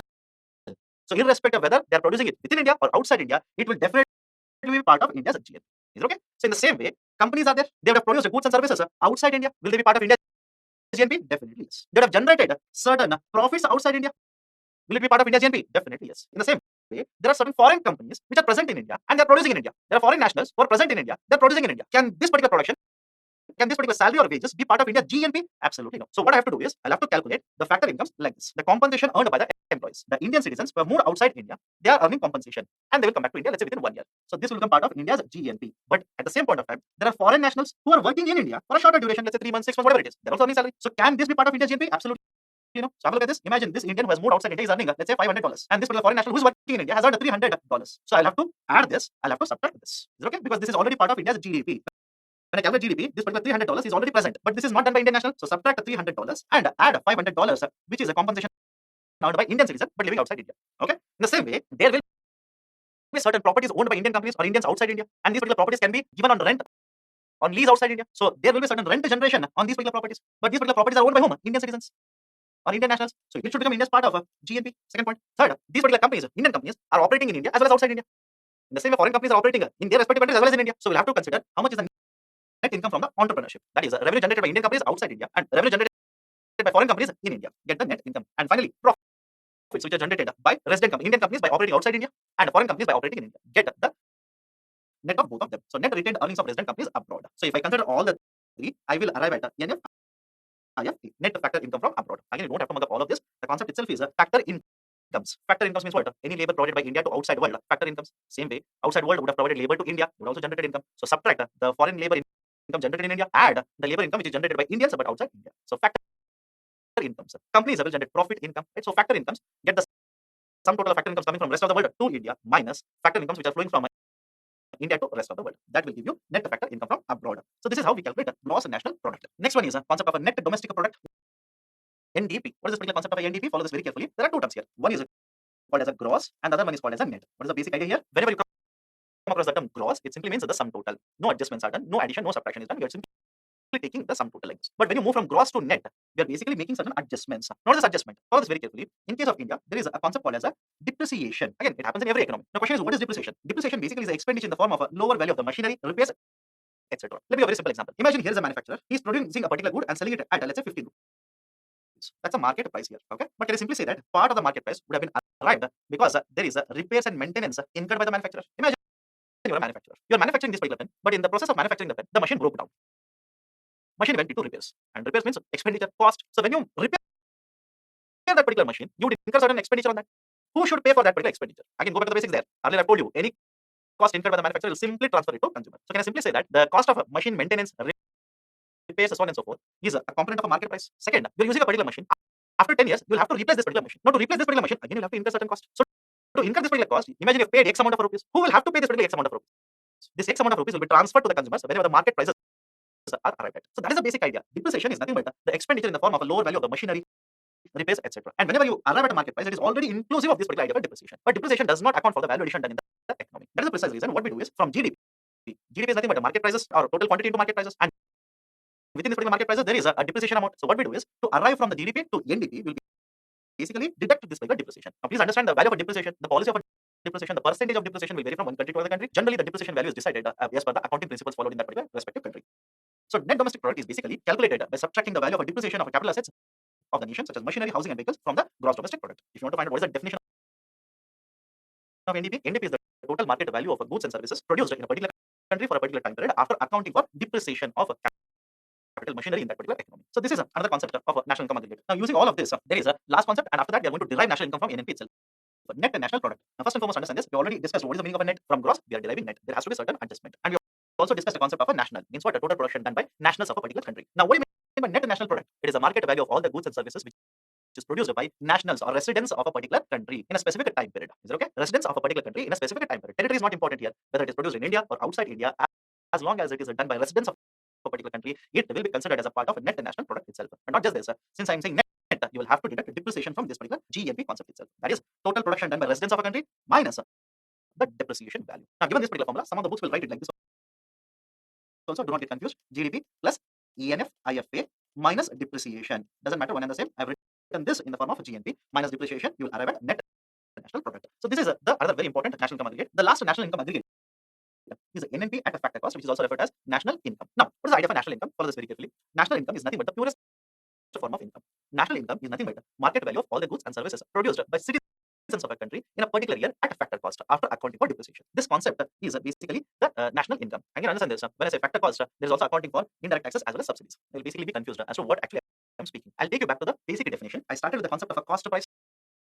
I said that cost price, another way to say cost price is also factor cost, 4 factors of production. On that, there is expenditure, that is nothing but the factor cost. In addition to this, there is an indirect taxes imposed by the government and subsidies are provided by the government. And we arrive at what? Market prices. Is it okay? Now, use the same formula, transfer this as well as this to the other side. Can I simply write like this now? Factor cost is equal to market cost or market price minus indirect taxes plus subsidies. Now, rather than simply writing factor cost, I'm considering the production done by nationals of a country after deducting the depreciation. There is nothing but NNP. Is it okay? Production done by the nationals of a country after deducting depreciation. That will be NNP at a factor cost is equal to NNP at a market cost minus indirect taxes plus subsidies. This is the formula that we are arriving at. So, NNP at factor cost, this is nothing but the purest form of the income is NNP at market prices minus indirect taxes plus subsidies. Right? This is called as the national income. So, these are the 5 income aggregates. The most important for you from the context of UPC exams will be the concept of a GDP. Now, using national income aggregates, there is a concept of a per capita income. What do you mean per capita income? Per capita income is nothing but the national income divided by the population. And we already calculated how to derive national income or how to calculate national income. Just now we have seen NNP factor cost is nothing but national income divided by median population will give you per capita income. Now, what do you mean by per capita income? Per capita income is nothing but it's an average income of a citizens of a particular country. Average income of a national resident or a normal resident of a particular country is called as per capita income. For example, imagine there are 3 people in a particular country, A, B, and C, 100, 200, and let's say 600. Okay, these are the incomes which have been generated by these 3 individuals. So, total income generated by these particular residents will be how much? 900 rupees. And how much is the population? 3. So the per capita income will be 300 rupees for this particular population. Understand this? Per capita income many of the times is used as a proxy for quality of living or increased standard of a living of a particular population. That is, if per capita income keeps on increasing, it is generally used as an indicator to show that, see, standard of the people is actually going to increase. Quality of living is actually going to increase. But please understand this, there are certain issues with respect to idea of per capita income itself. For example, have a look at this. It is just an average number. What do you mean by this? If you remember the earlier calculation that I had done, A had earned how much? 100, B had earned how much? 200, and C had earned 600 rupees. And the per capita income that we derived was how much? 300 rupees. But here is the issue. There is only one person who has earned substantially very, very high compared to per capita income. And second point, it doesn't mean that if the PCI is 300, doesn't mean that every Indian is earning 300 rupees. In case of India, the situation is that there's a large chunk of population which is earning much, much lower than the per capita income. And on the other hand, there is a very small population which is earning much, much, much higher than the per capita income. So when you arrive at a per capita income or a data related to per capita income, yes, it is the average income earned by the Indian. That doesn't mean that all of us are earning this particular income. It's just an average. It doesn't represent the actual situation at the ground. Second, does not provide information about the contribution of various sectors. Yes, we have considered all these particular contributions of various sectors, but how much is the contribution from urban India, rural India, from this sector, that sector, or industry? Can we derive that particular information from the per capita income? Absolutely no, that is not possible. Third, many of the times I say the per capita income is used to represent or is used as a proxy for standard of a living. But the counter argument is the standard of living is affected by how government of India incurs expenditure also. Like for example, have a look at this particular example here. A, B, and C. In this, A and B are much, much lesser than the per capita income. But do you think this particular per capita income will represent the quality of a life, a standard of living for both A and B? No. For a simple reason, what if government of India is supplying free electricity to both A and B? What if government of India is supplying free LPG to these particular people? Transportation is subsidized. Education is subsidized. Healthcare is subsidized. So on and so forth. So how the government incurs expenditure, that will also have a direct impact on the quality or standard of living. So per capita income cannot be used as a proxy for a standard of living. It usually represented in the dollars and does not provide the picture about purchasing power in individual countries. What do you mean by this? Whenever we compare the purchasing power in different countries, generally we use a terminology called as purchasing power parity. And this actually will give you a better idea as to what is the power of a purchasing of different consumers in different countries. Now, what do you mean by purchasing power parity? Have a look at this. Imagine for a basket of goods and services, common basket of goods and services, in India, we need to spend 100 rupees to purchase this. For the same quality of goods and services, in USA, if they're spending $2, then based on the purchasing power parity, we'll come to a conclusion that $2 is equal to 100 rupees, then $1 is equal to 50 rupees. This concept is called as the purchasing power parity. That is, to get access to the same standard of a living, a quality of a lifestyle in different countries, how much should be the money spent? That is the purchasing power parity. As for the purchasing power parity in this example, $1 is equal to 50 rupees. But when we calculate the per capita income, that particular per capita income, when it is given in the form of a dollar, the current exchange rates are used and not this particular purchasing power parity, which is a better measure to indicate the standard of living or quality of living across many countries like this. So these are certain issues which are taking the idea of per capita income. And finally, what are the limitations of national income aggregates? First, collection of data is a headache. Very difficult to collect real-time data in India. Like I already have said, large number of companies in India or large number of units in India are unorganized, informal in nature. So collection of data is a problem. Second, time lag. Basically, we collect the data, let's say for the month of January, February, March, and by the time we publish the results of it, many more months would have already passed. So there is a time lag. That is essentially the data for which we are going to publish the result. There is a long time gap between that and the present situation. There is the existence of non-monetized consumption. That is basically there is an idea of the goods being exchanged for certain services in a rural India, especially in the agriculture sector. This is basically referred as a non-monetization. Non-monetization means you do not get the actual market value of these particular goods or services. So until unless you get the market value, how can you convert and calculate that as a part of India's GDP? Right? So there is a problem with respect to this. There's a parallel economy, that is a black money circulation is very high, and whenever there's a black money circulation, accounting for GDP using income method will be very, very difficult. It doesn't consider the impact of a development, the impact of the industrialization of the environment, so on and so forth. So these are certain limitations which are associated with national income aggregates. Now finally, some of the facts, just factual information. The first estimate in case of India was given by Dadabhai Naoroji in 1861-68. First scientific estimate was given by Professor V. K. R. Rao in 31 and 32. First official estimate was given by Ministry of Commerce in 48 and 49. Calculation right now is done by NSO, and the base year that is used is 11 and 12. Now this is a discussion with respect to national income aggregates. In relation to this, in the last couple of years, two questions have appeared in the prelims. Let's have a look at these particular questions and try to solve these particular questions. First one, the national income of a particular country for a given period is equal to, underline the term national income here. Obviously national income means what? The total production done by residents of a particular country for a particular time period. So first statement, total value of goods and services produced by the nationals. The statement is true, but let's eliminate the remaining ones. Sum of total consumption and investment expenditure. No, this will give you part of GDP. Sum of personal incomes of all individuals. If you take all the individuals, then you'll get GDP, but not the national income. Money value of the final goods and services produced. Again, GDP, not the national income. So option A is the correct option here. The term GDP deflator is a ratio between, you have seen this, GDP deflator is equal to nominal GDP divided by real GDP. And already I mentioned this, you can write the same way, like in this particular form, real GDP is equal to nominal GDP divided by GDP deflator. This is the formula. Okay, either this or this, both are one and the same. So the right option will be option A, nominal GDP and real GDP. Okay, so these are the various questions which have been asked in the earlier years with respect to this particular module. So this is the end of the discussion on national income aggregates for you.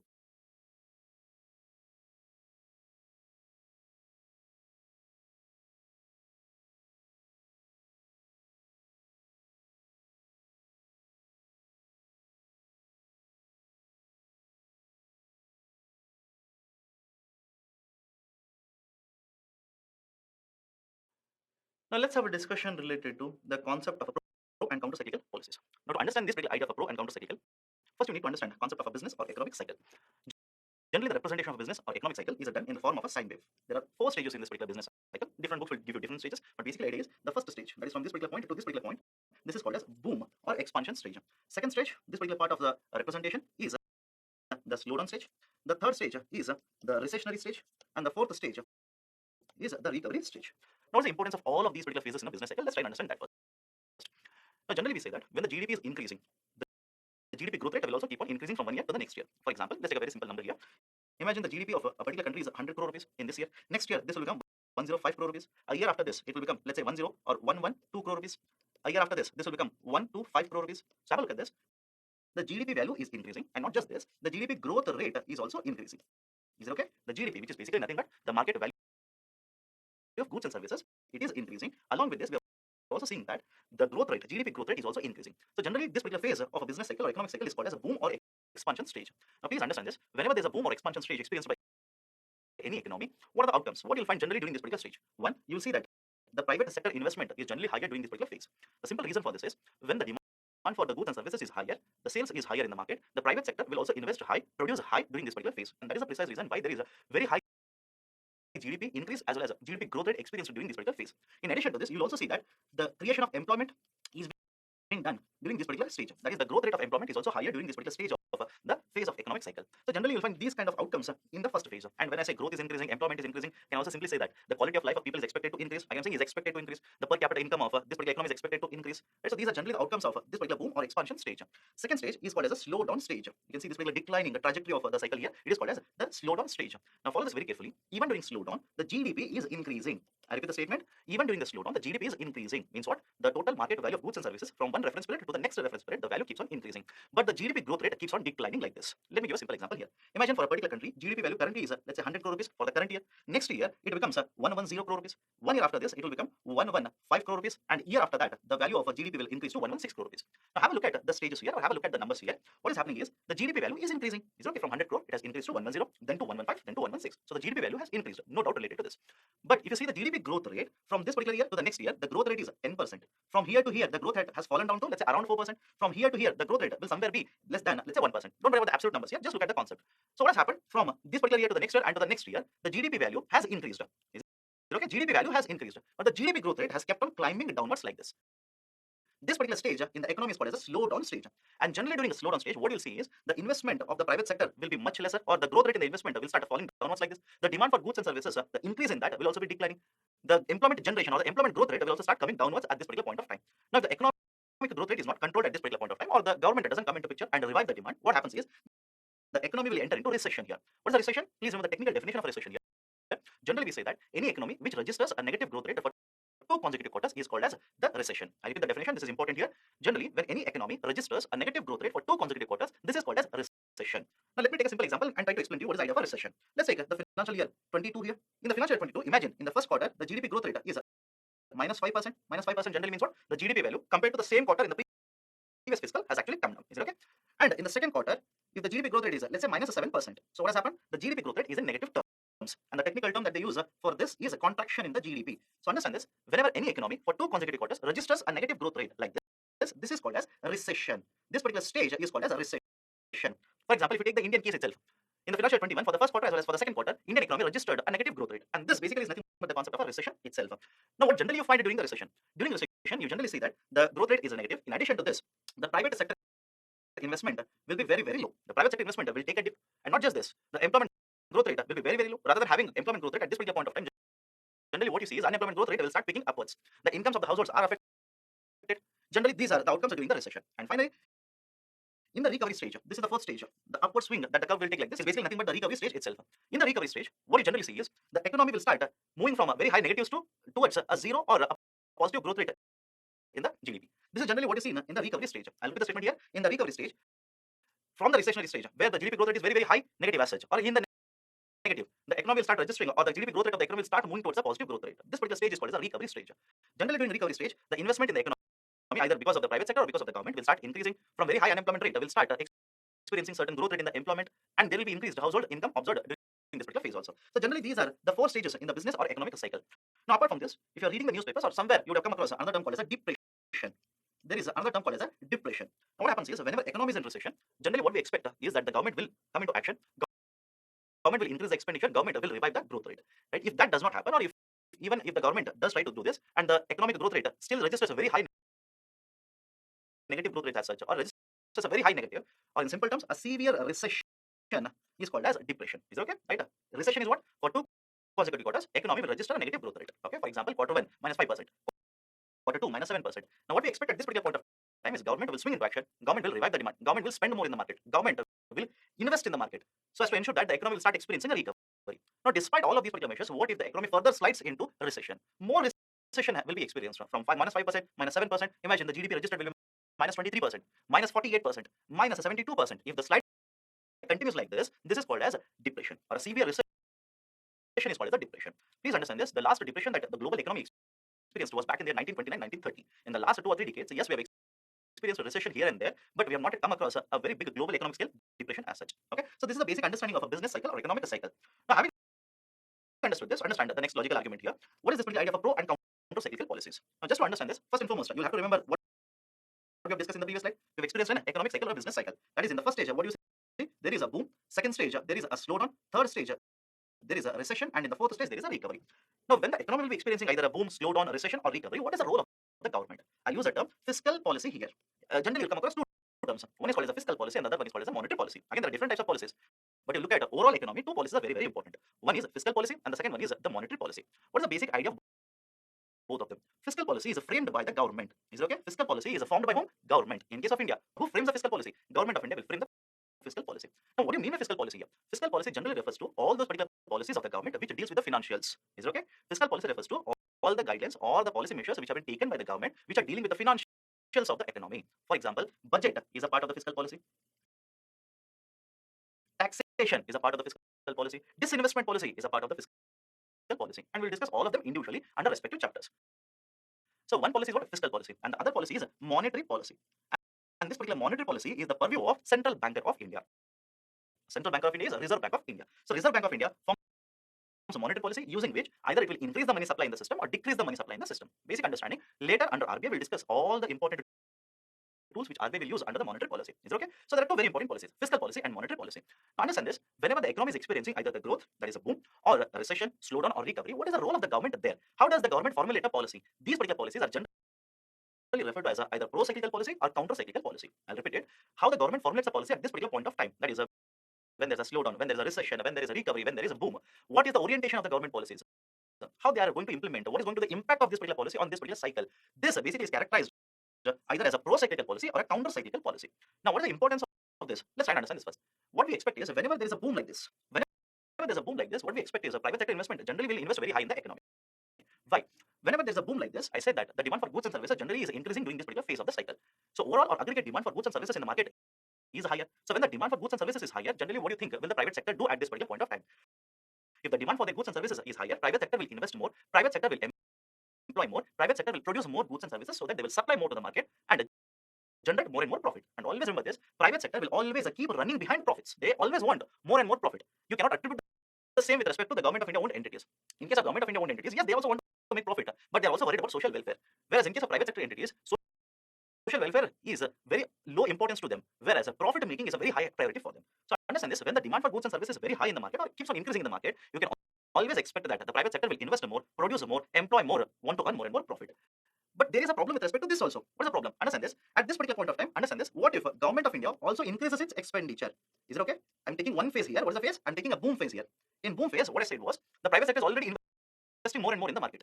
Now, at this particular point of time, what if the government of India's policy, that is basically fiscal policy, also follows a concept of expansionary fiscal policy? Now, there are two terms. We'll come back to the discussion. There are two terms here. One is called as an expansionary fiscal policy, and the second one is called as a contractionary fiscal policy. What is the idea here? Whenever I say expansionary fiscal policy, it simply means government is spending more and more in the market. Is it okay? So different modes or different types of expenditures, government is spending more and more in the market. So whenever government spends more, such type of fiscal policy is called as expansionary fiscal policy. Whereas if I look at the counter side of it or opposite side of it, this is called as a contractionary fiscal policy. And whenever I say contractionary fiscal policy, government's expenditure will start shrinking like this. Government will spend lesser and lesser. That is the idea of a contractionary fiscal policy. So understand this. Within this particular business cycle, I'm taking one stage here. That stage is nothing but boom. During this particular boom stage, already the private sector investment is very high. Now, what if the government also increases the expenditure at this particular point of time? This particular boom phase will further increase like this, or the GDP growth rate will start increasing at a much faster pace. And this particular point of time, there is a concern or there is a danger that there could be a very high inflation rate in the system. So remember this. This could lead to very, very high inflation rate in the system. And there is another concern with respect to this kind of a policy also. Another reason for concern is whenever government of India spends more like this, is it okay? Whenever government of India is spending more, it generally means that its expenditure increases and leads to higher public debt. Now you will have a doubt, sir, what do you mean by public debt here? Regarding the concept of a public debt, we'll discuss this separately when I take fiscal policy discussion. But more importantly, understand right now here, public debt basically means the overall money that the government needs to repay. Is it okay? The overall money that the government needs to repay. Government will borrow from different stakeholders, different participants in the market. Where does government borrow? Generally, it is seen that the government's expenditure is higher than the government's revenue. Is it okay? Government's expenditure is higher than government's revenue. And if a government of India collects lesser taxes at this particular point of time, lesser taxes by reducing the tax rate. Is it okay? So understand this. During a boom phase, two things are happening. Government of India is spending more. Government of India is reducing the tax rate.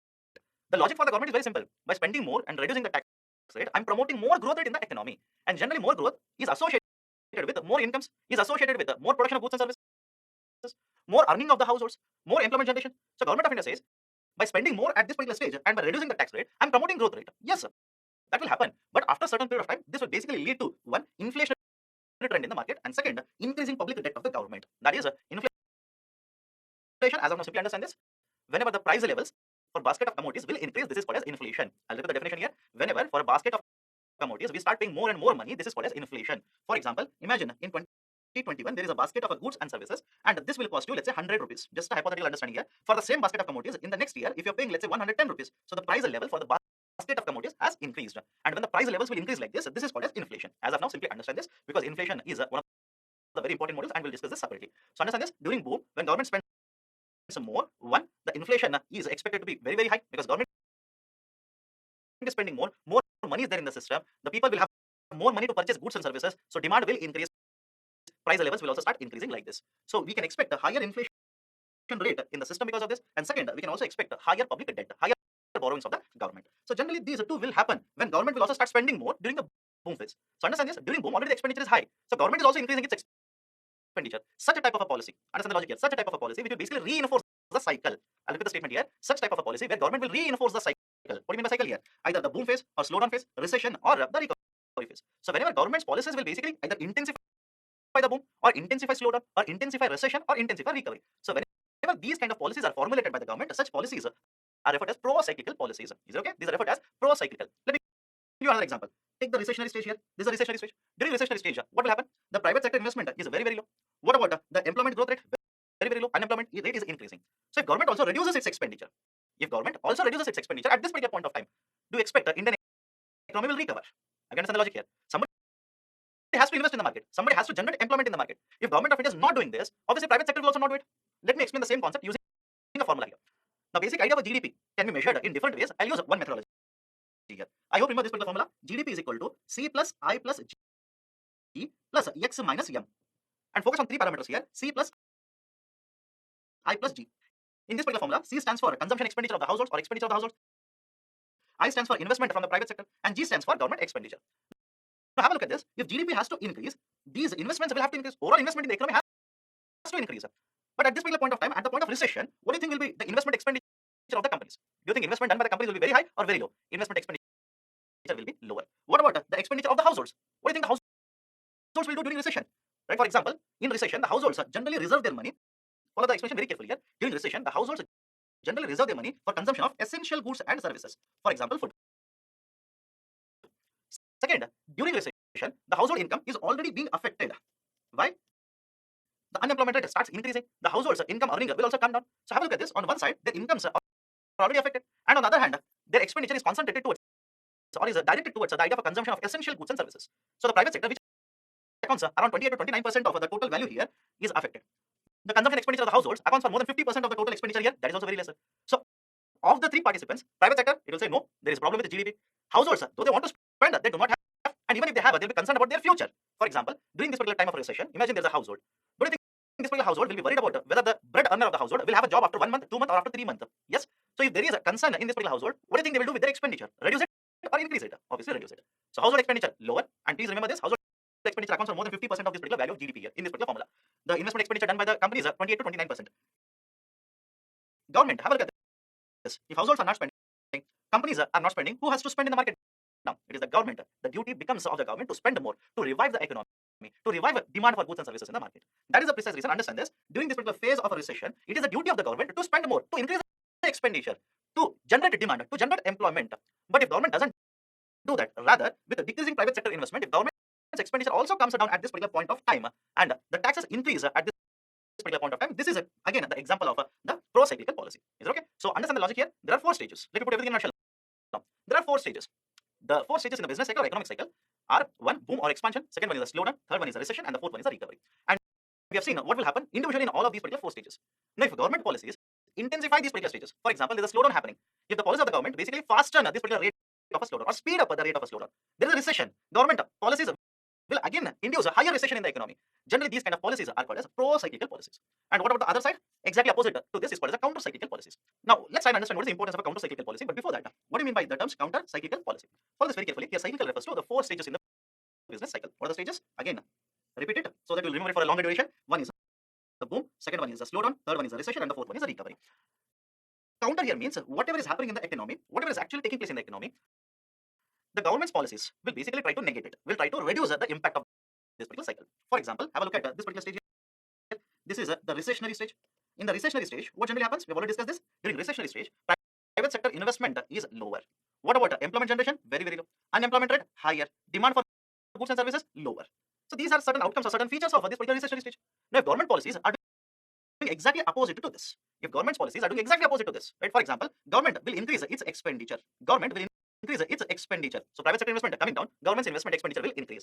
Government will create employment in the system. So earlier, without government intervention, what we have seen, unemployment rate increasing. Now government will jump into action, create employment opportunities. Government will also create a demand for goods and services. So have a look at this. Generally in the cycle, this is what we find. But because of the government policies, exactly opposite to this will start happening in this particular cycle or in this particular stage of the cycle. Such policy is called as a counter-cyclical policy. Let me give you the same idea of a counter-cyclical policy using with the stage of the boom or expansion. During boom, what will happen? During boom, private sector investment very high, employment generation very high, the demand for goods and services also very high. At this particular point of time, what is the idea of a counter-cyclical policy? Exactly opposite to what is happening. That is, government will reduce or control its expenditure. Government will control its expenditure. Government will increase the taxes. Government will increase the tax rate. Government will reduce its expenditure. So basically, they're following a policy which is exactly opposite to what is happening at this particular stage in the cycle. If I put it in a simple term, whenever I say counter-cyclical policy, during boom, it will basically follow a contractionary fiscal policy. Is it okay? It is following a contractionary fiscal policy when there is a boom, and it is following an expansionary fiscal policy when there is a recession. You can read it in the other way. For example, under pro-cyclical policy, we have seen that when there is a boom, government follows an expansionary fiscal policy. When there is a recession, government is following a contractionary fiscal policy. This is a basic idea of a pro and counter-cyclical policies. The same thing has been provided in this particular table. Now you have to understand this. So why government policies are very important here. Right? I told you basically there are 4 stages. Understand this. If government doesn't intervene correctly at any of these particular stages, there's a danger that rather than having the economic cycle like this, the economic cycle will become like this. That is, when there's a boom, the intensity of a boom is very, very high, or the magnitude of the boom is very high. It will lead to higher inflation rate. It will basically lead to higher public debt. That is the precise reason at this particular point of time. That is, government rather than having an expansionary monetary policy, government should have a contraction monetary policy so that they will stabilize this particular economic cycle. And on the other hand, if government doesn't intervene at, let's say, the point of a recession or during the stage of recession, the recession may become much more severe. So the GDP growth rate in terms of negative outcome will be much, much higher if government doesn't intervene. And again, here government needs to intervene, increase the expenditure, create employment so that they will again stabilize this particular business cycle. So understand the importance of the pro and counter cyclical. Generally, there's a business cycle. If government doesn't intervene, the booms and the bust or the booms and recessions will be very, very severe or very, very high intense. So government will intervene in the system and try to stabilize this particular the business cycle as such. So fiscal policy stands pro-cyclical, counter-cyclical, during recession, during expansion, and what is the outcome? Whatever we have discussed, that is basically given in the table form here. Have a look at this. For example, pro-cyclical, I've already told you. Pro-cyclical means what? During recession. During recession, they will have a basically contractionary fiscal policy, and during expansion, expansionary fiscal policy. That is, they are going to intensify whether there is a boom or whether there is a recession. So at this particular point of time, that is during recession, if I say pro-cyclical policy, government expenditure is expected to come down and the tax rates or tax collection is going to increase. And this will further make the recession much more severe. And during expansionary stage, the government expenditure increases and tax rates are cut. And what is the outcome of all of this? It will basically deepen the recession, amplifies the expansion, and thereby increasing the fluctuations in the business cycle. On the other hand, if government follows a counter-cyclical policy, during a recession, they'll try to basically ensure that the GDP growth rate is revived, employment is generated, investment expenditure is increased. So they will basically follow expansionary fiscal policy, increase the government expenditure and reduce the taxes. And during expansion, they will ensure that there's not too much of an investment expenditure, which will basically lead to higher inflation, so on and so forth. So they will follow contractionary fiscal policy, reduce the government expenditure and increase the taxes. It will basically soften the recession, reduce the intensity of a recession, and moderate the expansion, stabilize the cycle, thereby decreasing the fluctuations in the business cycle. So this is a basic application of a pro and a counter-cyclical growth as such. Now understand this. Why should we study all of this? If you take the current economic survey, there has been a lot of discussion with respect to this particular idea of a pro and counter-cyclical policies of the government. The current economic survey basically says that government of India, many of the times the policies of the government are pro-cyclical in nature. I'll repeat the statement here. Many of the times the government policies have been found to be pro-cyclical. Or else it will put in another way, very diplomatic way of the saying, and it says that at many points of time it has been found that the government policies are not counter-cyclical. Now please understand this. Of the two, by now I'm pretty sure you would have understood having a counter-cyclical policy is a much better approach than having a pro-cyclical policy. Because in simple terms, pro-cyclical will intensify the recession, intensify the boom, whereas a counter-cyclical will always have a moderating effect on both the boom as well as the recession. So having a counter-cyclical policy is a much better approach compared to pro-cyclical policy. But the economic survey states that for majority period of the times it has been found that government of India's policy is not counter-cyclical. So that has been one issue with respect to government policies. So government needs to ensure that whenever there is too much of a growth rate, it needs to moderate this particular growth, and whenever there is a slowdown and a recession, then government needs to intervene and ensure that the growth or the demand will be revived in the market by following the idea of a counter-cyclical fiscal policy.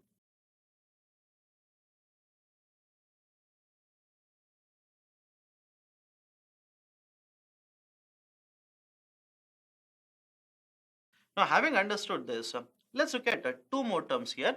One is a virtuous cycle of a growth, and the second one is a vicious cycle of a growth.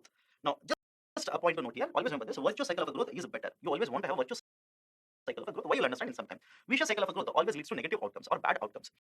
Now, let's try and understand what is the meaning of the virtuous cycle as well as a vicious cycle. To understand this, let me give a very simple example first. Let's take the example of India. Imagine in case of India, in a certain period of time, the investment which are done in the market, either by the government or by the private sector, this particular investment will lead to higher employment generation. Is it okay?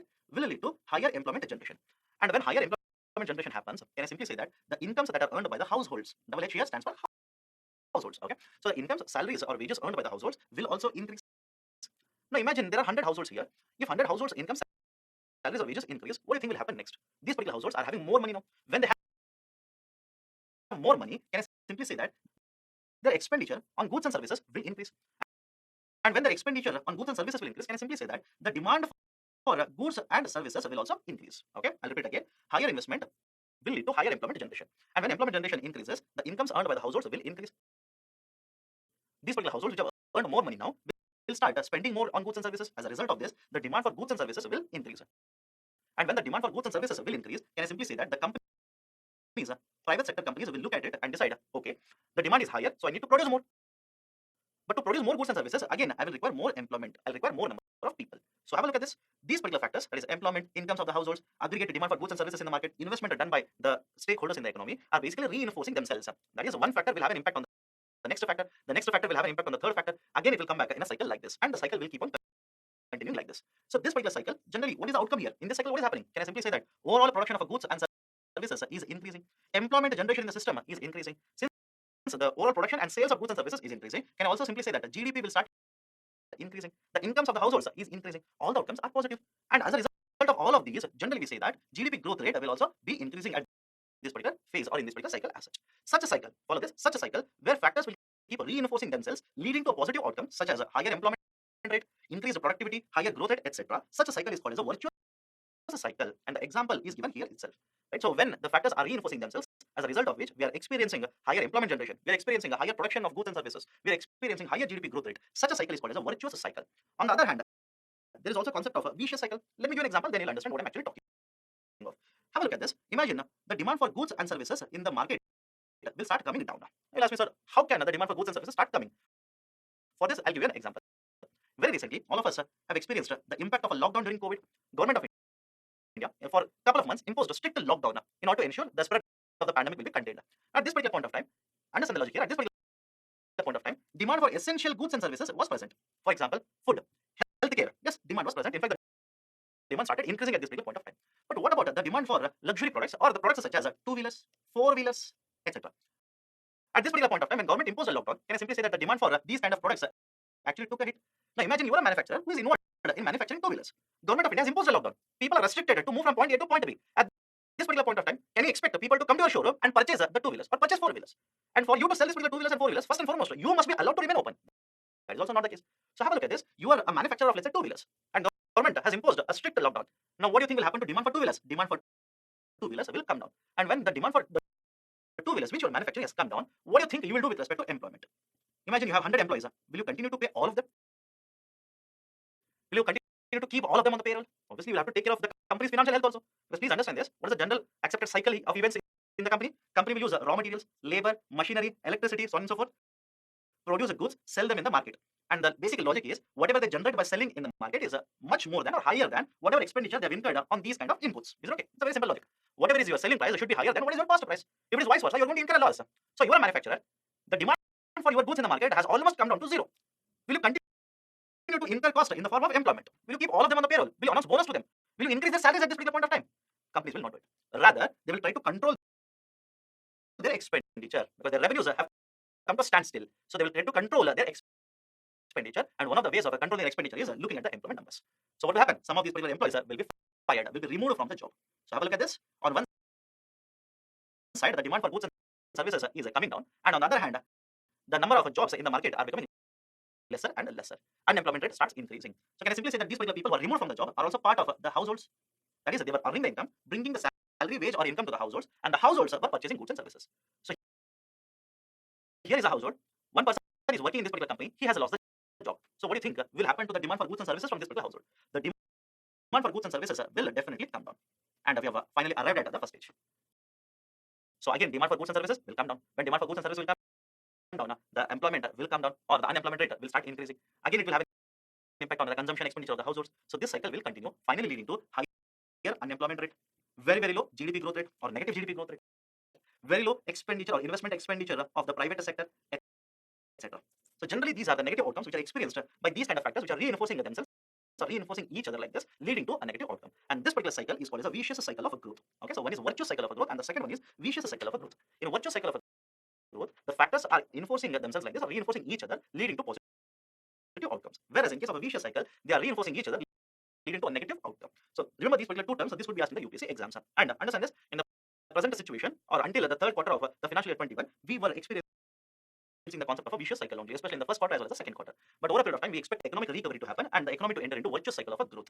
The same has been represented in the form of the cycle here. So have a look at this. Lower demand, unemployment rate will increase. This will basically reduce the incomes of the households. This will also reduce the investment done by the private sector, and the consumption will start coming down because the incomes of the households have come down. The overall growth rate will also again come down, and this will again lead to lower demand in the market. So this is an example of a vicious cycle of a growth. Next, we look at certain important terminologies which will keep on appearing in the newspapers, such as understand this. Very recently, government of India has been stating that Indian economy is experiencing a V-shaped recovery. What do you mean by all of this? Let's try to understand. Now there are different alphabets which are used to represent the concept of a recovery in the economy. Right? There are recoveries such as a K-shaped recovery, J-shaped recovery, U-shaped recovery, L-shaped recovery, so on and so forth. Now, should you study all of them in detail? Not required. Just understand the concept behind these kind of recoveries. Let me start with the first one, K-shaped recovery. In case of the K-shaped recovery, generally what you'll see, if this is the graphical representation, in x-axis I'm writing a time rate, along with the y-axis I'm writing GDP growth rate. Have a look at this. If this is is the graphical representation of the growth rate. Imagine if the growth rate was moving like this, suddenly at one point of time, certain sectors will start experiencing higher growth rate, and there are other sectors which will start experiencing a lower growth rate or contraction like this. Generally, this representation is called as a K-shaped recovery. Now, what is happening here in this particular sector or in these particular overall sectors? There are certain sectors. For example, during COVID, if you've seen in case of India during COVID, healthcare sector, pharmaceutical sector experienced a very high growth rate like this, whereas other sectors such as hotels, tourism, so on and so forth experienced a contraction like this. Obviously, because of COVID, understand this, COVID has impacted the service sector the most. What's the logical understanding here? Service sector is a contact-driven sector. Is it okay? Service sector is a contact-driven sector. For example, I want to get access to financial services. I will go to bank. I want to go for tourism services. I'll go from point A to point B, hire a room or rent a room, rent a cottage, whatever it is. Obviously, it is a contact-driven sector. There's a face-to-face interaction which is involved in the services sector. But during the COVID, the government of India imposed a very strict lockdown. So physical restriction of movement of these particular people or consumers was very, very difficult at this particular point of time. There are restrictions which were imposed with respect to the movement. And because of this, service sector was affected very severely because of the pandemic. And after this also, service sector is even under a lot of stress. Why? Pandemic, basically COVID will spread from one person to one person when there is a very close vicinity or where they are very close and one of them is affected. Exposure to the affected person or infected person, the probability of the other person also getting contacted with the virus is very, very high. So since the service sector is a contact-driven sector and the restriction imposed and the nature of the COVID has basically affected the services sector very, very badly. So on one side, some of these particular sectors are experiencing very good growth rate. Some of the other sectors are registering a very, very low growth rate or negative growth rate. This kind of the GDP growth rate is called as a K-shaped growth rate. Second one is U-shaped growth rate. Again, the same logic here.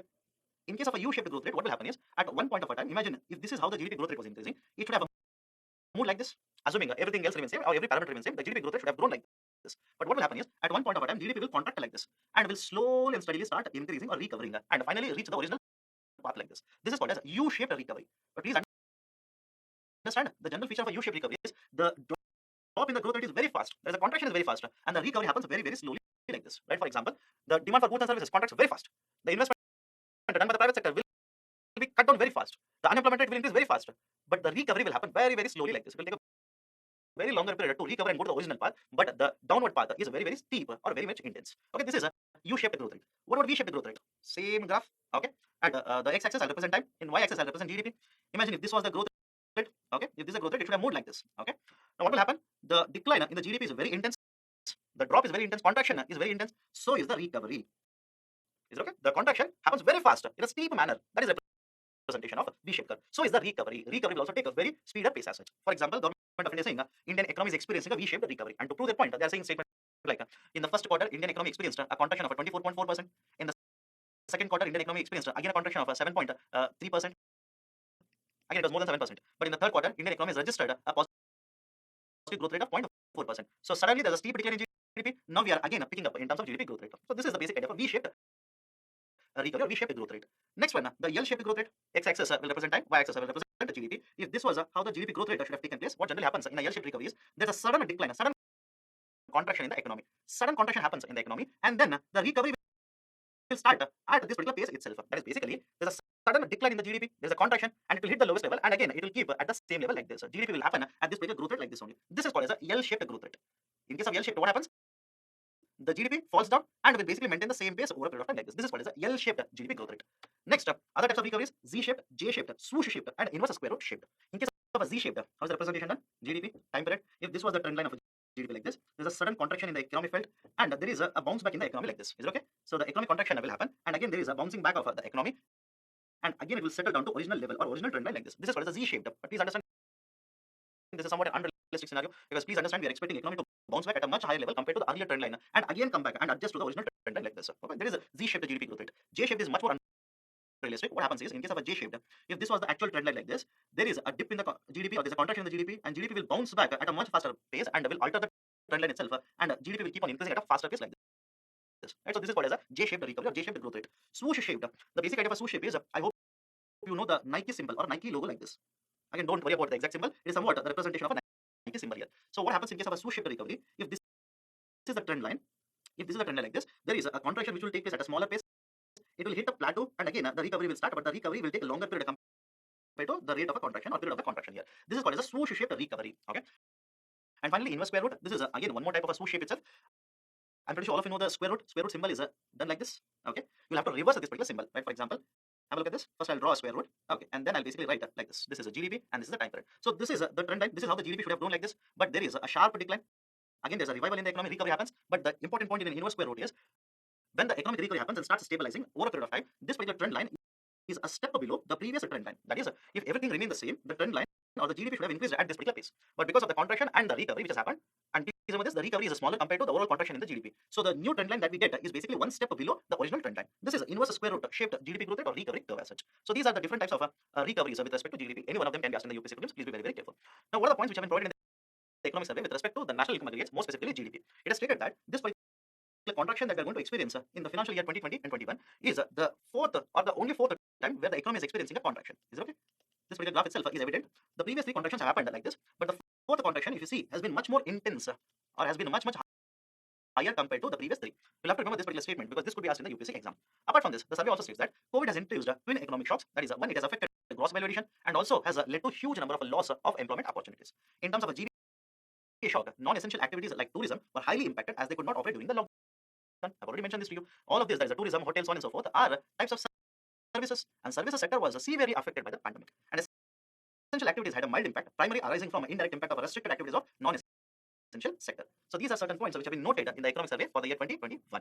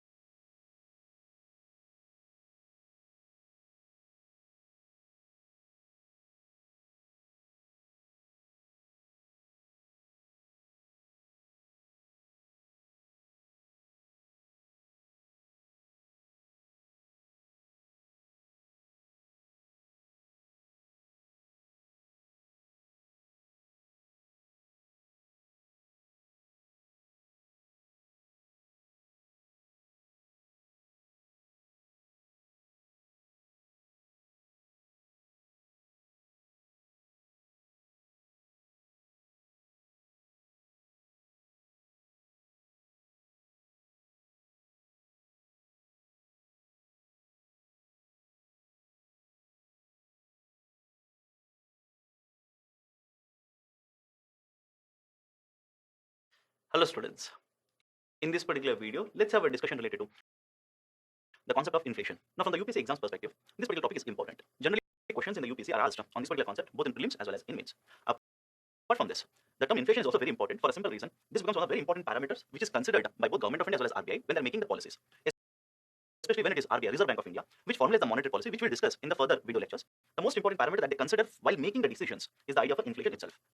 Now, in this particular video, let's have a detailed discussion on the concept of inflation. Now, what I'll be discussing in this particular video will be, one, we'll start with the introduction of inflation. Let's try and define what is inflation.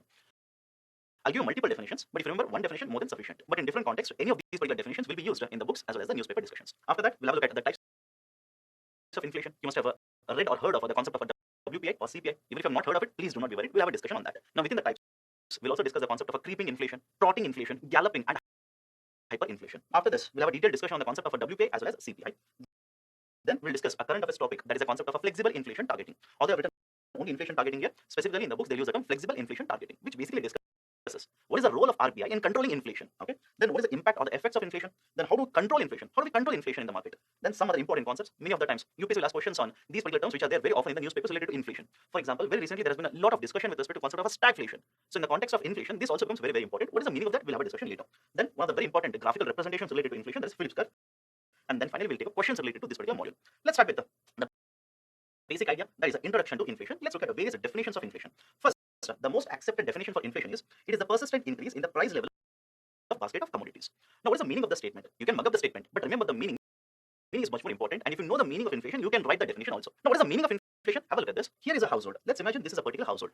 This particular household will consume certain groups of goods as well as services. Is it okay? This particular household will consume a group or a basket of goods as well as services. Now, imagine for all the goods and services which are consumed by this particular household, the price that is paid today is 100 rupees. Is it okay? This particular basket of goods and services for this particular household today is costing how much? 100 rupees. After 1 year, imagine it will cost, let's say, 110 rupees.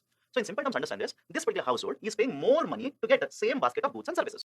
Is it okay? I'm using the term basket, which essentially means a group of goods and services. And another term here, I'm using the concept of a goods and services. Books might simply replace the term goods and services with the term commodity. Okay, so have a look at this. Here is a household which is consuming certain basket of commodities or basket of goods and services. For this particular basket, it is paying more as the time passes by. Last year, it paid 100 rupees to purchase the same basket, and this year, it is paying 110 rupees. In essence, it is paying more money to get same goods and services. So this particular concept of increased price level, I'm using the term increased price level for a basket of commodities, for a basket of goods and services over a period of time is called as inflation.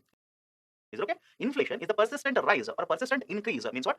gradually, over a period of time, the prices of the goods or services or commodities, the price levels have increased. This particular measurement in the increased price levels is called as inflation. This is the most important definition. If you can remember only this definition, it is more than sufficient for UPSC exam. But apart from this, in the newspapers as well as in the textbooks, they will also use statements such as inflation is nothing more than sharp upward rise in the price level of basket of commodities, which is nothing but the first definition written in a different way. Third definition, it is a situation wherein too much of a money is running behind too fewer goods. What is the meaning of this? Imagine in the market, all of you people are buyers in the market. That is, you have a lot of money and I'm the seller in the market. So when I'm the seller, I'm selling certain amount of goods or services in the market. But because of whatever reason, which we'll have a look at it later, all of you have a lot of money to purchase these particular goods and services. So in essence, when you people will have more money, you will demand more goods and services. You will want to purchase more and more goods and services. So when the demand for goods and services will start increasing like this, will start rising upwards like this will have a direct impact on the price level or the prices of goods and services. For example, let's take a situation. I'm the seller here. I'm selling 100 units, right? I'm selling 100 units in the market. Initially, I wanted to sell it at 10 rupees per unit. But looking at the demand in the market, which is, let's say, for 150 goods, 180 goods, what do you think a seller will do here?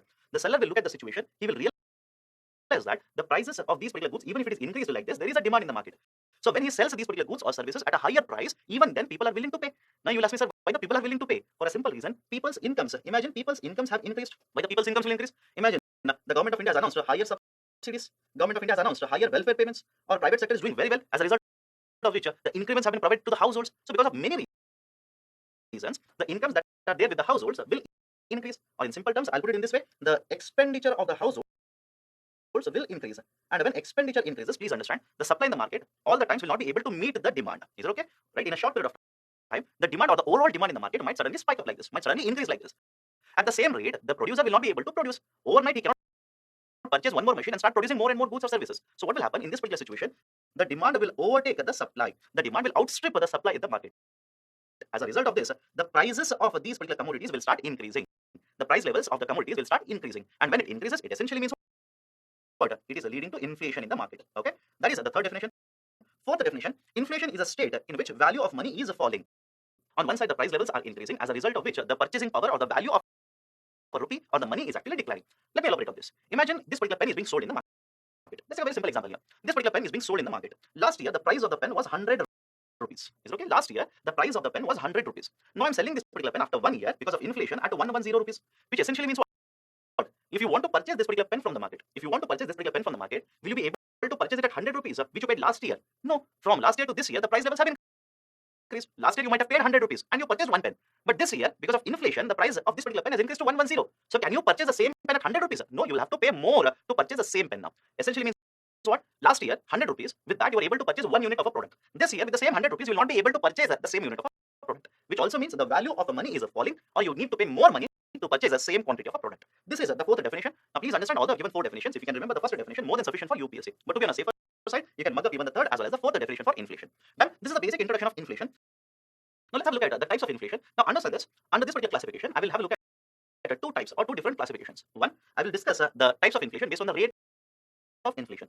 And the second, which is much more important, I will discuss the types of inflation based on the causes of inflation. Now, based on the rates of inflation, I've given three classifications or three types of inflation here. One is called as a moderate rate of inflation. Second one is a galloping rate of inflation. And the third one is a hyperinflation.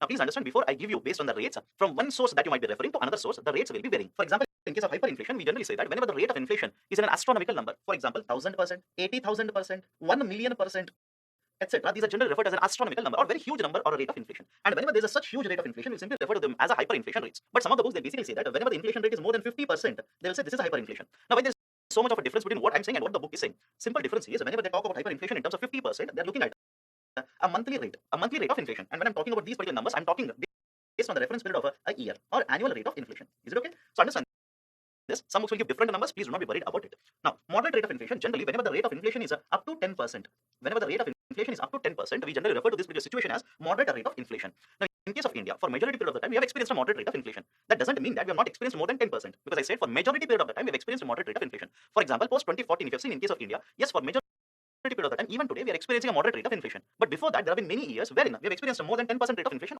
also. But within moderate rate of inflation, there are two types again. One is a creeping rate of inflation, and the second one is a trotting rate of inflation. Is it okay? One is called as a creeping rate of inflation. Second one is a trotting rate of inflation. Generally, they will say that whenever the inflation rate is below 4%, some books will say 4%, some books will say 3%. Right? Don't worry about it. Generally, they will say whenever the inflation rate is below 4%, this is called as a creeping rate of inflation.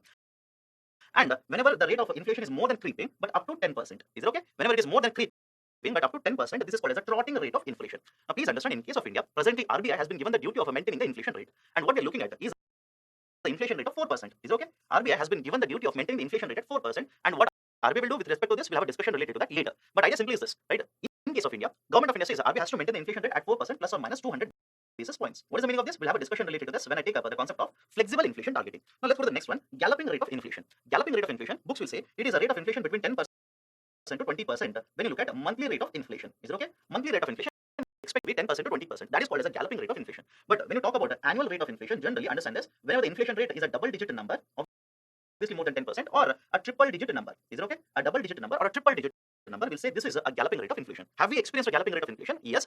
In certain time period, in case of India, the rate of inflation has been in a double digits. Is it okay? For a certain period of time, especially before 2016, there have been certain years where the inflation rate has been in double digits. Okay. And finally is hyperinflation. Like I've already mentioned, whenever the inflation rate is an astronomical number, right? Whether it is 1,000%, a 5-digit number, or let's say 99,000%, all these rates of inflation, which are mind-boggling numbers, are basically astronomical rates of inflation, which is called as the hyperinflation. Now, if you talk about a monthly rate of inflation, how do I define hyperinflation? Whenever inflation rate is more than 50%, whenever the inflation rate is more than 50%, we'll simply refer to this as the hyperinflation. Now, in case of a galloping rate of inflation, generally we say whenever the inflation rate is somewhere in the range of 20 to 50% on monthly basis, we refer to this as a galloping rate of inflation. Or else you can simply put it in annual rates of inflation. That is, when the rate of inflation is in a double digit number or a triple digit number, we simply refer to this as a galloping rate of inflation.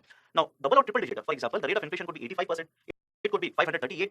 So whenever annual rates of inflation are so high, we generally refer to this rate of inflation as a galloping rate of inflation. Now, in case of India, before 2016, there have been certain years wherein India has experienced a double digit inflation rate. In case of India, before 2016, there have been certain years when India has experienced a double digit inflation rate. But over a period of time, especially in the last 5 years, if you evaluate the inflation rates in case of India, this has been in a single digit number as such. Now, finally, with respect to hyperinflation, please understand this. As already mentioned, whenever the inflation rates are very, very high numbers, such as let's say 80,000% annually or 1,000,000% annually, this is referred as a hyperinflation number. Or else, in simple terms, remember this: whenever the inflation rate on monthly basis is more than 50%, we'll call this particular rate of inflation as hyperinflation. Now, these are the three types of inflation based on the rate of inflation. And when I say rate of inflation, I'm looking at the percentage of inflation, whether the inflation rate is 10%, 20%, 50%. Based on the rates of inflation, we will divide the inflation rates into three groups. Now, based on the causes, this is very, very important. There are two types of inflation. Okay, based on the causes, most important will be two types of inflation. That is a demand pull inflation as well as a cost push inflation. Now, although I've written structural inflation separately, please understand this is a part of the cost push inflation itself. Is it okay? I'll repeat it. Although I've written a structural inflation separately, this is a part of the cost push inflation itself. Why is it so? I'll give it when I discuss the idea of a cost push inflation. Now, apart from this, there is also cartelization, there is also hoarding, and there's also expectation augmented inflation. Now, let me start with the cartelization first. Okay, let me start with cartelization. We'll cover cartelization, we'll cover hoarding, then we'll cover expectation augmented inflation, then we'll discuss the main two types of inflation based on the causes. Now, what do you mean by cartelization? But before that, what do you mean by cartel? What is the simple meaning of a cartel? Please understand this. Cartel simply refers to group of producers. Group of producers, you can say, or group of suppliers, right? Either one of them is called as a cartel. Best example, OPEC is a cartel with respect to oil producing countries. Okay, majority of the oil production is done by these particular OPEC members itself. OPEC stands for oil producing and exporting countries. And since majority of the crude oil in the international market is produced and supplied by them, whenever they announce anything with respect to production or supply in the international market, there will definitely be an impact with respect to crude oil prices. Now, why this particular cartel is very important? Let's take a very simple example and illustrate this. Imagine in case of India, there are three producers, A, B, and C, who are manufacturing and selling cement in the market. Is it okay?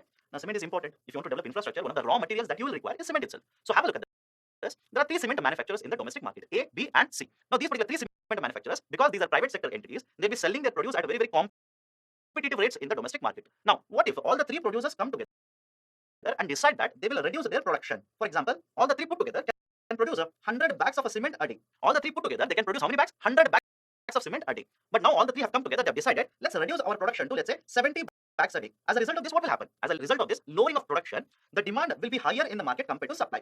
And please understand this, I'll go back to the original point now. Cement is the raw material which is demanded throughout the year in the market. You want to develop any kind of infrastructure, you will require raw materials such as cement, steel, etc. Now, because of these three companies, which are the only suppliers in the domestic market, because of their limited production, the demand has become higher compared to the supply of cement. That will essentially lead to what? Lead to increased prices or increased market prices of the product. Because the demand is higher compared to supply, the market prices of the products will start increasing. And when it happens, this is a part of a basket of commodities. Then can I simply say, for the basket of commodities, the market will have to pay higher money now. The market, to purchase this particular basket of commodities, it has to pay higher money, and that is nothing but inflationary trend itself. So understand this, whenever there is a group of producers like this, a group of suppliers like this, which are going to limit how much is going to be supplied to the market, that will lead to a mismatch between a supply as well as a demand. Wherein the supply is limited, demand is rising upwards. This will basically pull up the prices in the market. This will lead to the prices becoming higher and higher. This is basically nothing but cause of an inflation in the market. So this is the basic idea of cartelization. and how it is connected to inflationary trend in the market. Now, in case of India, please understand, Government of India says you are not allowed to form a cartel. Cartelization is illegal in case of India. Now, you'll simply have a doubt and say that, sir, earlier you talk about OPEC and you say it is a cartel. And on the other hand, you're saying Government of India has prohibited cartelization. What is the meaning of this? Simple meaning is OPEC is not part or is not set up in case of India. OPEC is not present in India. So, Government of India within the Indian market can prohibit cartelization. But if the cartel is found outside India, it doesn't come under the purview of a jurisdiction of government. So, understand this. In case of India, Government of India first and foremost has prohibited formation of a cartel. And second, there is an authority called as a Competition Commission of India. Remember this. There is an authority called as Competition Commission of India. Short form is CCI. Is it okay? Short form is CCI. This particular Competition Commission of India has been set up with the passage of Competition Commission Act of 2002. In simple terms, you remember this? This is a statutory body. So, Government of India set up a statutory body, and it is a Competition Commission of India which will ensure that in the market the interest of the customers is protected. I will repeat the statement. It is the Competition Commission of India which will ensure that in the market the interest of the customers is protected. Interest of the consumers, buyers is protected. Who are the buyers and consumers? Me, you are the consumers and buyers. The argument here is when these three companies are there and they form a grouping like this, they come to an agreement like this. This is nothing but a misuse of their dominant position. Is it okay? This is a misuse of their dominant position. What do you mean by dominant position? As a consumer or as a buyer, I cannot purchase cement except from any of these particular three companies. At any point of time, I want cement, then I'll have to approach any one of these three companies. So apart from these three companies, I do not have any choice. And if all the three coming together and they have increased, or as a result of them coming together, the market prices have increased, don't you think as a customers or as a buyers, it is going to affect us? So Competition Commission of India simply says that none of these particular companies should be allowed to misuse the dominant position. And when I'm talking about companies here, I'm only referring to private sector companies. I'm not talking about public sector companies here. So in order to prevent cartelization, in order to prevent misuse of these dominant positions, Government of India set up a Competition Commission of India. That is the first one. Within this particular discussion itself, let's have a look at the concept of OPEC here and how it is going to have an impact in case of India. Now, please understand this. First, very important point. India imports more than 85% of its crude oil requirement. Is it okay? India imports more than 85% of its crude oil requirement. That is, on day-to-day basis, if Indian economy requires 100 barrels of crude oil, 85 barrels of this particular crude oil is actually imported into India. Now, whenever I'm talking about imports like this, please remember this. There are two factors which will have an impact on the cost of the imports. The two factors are, one, what is the cost of this particular import in the international market? What is the cost of this in the international market? And the second one is, what is the rupee exchange rate? Is it okay? What is the cost of this particular product in the international market? And what is the rupee exchange rate? Now, what is the concept here? Let's start with the first factor. What is the cost of the product or the commodity in the international market? Go back to the original discussion on OPEC here. I said that OPEC controls majority of the crude oil supply in the international market. Now, whenever OPEC will come together and have a discussion and come out with a decision either to increase the production or decrease the production of the crude, that will have a direct impact on international crude oil prices, which is famously referred as a Brent crude, which is imported into India, along with many other types of crude. But argument here is, since we are importing more than 85% or around 85% of the crude oil, and when the import cost will change because of this particular cost of the crude in the international market, it will have a direct impact in the domestic market. Now, have a look at this. Whenever OPEC will come together, that is, member countries will come together and they decide to cut the production. When they decide to reduce the production, essentially what will happen? Because crude is demanded on day-to-day basis in the international market, if they cut their production, there is a mismatch between supply and the demand. Is it okay? There's a mismatch between supply and the demand. Essentially, they are reducing their supply to the international market. Because there is a very high demand, supply is coming down. What do you think will happen to prices of this crude in the international market? Prices will start rising upwards. Prices will start rising upwards. For example, last year I purchased, I'm just taking a hypothetical number here. Last year I purchased 1 barrel of a crude, let's say at $50. And today, if I'm purchasing the same barrel of a crude at $70, can I simply say that because of this, the import cost of the crude will be higher? Because of this, the import cost of the crude will be higher. So this is one factor that will have an impact on what is the cost of the import. And the second factor is rupee-dollar exchange rate. Now, what is the meaning of this? Have a look at this particular equation that I've provided here. I've told that last year I purchased 1 barrel of a crude at $50. And this year I purchased 1 barrel of a crude at $70. Essentially, I'm paying dollars to purchase this particular crude. That is what I want to convey to you. Now, do we print dollars in India? Do we have any machine to print dollars in India? No, we are not allowed to print US dollars. We can only print Indian rupees. Now, have a look at this. If I'm importing crude, right, let's say at $70 a barrel, I'll have to pay $70 to purchase 1 barrel like this. Imagine you are the seller, I'm the buyer. You are sitting in the international market, I'm the domestic market here. So to purchase 1 barrel of a crude from you today, I'll have to pay how many dollars? $70. But do I have dollars in the domestic market? Right? We use rupees as a domestic currency. We do not use dollars as a domestic currency in India. So what I need to do is, I will have to get rupees exchanged with dollars. Is it okay? I'll have to get rupees exchanged with dollars. Essentially, what does it mean? I will have to sell rupees, purchase the dollars like this, so that I will have $70 to pay you and purchase 1 barrel. Now, follow this very carefully. Again, I'll discuss this under the international market or the concept of the foreign exchange reserves or the currencies in the later modules. But idea is very simply understand this. Whenever we are talking about the exchange rate like this, there's a term called as a depreciation of rupee. Is it okay? There's a term called as depreciation of a rupee. What do you mean by depreciation generally? Have a look at this. When I'm talking about exchange rate, I use the term depreciation. It simply means value of one currency is falling down against another currency. Is it okay? How does it happen? What is the role RBI plays? What is the impact of this on Indian economy? We'll have a discussion on all of this when I take up the foreign trade in detail. But as of now, simply understand this. Whenever value of one currency falls against another currency, we'll call this as a depreciation. Now, have a look at this. Imagine last year, for $1, I was supposed to pay 50 rupees. That is, to purchase $1, I was supposed to pay 50 rupees and get the dollar. Today, for the same dollar, I'm supposed to pay 60 rupees. This is nothing but depreciation in the rupee. That is, to purchase the same dollar itself, now I'm forced to pay more rupees. Is it okay? I'll repeat the statement here. To purchase the same currency, $1, I'm forced to pay, or I'm supposed to pay more rupees. This is nothing but the concept of a depreciation of the currency. Done. Now, more on this. Definitely, yes, it is important. We'll discuss under the foreign trade. But have a look at this. To purchase $1, last year I paid how many rupees? 50 rupees. Today, to purchase the same dollar, I'm supposed to pay 60 rupees. Essentially means what? I'm forced to pay, or I'm shelling out more rupees to get the same dollar. Right? Understand this. Whenever there's a depreciation of a rupee, that will also make the imports very costly in the domestic market. Let me put it in reality. Let's take a very simple example. Imagine at last year's situation, 1 barrel is equal to $1. Let's make it very simple. Imagine last year, 1 barrel of a crude oil will cost you $1. Now today, if I want to purchase the same barrel, I'll have to pay $1. Is it okay? Let's assume today also it is $1. Okay? Let's assume today also it is $1. So have a look at this. Last year, to get $1, how many rupees I was supposed to pay? 50 rupees. Today, to get the same dollar, how many rupees I'm supposed to pay? 60 rupees. So I'm paying effectively more rupees to get the same quantity of product imported into India. So the cost of the import will increase. Is it okay? So remember this. When OPEC decides to either increase the production or decrease the production, that will definitely have an impact on the international prices. And when the international prices will vary, the import cost in India of the crude will also vary. And second, whenever you're talking about the rupee exchange rate, if there is a depreciation in the rupee, simply remember this, value of imports will become higher. That is, the imports will become costlier. Right? I might be importing same volume of the or same quantity of the product, but because of a depreciation, I'm forced to pay more in terms of rupees. That will also make the imports costlier. But essentially understand this, OPEC is a cartel. And when OPEC makes a certain decision with respect to production and supply, that will definitely have an impact on what is the cost of the import of the crude that is done in case of India. Done. Now, related to this, there's also a term called as imported inflation. Remember this also. There's a term called as imported inflation. What do you mean by imported inflation? We are importing these particular commodities into domestic market. Not only crude, we are importing many other commodities into the domestic market. Whenever the cost of these particular imports will increase,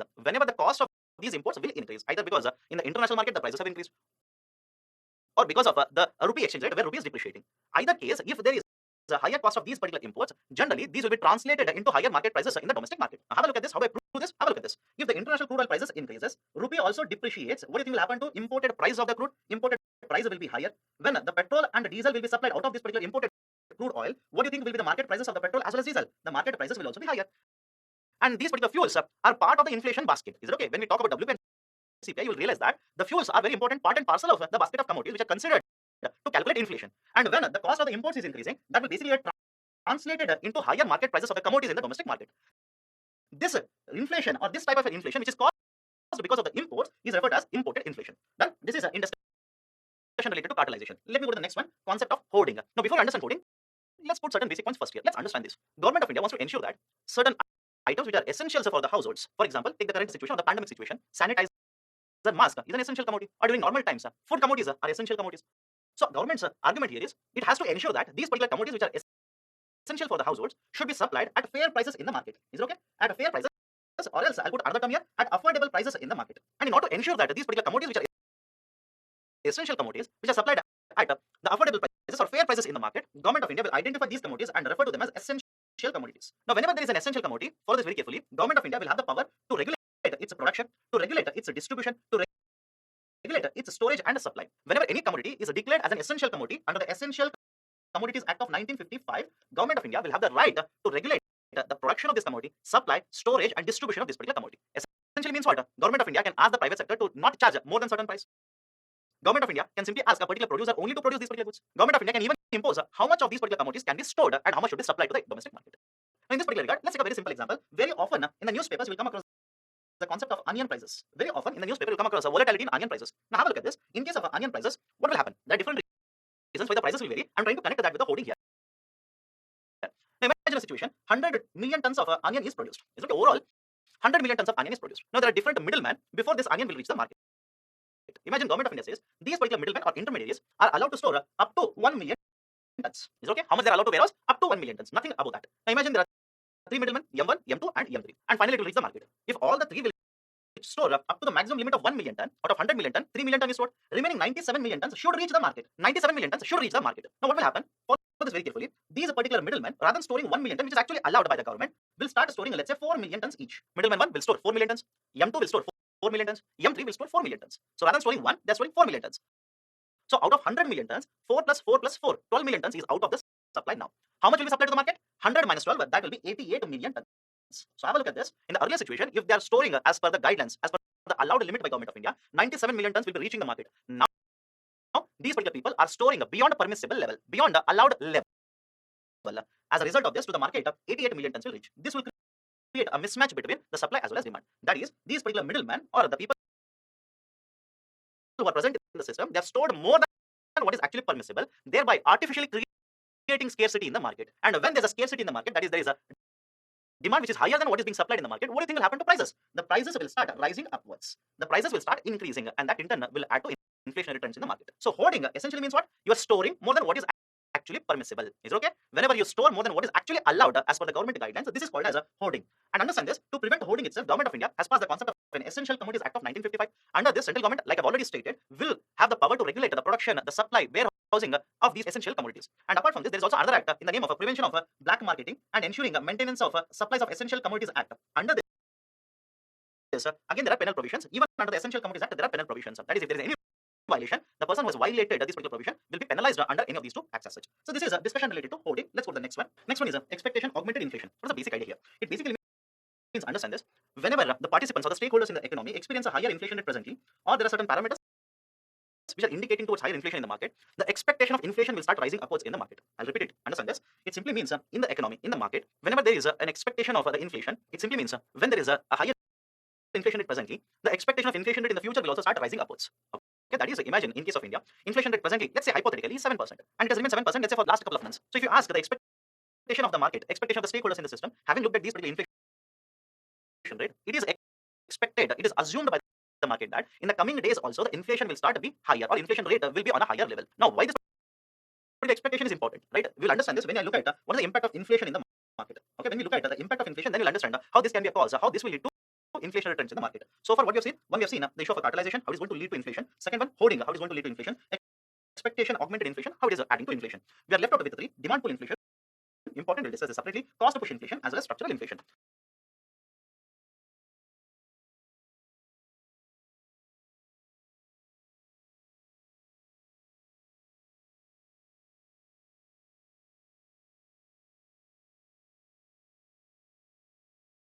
Let me start with the demand pull inflation here. But before that, understand this very carefully. Basic idea is this: in the market, the price levels of commodities could be increasing because of supply side factors, or the price levels could be increasing or becoming higher because of demand side factors. Now, what do you mean by supply side factor and demand side factor? For example, raw material cost increases. Raw material is a supply or a demand side factor. Again, if you want to be very clear, supply means producer side, demand side means consumer side. Okay, so raw material, supply side or demand side? It is a supply side. Import cost, supply side or demand side? Supply side. Labor wages or labor cost, supply side or demand side? Supply side. On the other hand, demand side, incomes of households. Incomes of households, right? How incomes of the households will determine the inflation or will have an impact on the inflation? If incomes become higher and higher, obviously the demand for goods and services will increase. That will add to inflation trend in the market. Another reason, the monetary policy or the policy of Government of India to increase the expenditure. Now, I've used two terms here. Please understand this. Generally, in case of Indian economy, the most important two policies, again, apart from these two, there are many other policies. The most important policies are one, monetary policy, and the second one is called as a fiscal policy. We'll discuss both of them separately, but because I'm using the terms here, let me give you a brief idea here. Monetary policy is the policy which is framed by Monetary Policy Committee, MPC, or else I'll simply use the term RBI. Most of the times I'll use RBI, but to be very precise, to be very technical in nature, it is actually fixed or decided by the Monetary Policy Committee. Don't worry about this now. We'll discuss this in detail when I take up RBI. But basic idea is, in case of the monetary policy, using certain set of tools which are at the dispense of this particular committee, they will regulate the money supply. Is it okay? They will regulate the money supply. When I say regulate, they will either increase the money supply or decrease the money supply. On the other hand, with respect to fiscal policy, it is decided by the government. Is it okay? It is decided by the government. Generally, there is no definition for fiscal policy. Generally, what we say is any decision that is taken by the government with respect to the revenues, and expenditure is called as a fiscal policy. For example, idea of a taxation, concept of a disinvestment. Again, don't worry about these particular terms. Right now, we'll have a detailed discussion on this when I take up the fiscal policy in detail. So understand this: in the market, the price levels of a basket of goods and services or commodities could rise up because of a supply side factor or because of a demand side factor.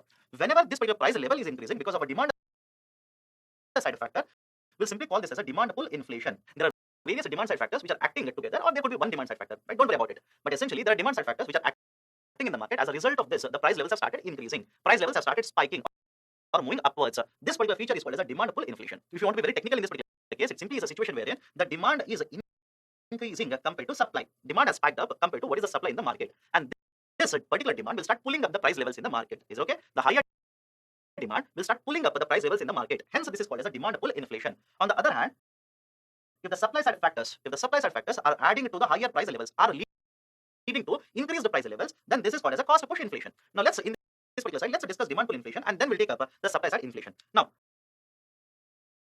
for example, why there's a demand pull inflation in any of the economy? First, I've written increasing forex reserves.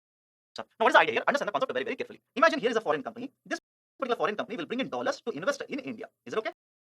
This particular foreign company will bring in dollars to invest in India. For example, they want to set up a manufacturing facility in India. But whenever they bring in dollars, follow this. Whenever they bring in dollars, please understand they cannot invest dollars in the domestic market. In India, we use which currency? We use rupees. So what they need to do is convert these particular dollars into rupees. Is it okay? They need to convert these particular dollars into rupees.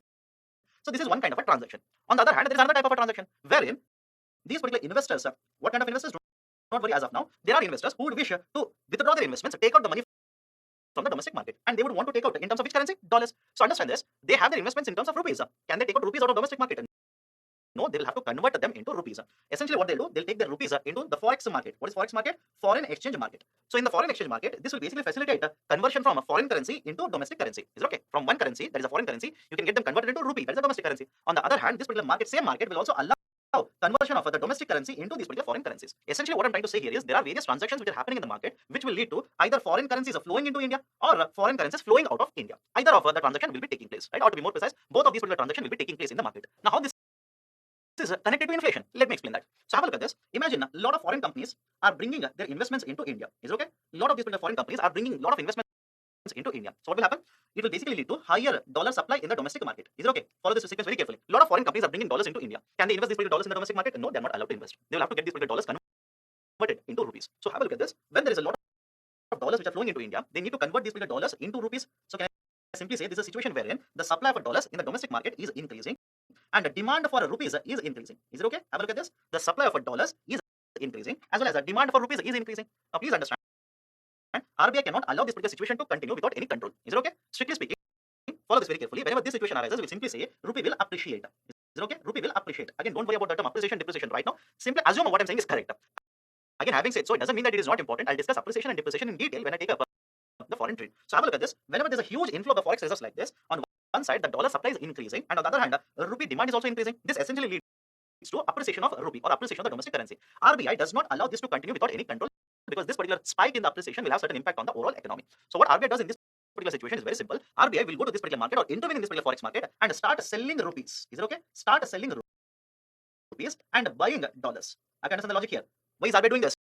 RBI is basically trying to stabilize the exchange rate, where right now because of a huge amount of inflow of dollars, it has increased the supply for dollars and increased the demand for rupees. So rupee will start appreciating. So RBI will intervene in the market and try to control this particular exchange rate by doing what? By selling rupees and buying dollars. So have a look at this. On one side, there is already higher supply of rupees because the foreign companies are converting the dollars into rupees and they're investing in the domestic market. In addition to this, to control appreciation of rupee in the domestic market, what is RBI doing? RBI is selling rupees, which means the supply of rupees in the domestic market increases. When there's a very high amount of a supply for rupees in the domestic market, we simply use the term liquidity also increases. Is it okay? Remember these particular technical terms. When the supply of rupee increases, the total availability of rupee in the market also increases. This is called as liquidity. So the amount of rupees in the domestic market in the form of liquidity has increased. And when liquidity increases, there is a concern that this will cause inflation. Is it okay? This will cause inflation. Higher rupee supply will lead to too much of a money running behind too fewer goods. And that is the reason we are putting this idea of increased forex thus causing inflation under the concept of demand pull inflation. First one. Second one, in case of the economy, I said that there are two very important policies. One is a monetary policy and the other one is a fiscal policy. Now understand this, whenever monetary policy is used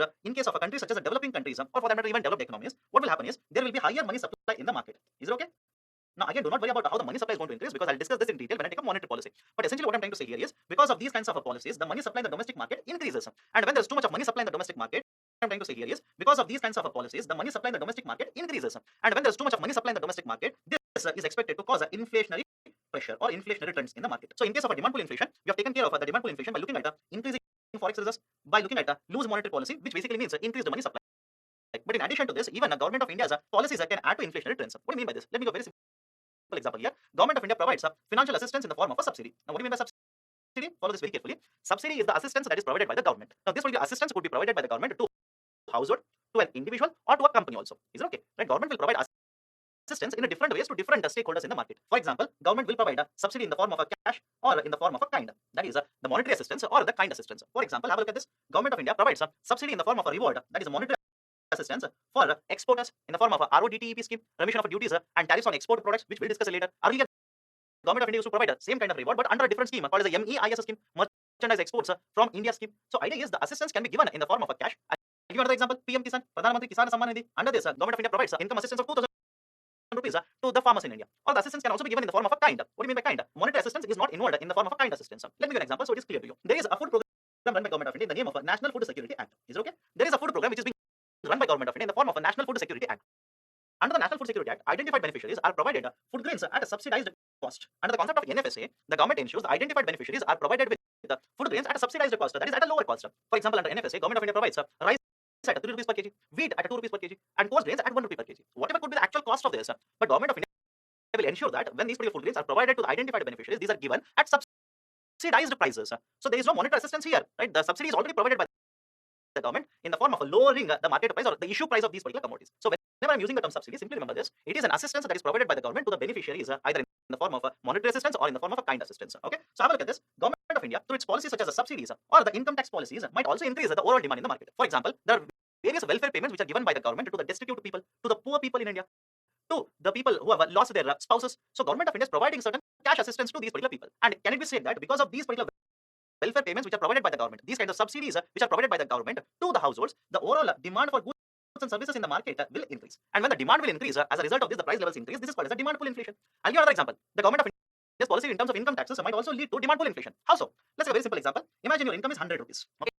Imagine the income is 100 rupees. And out of this, let's take an arbitrary number here. Imagine the income tax rate is 20%, which essentially means what? 20% out of 100 rupees is given to Government of India in the form of a tax. So you are left with how much rupees? 80 rupees to consume, to spend as well as to save. Now what if Government of India reduces this particular income tax rate from 20% to let's say 5%? So when the income tax rate is reduced to 5%, again please understand this is not how the income tax are calculated. There's a slab system. But don't worry about it. Let's take an arbitrary number here. So imagine Government of India reduces this particular income tax rate to 5%. As a result of this, now you'll have how much rupees to spend?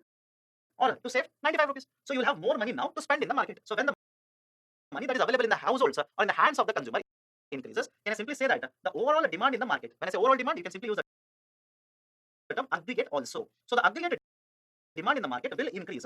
And when the aggregate demand increases, this might also lead to demand pull inflation. Done? So have a look at this. What we're discussing, the causes of inflation. Within causes, we've already taken care of cartelization, hoarding, etc. Now we have taken care of the demand pull inflation also. Let's go to the next one, the cost push inflation.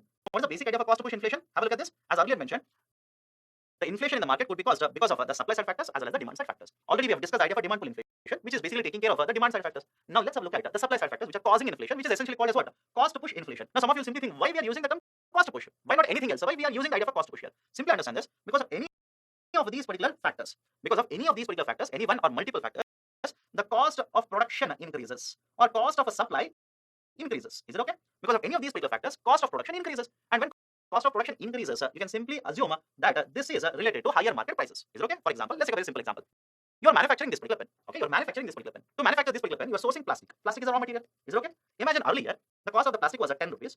Okay, cost of the plastic was 10 rupees, along with all the other factors of production, right? Other costs were 90 rupees. So you are ready to sell the product at 100 rupees in the market. Now imagine the cost of plastic increases from 10 rupees to 13 rupees. The cost of plastic increases from 10 rupees to 13 rupees. So one of the two things will happen. If you want to continue to sell the product at 100 rupees, follow this very carefully. If you want to sell it at 100 rupees, you will have to reduce the second factor. And second factor also involves what? Your profit. Is it okay? It involves the transportation cost. It involves the labor cost. It involves how much profit you want to earn. It also involves the taxes that are imposed by the government. So have a look at this.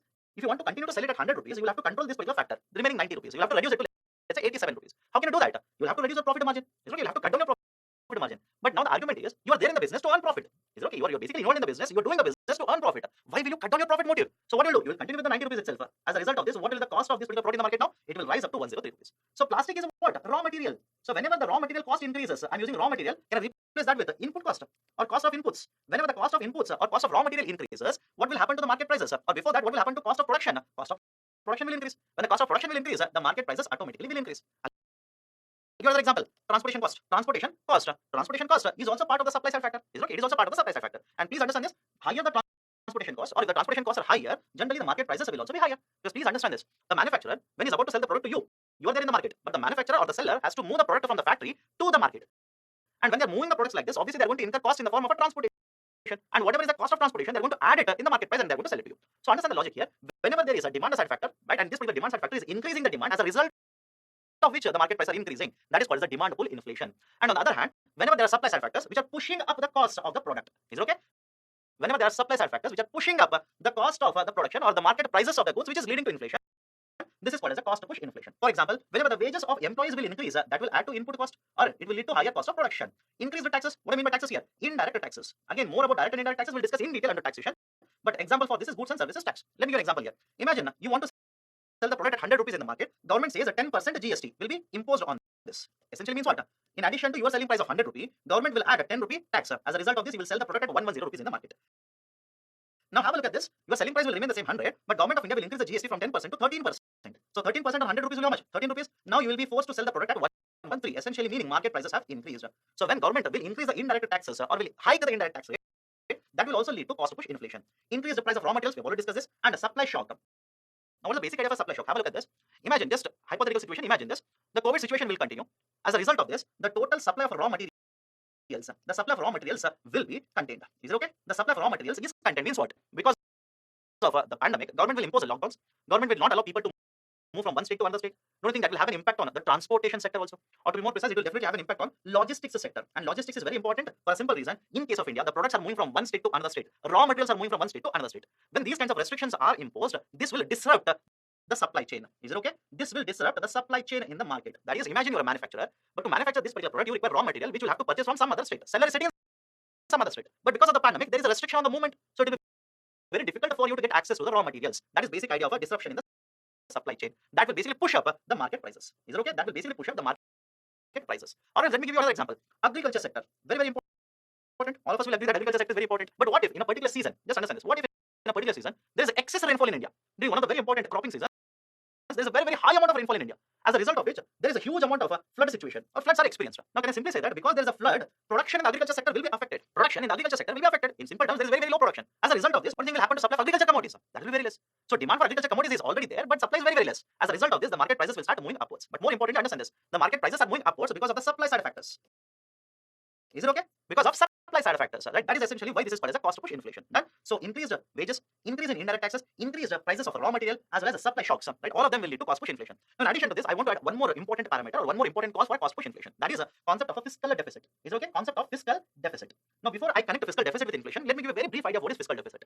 Please follow this expression very carefully. Again, we'll discuss fiscal deficit when I take up a budgeting.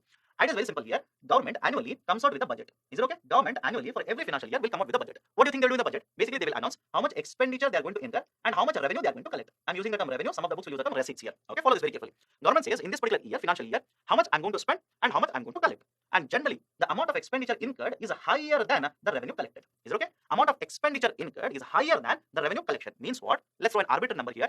If Government of India is spending 100 crore rupees, it is collecting only 80 crore rupees in the form of a revenue. So there's a shortfall of how much here? There's a shortfall of 20 crore rupees. Is it okay? There's a shortfall of 20 crore rupees here. And how does Government of India basically take care of this particular shortfall? Because if you're spending 100 crore and collecting 80 crore, you'll have to get this particular 20 crore somehow. So what the government does? Government will borrow this particular 20 crore rupees from the market. Is it okay? Government will borrow this particular 20 crore rupees from the market. So when government borrows this particular 20 crores, this borrowing is called as a fiscal deficit. Is it okay? This particular borrowing is called as fiscal deficit. Now have a look at this. When government borrowings will increase, follow the statement very carefully. When the government borrowings will increase, then can I simply say demand for money in the market will increase? Is it okay? I'll repeat the process here. When the government borrowings will increase, or else I'll replace the statement with when government's fiscal deficit will increase, demand for the money in the market will increase. Demand for overall money in the market will increase. So when the demand increases, what do you think will happen to interest rates? What do you think will happen to interest rates? Interest rates will also start rising upwards. I'll repeat it again. It's very technical. Follow this very carefully. I'm saying in this year, the demand for money from the government side has increased. Why? Their expenditure is much higher compared to the receipts or the revenue that they are going to collect. So when the demand from the government side increases in the market, along with the private sector, even the government is borrowing, taking loans from the market. So when the demand for money increases, the interest rates in the market will start rising upwards. So have a look at this. In the market, there is a private sector which is borrowing. Private sector means companies. And there is also government which is borrowing. Because government's demand for money or borrowing has increased, the interest rates will also increase. Is it okay? The interest rates will also start increasing. Let's say hypothetically, last year the interest rate was 6%. Now because government wants to borrow more, interest rate will become 7%. What is the problem here? The problem is government will borrow because they want to spend, government will borrow. But look at the private sector. Last year, when they took loans from the market, what was the rate of interest? 6%. This year, they want to take loans from the market. What is the rate of interest? 7%. So if they borrowed 100 rupees last year in the form of interest, they paid 6 rupees. But for the same 100 rupees, now they are paying 7 rupees. Which essentially means, follow this very carefully, when they borrow at a higher rate of interest, this will get added to cost of production. Is it okay? Because obviously they'll have to pay this particular 7% rate of interest on 100 rupees. When these particular companies are borrowing, any rate of interest that they are going to pay to the lender, they will add it in the form of a cost of production. So when the rate of interest or borrowing cost increases, this will also add to cost of production. And the cost of production increases means market prices will also increase. Is it okay? When the cost of production increases, the market prices will also increase. And when market prices increase because of the supply side, all of this is supply side. I'm not talking about the demand here. I'm talking about the supply side. When the market prices will rise up because of the supply side factor, this is called as what? Cost push inflation. So remember this very carefully. Higher fiscal deficit of the government might also cause a cost push inflation in the market. Done. So what we have done, we have taken care of demand pull inflation as well as the cost push inflation. Now the third type I want to discuss is the idea of structural inflation. But before I discuss, please remember this. This is a part of cost push inflation itself. It is part of cost push inflation. Now, what is the meaning of this? Let's try to understand. Whenever I'm talking about a structural inflation, this refers to increased price levels in the market of basket of commodities because of certain structural issues or a structural bottlenecks in the system. Is it okay? I'll explain this. Follow this very carefully. This particular inflation is happening because the price levels are increasing. The reason for that is there are certain structural issues or bottlenecks in infrastructure in a particular economy. Let me elaborate on this so that you understand it. Have a look at this. In case of India, here is a production in the agriculture sector. Imagine this is agriculture field. After the commodities are produced, in simple terms, there is a cultivation and a sowing of, let's say, rice, wheat, pulses, fruits, vegetables, etc. Is it okay? So you cultivate horticulture products also, you cultivate agriculture commodities also. Essentially, this is cultivation taking place where? In the agriculture field. But here is the market where all of us are present. Is it okay? Where all of us are purchasing. Between the fields or the farm gate where the cultivation happens and the market where the purchasing and consumption happens, there are various stages. Is it okay? Between the farm gate where the cultivation happens and the market where consumption happens, purchasing and consumption happens, there are various phases or stages which are involved. For example, there is a transportation, there is a warehousing or storage. Is it okay? There is a transportation, there is a warehousing or storage. So have a look at this. In case of India, this is infrastructure, this is also infrastructure. Is it okay? Warehousing is infrastructure. Storage is infrastructure, transportation is infrastructure. In case of India, there's a problem with respect to these kinds of infrastructure, as a result of which all that is produced will not reach the market. First point, is it okay? All that is produced does not reach the market. How much we produce, some of it is lost, it doesn't reach the market. First. Second, because of certain structural issues, for example, transportation, there is a higher market price of these particular commodities. Let me elaborate on this. Transportation, I understand this. This is involved to ensure that the products will reach from point A to point B. Okay, we move the product from point A to point B, and we go through the idea of a transportation or concept of a transportation. To understand this, in case of India, the cost of transportation is on a higher side. Is it okay? Cost of transportation is on a higher side. Now, ask me, sir, why it is higher? Understand this very carefully. There are different modes of a transportation that are available to man. Okay, there is a waterways, inland waterways, which could be used for transportation. There is a roadways, which is used for transportation. There is also railways, which is used for transportation. Is it okay? Waterways is there, roadways is there, railways is there. In case of India, more than 60% of the total freight transportation, that is more than 60% of the goods of transportation, takes place through roadways. And a very fraction of this, less than 10% of the transportation, takes place through waterways. And remaining takes place through roadways as well as the air route. But what is the issue here? When I make a comparison between the waterways, the roadways as well as the railways, the waterways is always efficient. Is it okay? Waterways, the mode of a transportation, is the most efficient mode of a transportation. In what way? Fuel consumption is lowest. Efficiency of a fuel is highest. Cost of a transportation is lowest. Emissions caused is lowest. Is it okay? So when you evaluate the three modes of a transportation under these particular parameters, that is efficiency, fuel consumption, cost of a transportation, emissions, again causing pollution. When you compare these three modes of a transportation, which is the most important, most efficient mode of a transportation? Waterways. But in case of India, waterways is used the lowest in terms of a freight transportation. It is the roadways which is the most inefficient in terms of what? Consumption of fuel, very, very high. Emissions, very, very high. Cost of a transportation, very, very high. So in case of India, because we are using majorly the roadways as a mode of a freight transportation, the cost of transportation is higher. Is it okay? Cost of transportation is higher. And in addition to this, understand this. When I say roadways, we expect a majority of the transportation through national highways as well as the state highways. That is in simple terms, when you compare other roads in India, that is, let's say public roads in villages, public roads in cities, municipal roads, etc., the quality of these roads is much inferior compared to national highways as well as state highways. But the national highways and state highways, in terms of a percentage, in terms of proportion of total length of the road network in India, comes somewhere around 5%. Is it okay? Out of the total road network length in India, only around 5% of the length of this road network is in the form of a national highways and state highways. And we are using roadways as the most important mode of a transportation in India. So cost of transportation generally will be higher. So don't you think that is a problem with respect to infrastructure in India? Definitely yes. So have a look at this. When there's a problem with a bottleneck like this, when there's a problem with respect to infrastructure like this, we'll simply add it as a part of the structural inflation. And more importantly, understand this infrastructure, right, such as a transportation, warehousing, storage, is it a supply side or a demand side? Your answer should be, sir, it is supply side factor. And because this is supply side factor, we'll basically say structural inflation is a type of a cost push inflation itself. I'll give you another example. Why there's a structural inflation in India? Storage. Please understand this. Whenever there is a sowing that is done in case of agriculture sector, whenever there's a sowing done, you get agriculture commodity, that is the crops will start growing, and then there's a harvesting done. In case of India, we do not use better technology for harvesting, as a result of which some of the produce is lost there itself. Even if you get this particular produce, then there's a concept of a storing this particular produce. You'll have to warehouse this particular produce. For example, in case of horticulture products, we generally use the term shelf life is very short. Is it okay? What do you mean by horticulture products? Example, vegetables, fruits, right? These are horticulture products. And we say that shelf life of these particular products is smaller, is shorter. What do you mean by shelf life? Shelf life basically refers to the time period. It refers to the time period for which the product remains consumable, for which time period the product remains fit for consumption. It is called as a shelf life. For example, milk. Right? What's the shelf life of a milk? Right? If you keep the milk open, it will very soon right, become spilled milk. It will lose the quality.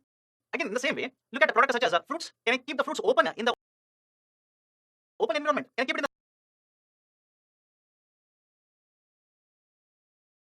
the sunlight. Very soon, the quality of this particular fruit will deteriorate. After a couple of days, it becomes unfit for consumption. So, idea is simply this: when you compare the horticulture products such as vegetables, fruits, etc., with agriculture commodities such as rice and wheat, the shelf life of these particular horticulture products is shorter, is smaller. So, what we need to do is provide a cold warehousing, scientific warehousing, is it okay? So that the quality will be maintained. We will extend the shelf life of this particular product. But in case of India, with respect to cold chain infrastructure, which we'll discuss further under agriculture sector, with respect to cold chain infrastructure, there's a huge amount of a shortage. As a result of this, some of what is produced will not reach to the market. It will become lost or it will be unfit for consumption. So that will create, right, there is an imbalance that is created between the supply and the demand. And because this is a supply side factor, understand this, because this is a supply side factor, we'll simply write it as a part of the cost push inflation, but more importantly, part of structural inflation first. Done. So these are some of the reasons how you can experience a structural inflation in the domestic market. Now, in addition to this explanation, I've given one cause here: scarcity of a foreign exchange reserve. Okay, scarcity of foreign exchange reserve. Now, how it is connected to cost push inflation? Let me elaborate on this. Follow this very, very carefully. At certain periods of time, earlier I've told you this, at certain periods of time, there is a sudden outflow of the forex reserves. Is it okay? That is, there's a sudden outflow of foreign currencies from the domestic market. Now, what will happen? Follow this very, very carefully. Whenever there's a sudden outflow of foreign currencies like this, we'll use a specific term here.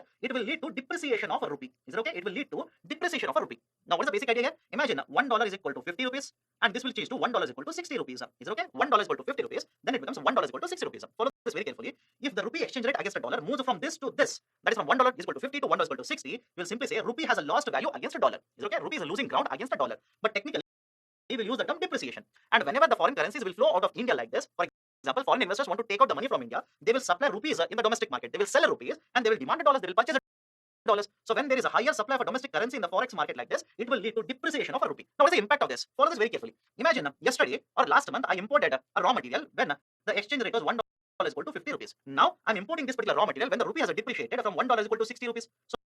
So what has happened? With rupee depreciation, these particular imports have become costlier. Is it okay? For example, imagine you're a manufacturer, you're manufacturing this particular pen, but this particular plastic that you're using is imported into India. Because of this particular depreciation, which you have seen, because of a sudden outflow in the forex reserves like this, because of the depreciation, what will happen?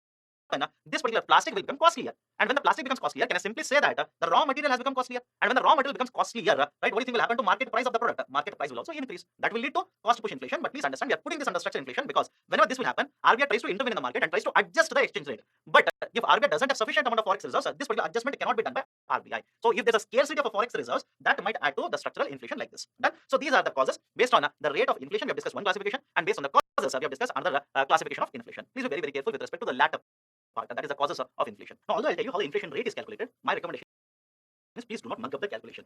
UPSC is not concerned about calculation, but they are worried about the understanding of concept of the inflation. Right? For example, in the last 10 years, if you see the question papers, which I strongly recommend you people to do, UPSC has never asked, right, let's say how inflation is calculated. But definitely, yes, UPSC has asked question on whether you understand the concept of inflation.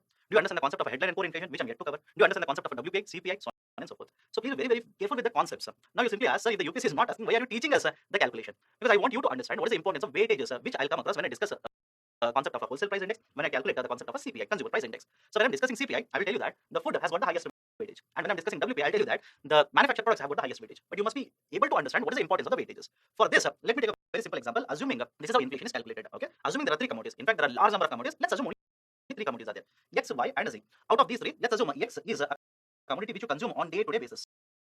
Is it okay? On everyday basis. For example, milk, onion, vegetables, fruits, pulses, etc. Now, can I simply say that even a slight increase, even a marginal increase in the market prices of these commodities will put a large burden on the households? For example, here is a household which is consuming pulses on day-to-day basis, tomato on day-to-day basis, other protein sources on day-to-day basis. If the market prices of these agriculture commodities, horticulture commodities, etc., increase marginally, let's say by 1 rupee or 2 rupee also, so the household will experience a huge amount of a burden on this. Right? So that is the idea here. X is a commodity which is consumed on day-to-day basis. I've given the highest weightage for this, 60%. Why? Let's say is a commodity which is consumed on monthly basis. So obviously frequency of consumption is much lesser. I will give lesser weightage. And Z, let's say is consumed once in 3 months, once in 2 months. The frequency is very, very less, hence I've given the lowest weightage. So X will have the weightage of 60, Y will have a weightage of 30, and Z will have a weightage of 10%. And totally, it should carry a weightage of 100%. Now have a look at this. After considering weightage, what is the price of these particular commodities in the base year? BY stands for base year. Right? Assuming the price of commodities are 20 rupee, 10 rupee, 500 rupee. I'm arbitrarily taking numbers here. Okay. Then I'll compare these particular prices with current prices or prices in the present year. Currently, what is the price for the same commodity? Have a look at this. For X, the price has increased from 20 to 24.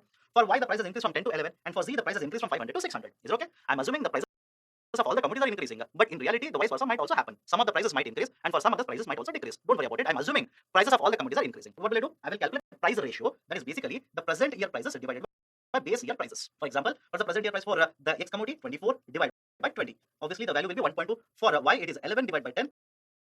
Value will be 1.1. And for Z, it is 600 divided by 500. Value will be 1.2. Just make a correction here. 1.2. Now have a look at this. It is 1.2, 1.1 and 1.2. Now I'll take these particular price ratios and I'll multiply them with weightages. I will multiply that with the weightages which are given to individual commodities. X has a weightage of 60%. So 60 into, what is the price ratio? 1.2. Outcome will be 72. For X, weightage is 30% into 1.1 is 33. For Z, it is 10% into 1.2 will be 12. So get the summation of all the three weightages now. It will be 117. So have a look at this. In the base year for the three commodities, the weightage was 100%, but in the current year, based on the present prices, the weightage has increased to 117. Is it okay? From 100, it has increased to 117. I'll simply conclude that the inflation rate is 17%. Is it okay? Inflation rate is 17%. So this is how either WPI or CPI is calculated. But you don't have to mug up the calculation. Calculation is not important. But you need to understand why weightages are important, why weightages are given with respect to the calculation of both these parameters, WPI and CPI.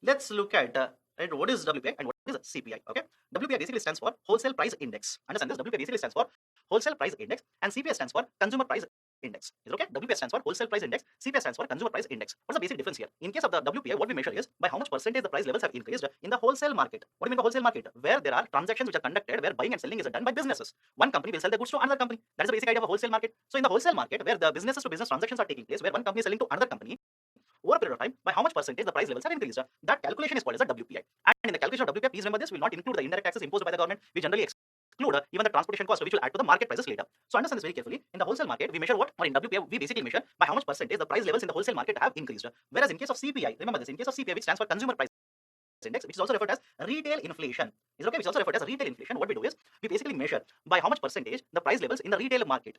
And again, when you say retail market, it is a market where all of us, including me, including you, purchase goods and services. So in the retail market, by how much percentage the price level of basket of commodities has increased is measured. Is it okay? WPI, wholesale market. CPI, retail market. Right? Wholesale market, business to business, retail market, all of us who are going to purchase these particular goods or services are simply commodities. Done. Now, another very important difference between WPI and CPI is when you talk about WPI and measure WPI, we do not include services. Remember this. We do not include services. Right? Whatever the services are there, we do not include these particular services while calculating the idea for WPI. Whereas when you're calculating CPI, we include services also. In addition to this, another very important difference between WPI and CPI is in case of calculation of WPI, we take the base year of 2011 and 12. In case of CPI, we take the base year of 2012. Now, in addition to this, please also remember this, Government of India set up a Ramesh Chand committee to give recommendation with respect to rebasing the idea for WPI. That is there in the current affairs. Please be very, very careful. Generally, the idea is the government has to revise or rebase these particular parameters, both the WPI, CPI, GDP. The calculations have to be revised.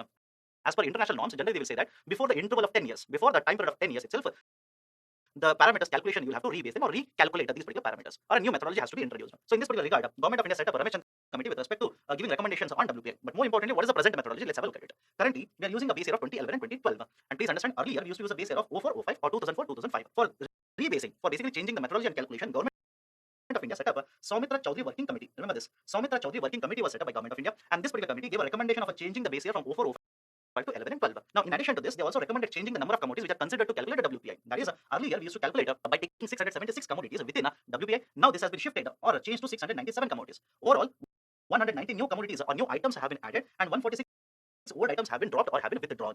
Now, with respect to this, some of you will start calculating. So, if this is the number of items added, this is the number of items withdrawn. Right? The consolidation is not happening. We are not able to shift from 676 to 697. There is some discrepancy. No, there is no discrepancy. Please understand this. When I'm talking about items here, some of these particular items are considered in the form of a group. Is okay? Some of the items are considered in the form of a group. That is the precise reason. When you add 199 and subtract the 146, you may not arrive at 697. Perfectly alright. Do not worry about it. Next, this is published once every month. This is published by Economic Advisor within the Ministry of Commerce. Okay. So these are certain points related to WPI. Now let's have a look at what rebasing has been done with respect to wholesale price index. This is the old series as per 2004-5, and this is a new series with the base year of 11 and 12. Now please understand this. The total number of items has been changed from 676 to 697. Okay. And total weightage of all the commodities should be how much? 100%.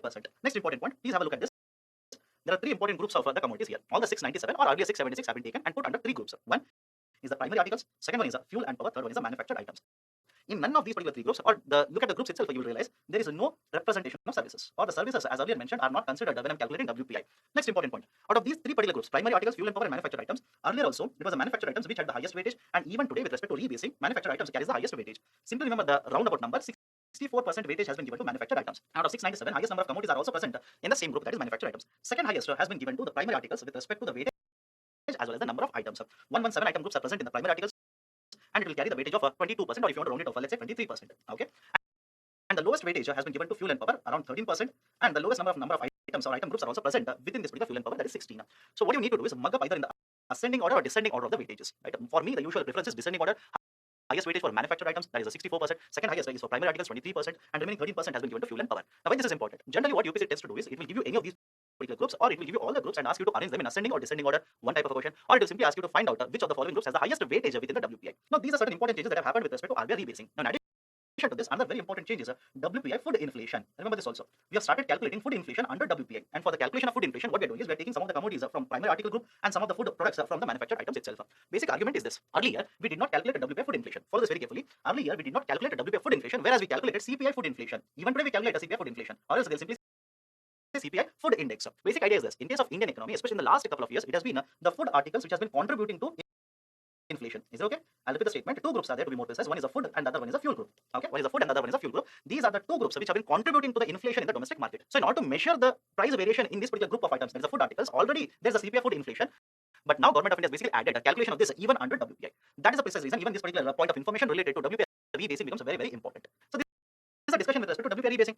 Now we have seen the concept of a WPI. Now let's have a discussion related to the concept of a CPI. CPI stands for Consumer Price Index.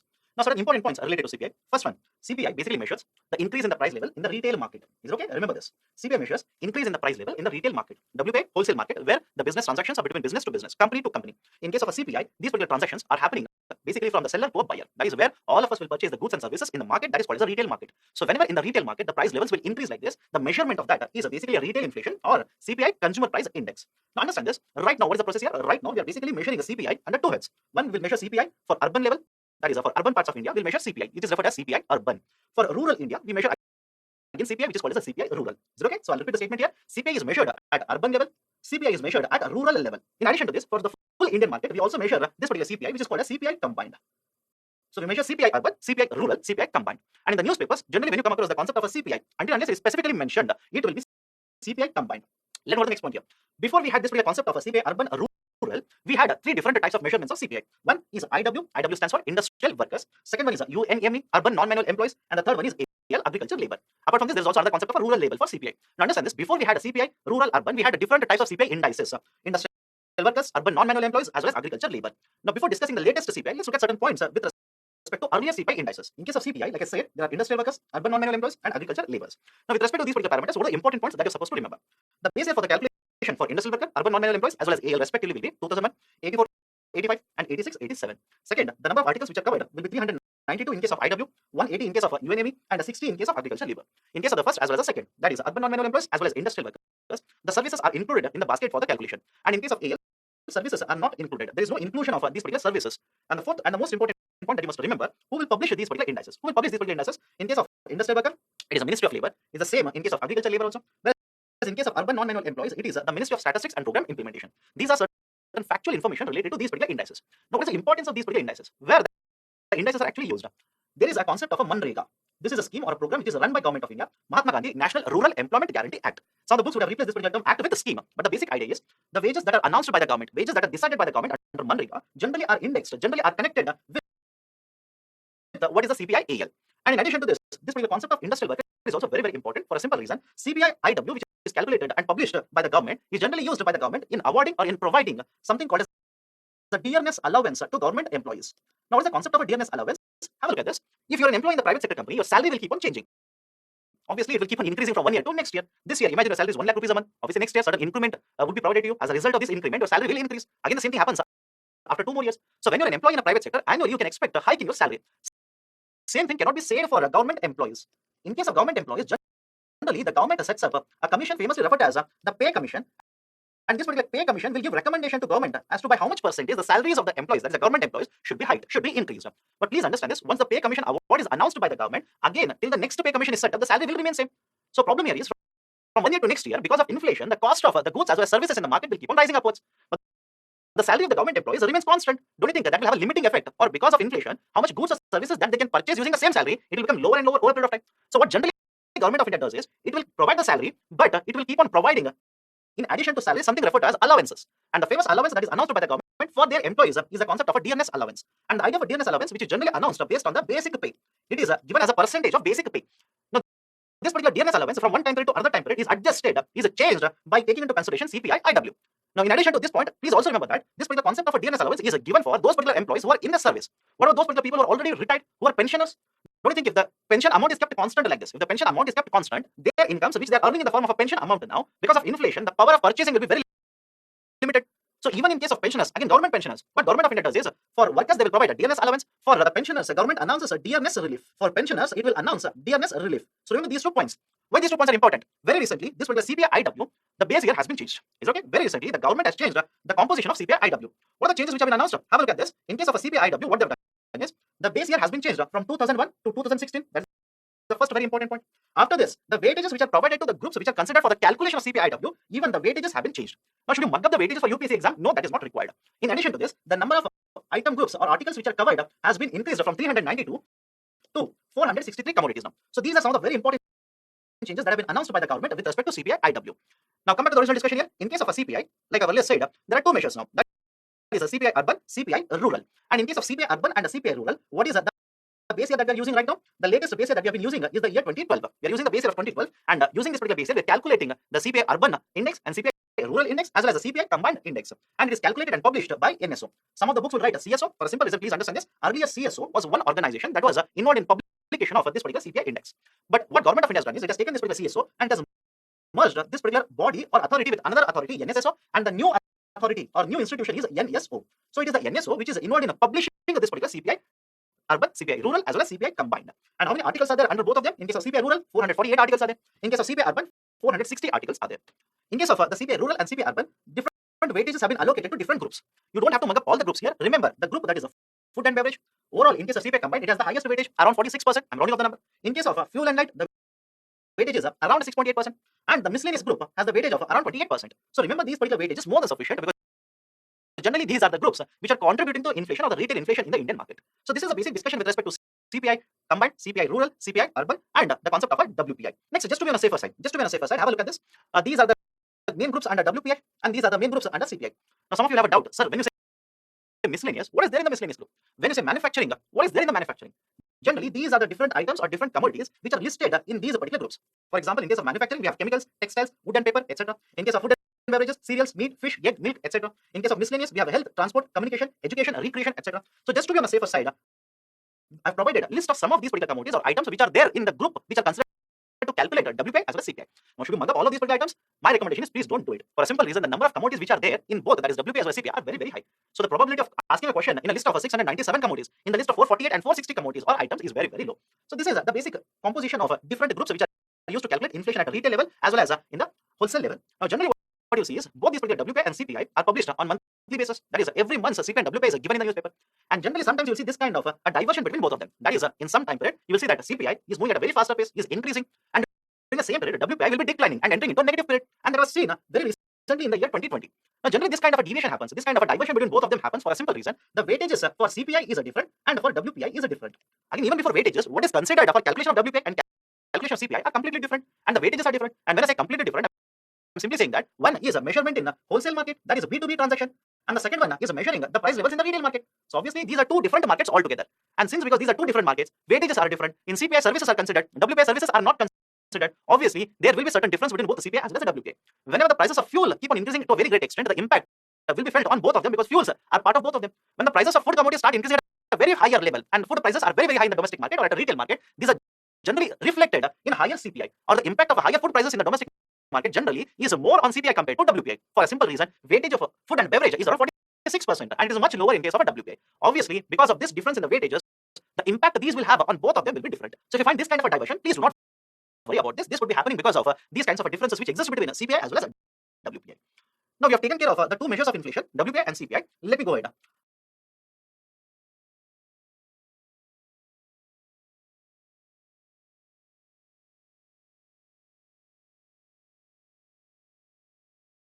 Next concept, very, very important, is the concept of inflation targeting. I'm using the term inflation targeting. In some of the books, they'll straightforward use the term flexible inflation targeting.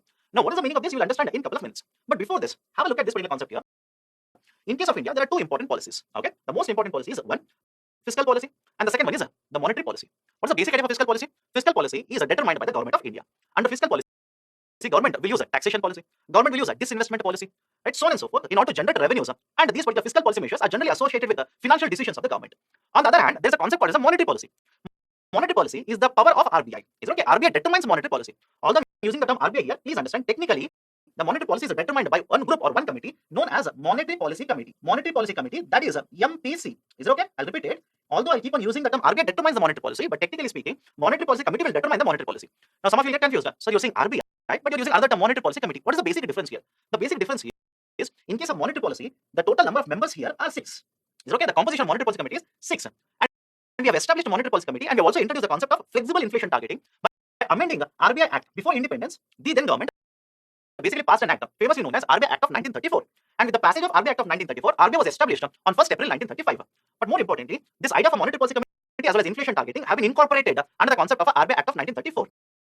Now have a look at this. With the passage of this particular law, or with the amendment of this particular law, what we have done is, we have established a new committee where the composition will consist of 6 members. Out of these particular 6 members, 3 will be from RBI, including the most important functionary, RBI governor. And the remaining 3 will be the experts who are appointed by the government. This is the basic composition of the Monetary Policy Committee now. And this particular Monetary Policy Committee is following a concept called as a bi-monthly monetary policy. What is the bi-monthly monetary policy? Once every 2 months, remember this, once every 2 months, this committee will meet, will deliberate, and will announce the monetary policy. Is it okay? Do not get confused. Bi-monthly means once in 2 months. Don't read it vice versa. It is not twice in 1 month. It is once in every 2 months. This was the recommendation given by one of the committees, the famously known as Urjit Patel Committee. And based on the recommendation of Urjit Patel Committee, now we are following a bi-monthly monetary policy. Now have a look at this. Rather than using the term Monetary Policy Committee, sometimes I'll simply say that RBI decides the monetary policy. Don't get confused, because RBI is present here, and the most important function is RBI governor here. I'll keep on using the term RBI decides the monetary policy. But essentially, follow this very carefully. Essentially, under monetary policy, what we do is either we will increase the money supply in the economy, or we will decrease the money supply in the economy. Is it okay? We will increase the quantity of money supply, or we decrease the quantity of money supply. That is exactly what we do in the monetary policy. How we do that? What kind of tools are used? Please don't worry as of now. I'll discuss that under the concept of RBI. Now follow this very carefully. Whenever RBI increases the money supply, there is a concern of inflation in the market. Is it okay? Whenever RBI increases the money supply, there is always a concern of higher money supply, means a higher inflationary trend. But why does RBI increase the money supply? The logic is, whenever RBI increases the money supply, the banks will take loans from RBI and it will lend to borrowers in the market. Is the logic okay here? RBI increases the money supply by lowering the rate of interest. What do you mean by this? Imagine I'm RBI. I wish so, but anyways, I'm not the RBI governor. I'm the RBI governor. You are a bank. You'll also feel happy now. You are the bank. I'm the RBI governor. I want to increase the money supply in the market. So what I will do, I will reduce the interest rate. I will give you loans. You will take loans at a lower rate of interest. You will also give loan at a lower rate of interest. So more and more loans will be issued in the market. And generally, when this rate of interest in the market will come down, when the interest rates in the market will come down, investments will happen more like this. For example, if I'm a person who wants to save and put in a bank account, and if the interest rates are very lower, I will feel like rather than investing, rather than putting it in money, I will spend more in the market. So the argument is, whenever the interest rates are reduced by RBI like this, people will spend more. Right? The banks will give more loans in the market. Essentially, total investment in the market will increase. When the investment in the market will increase, we can expect this to add to GDP growth rate. Because when the investment increases, the production increases, the employment generation increases, the supply of goods and services increases. Because the employment has increased, the demand for goods and services also will increase. So production is increasing, demand is increasing, overall GDP growth rate will start happening in the market, or the GDP growth rate will start rising upwards in this particular market. So objective of the RBI is, if I want to promote growth, I should increase the money supply. But when RBI increases the money supply, there is also concern of inflationary trend in the market. Because if everybody is spending in the market, demand for the goods and services shoots up, there is always a concern that this higher demand will lead to higher price levels in the market. So have a look at this. On one side, if they want to promote growth, they'll have to increase the money supply. There's a concern of inflation. But on the other hand, if RBI wants to control inflation, they will have to reduce the money supply. So let's play the game again. I'm the RBI governor. You are the bank. I feel that there's too much of money supply in the market. How do I reduce the money supply? I will increase the interest rates. I will basically increase the interest rates. When I make it more costly for you to take a loan from me, obviously you will transfer that in the higher interest rates when you're giving loans to someone else. So interest rates in the market will rise up. People who have money now feel that rather than spending, I should save, because the interest rates are higher. So they will start reserving the investment or lowering the consumption and start saving more. So liquidity or money supply in the market will come down. And when money supply will come down, inflation will be controlled. But have a look at the other side of the argument. When the money supply comes down, what will happen to investments? Investments will also take a hit. When investments will come down, what do you think will happen to GDP growth rate? The GDP growth rate will start getting affected. By increasing the investment, I could have achieved a GDP growth rate of let's say 7%, 8%. But because I'm reducing the investments in the market, because I'm reducing the liquidity in the market or money supply in the market, the GDP potential level also start coming down like this. So this is the dilemma for RBI. Through monetary policy, RBI can infuse more money into the system, increase the money supply in the system so that they will promote growth, but there is always a concern of inflation. And if they reduce the money supply in the market, yes, they will be able to control inflation, but there is a concern whether growth will be promoted or growth prospects will come down. So this is the dilemma that I'm actually referring to. Now to overcome this particular issue, what Government of India has done is, it has signed an agreement with RBI. This particular agreement is famously known as Monetary Policy Framework Agreement. Is it okay? Monetary Policy Framework Agreement, MPFA. Remember this. Very, very famous. Under this particular agreement, what has happened? Government of India has entered into an agreement with RBI. They signed an agreement with RBI. This was signed in 2014 and 15, came into force from 2016. Is it okay? Was implemented in 2016. What are the important points with respect to this particular agreement? What are the important points? First very important point. Now RBI has been given the duty of controlling inflation. RBI will control inflation now. That is what Government of India says under this agreement. RBI will be having the duty of controlling inflation. Question is, if they are controlling inflation, at what rate they are supposed to control it?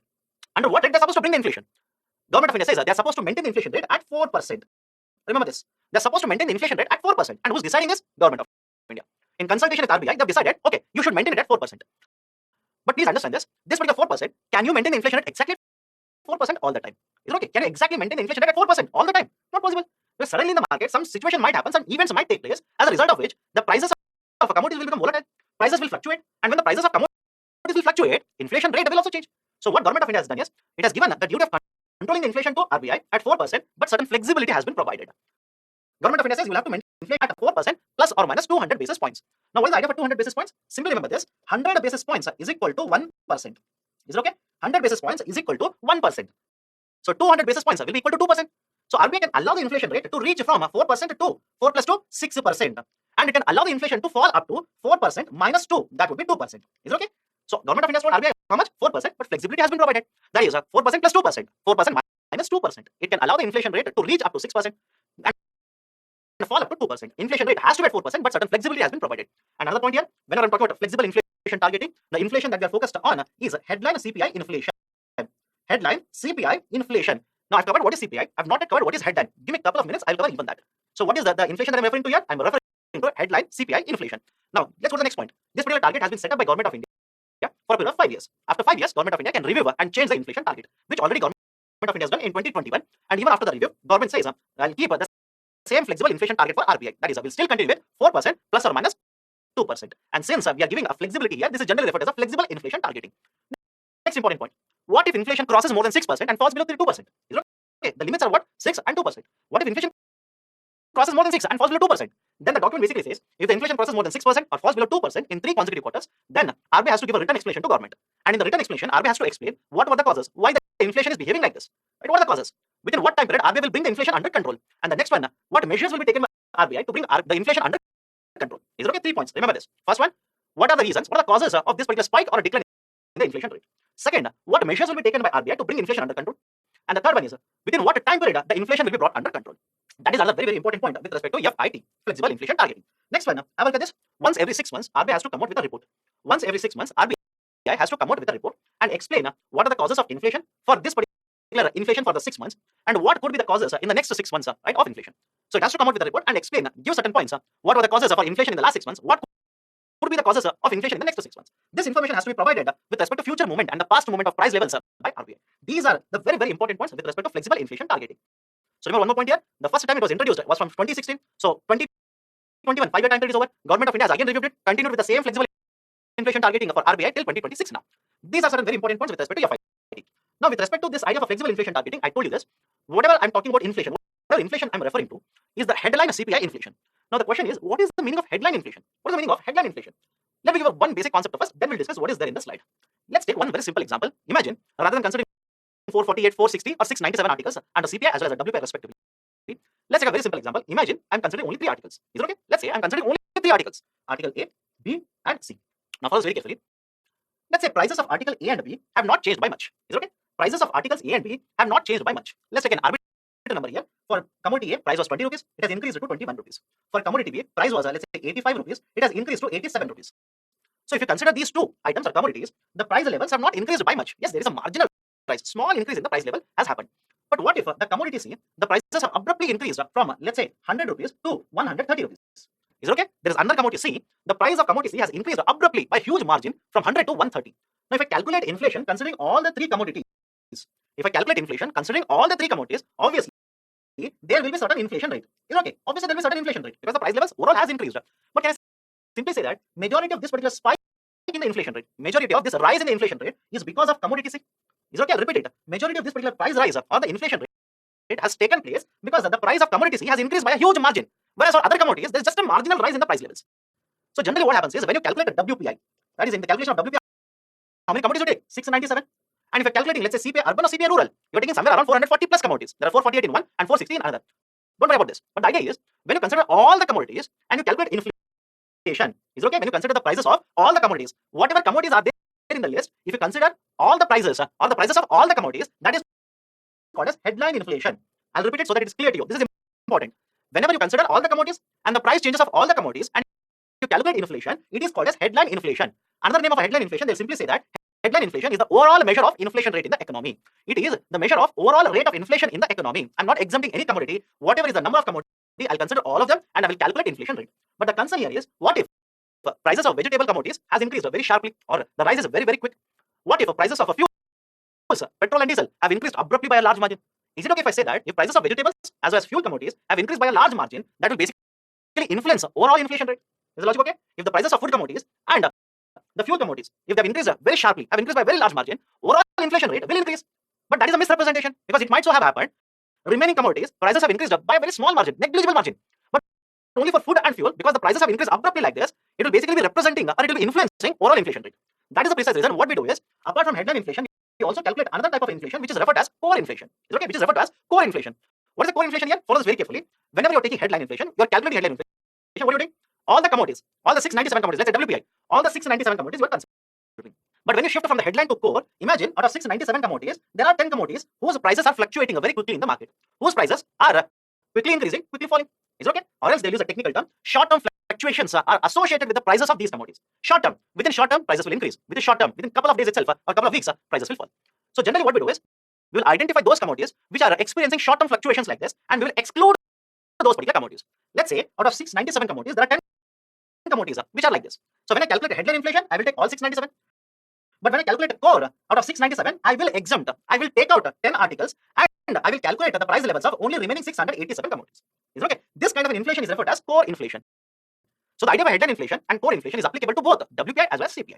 But what is the basic idea here? Because of a short-term fluctuations which are experienced or short-term fluctuations in the price of some of the commodities, overall inflation could be high. And when the overall inflation is very high, don't you think that will definitely have an impact on the monetary policy of RBI? That has been the concern here. The concern is, imagine, right, suddenly in certain month, prices of vegetables or food articles will rise up.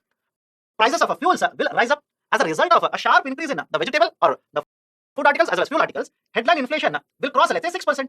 The overall headline inflation will cross 6%. So when the headline inflation crosses 6%, what do you think RBI should do? It has to drag it back. It has to take certain policy measures to bring down the inflation. And what is generally done by RBI to bring down inflation? Reduce money supply in the market, increase the interest rates. But what if immediately after 1.5 months or 2 months, the prices of these commodities will suddenly fall down?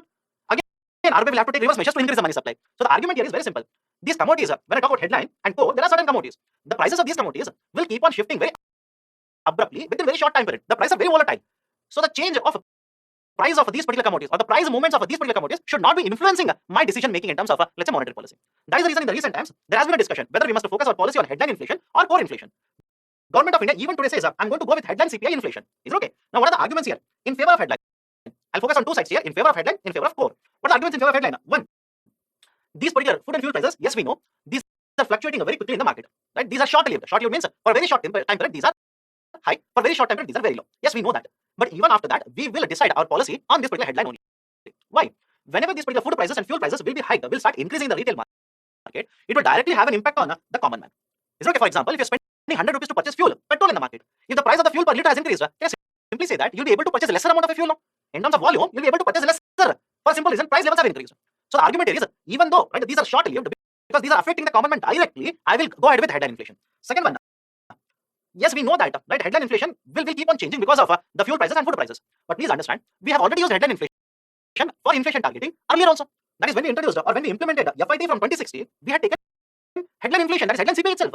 And this has worked wonderfully in case of India. For majority period of the time, the inflation rate has been somewhere in the range of 4%. So it is a success then. Although we are considering headline, this has been successful. So we'll continue with the same idea. Third one. This is the second one. Let's go to the third one. Understand this. The current situation. What is the current situation?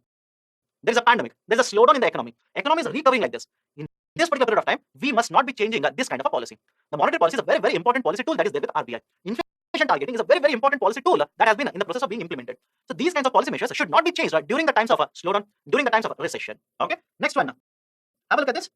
Understand the logic here. Inflation, like we discussed earlier, can happen because of a supply side as well as because of a demand side. Is it okay? We have discussed the concept of a demand pull inflation, cost push inflation. So inflation can happen because of the supply side measures or supply side factors or demand side factors. Have a look at the statement here. It is true that the supply side constraints play an important role in influencing the inflation rate. But this has remained same in case of Indian economy. Means what? Whenever you're talking about food and fuel, what do you think should be put, or where do you think these two commodities should be put? Are these supply side factors or are these demand side factors? These are, remember this, supply side factors. Cost of food increases, supply side factor. Cost of fuel increases, supply side factor. So it is true that the retail headline inflation is affected by supply side factors. We agree. But this has remained the same earlier also. Even in the past, this was true in case of India. So what has actually changed? Nothing has changed. So we'll continue with headline CPI. But against these arguments, there are also certain arguments which say that rather than headline CPI, we must be using or we must shift to core CPI. What are the arguments? One, have a look at this. The monetary tools that we have are going to affect the demand side factors. Is it okay? Demand side factors in the sense when RBI reduces interest rates, increases interest rates, that will basically have an impact on how much money is being supplied, how many loans are available, how much investment that is going to take place. All these are demand side factors. So argument is, in case of headline inflation, it is affected by supply side factors. And because of this, you are taking a decision on the demand side factors. Don't you think that the policy, there's something wrong with the policy? And moreover, the argument here is, have a look at this, whenever there are sudden fluctuations, short-lived movements, in case of prices such as for fuel as well as food like this, that will basically drag up the inflation rate, headline inflation, or drag down the headline inflation. And because the inflation rate is shifting either ways, RBI also has to change the interest rates in the market. But the argument here is that this particular shift in the inflation rate is very, very for a shorter duration. These shifts in the inflation rate are short-lived because food prices and fuel prices automatically will keep on fluctuating.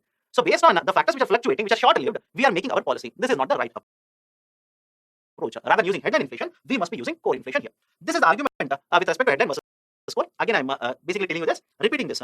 Government of India even today has been using headline CPI as the inflation indicator. I'm using the term inflation indicator. Some of the books will use a nominal anchor. Do not get confused. Nominal anchor, which is used for decision making or monetary policy making, is a headline CPI. What do you mean by nominal anchor? What inflation rate is used for making decisions, right? That is a headline CPI. Done.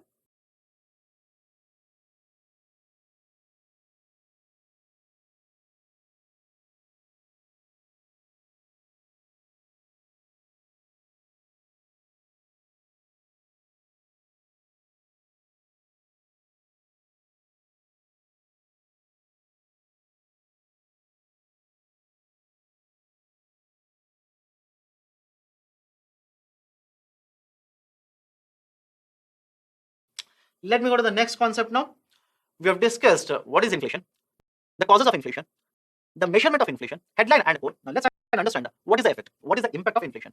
First and foremost, it will reduce the purchasing power of the consumers in the market. Very, very important. It will reduce the purchasing power of the consumers. What do you mean by this? Let me explain it here.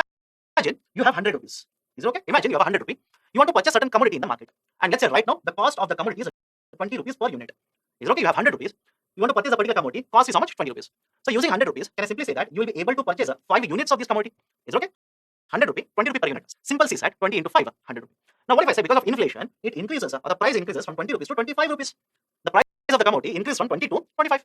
You have 100 rupees now. Will you be able to purchase 4 units? Now you can only purchase 4 units. The purchasing power will come down.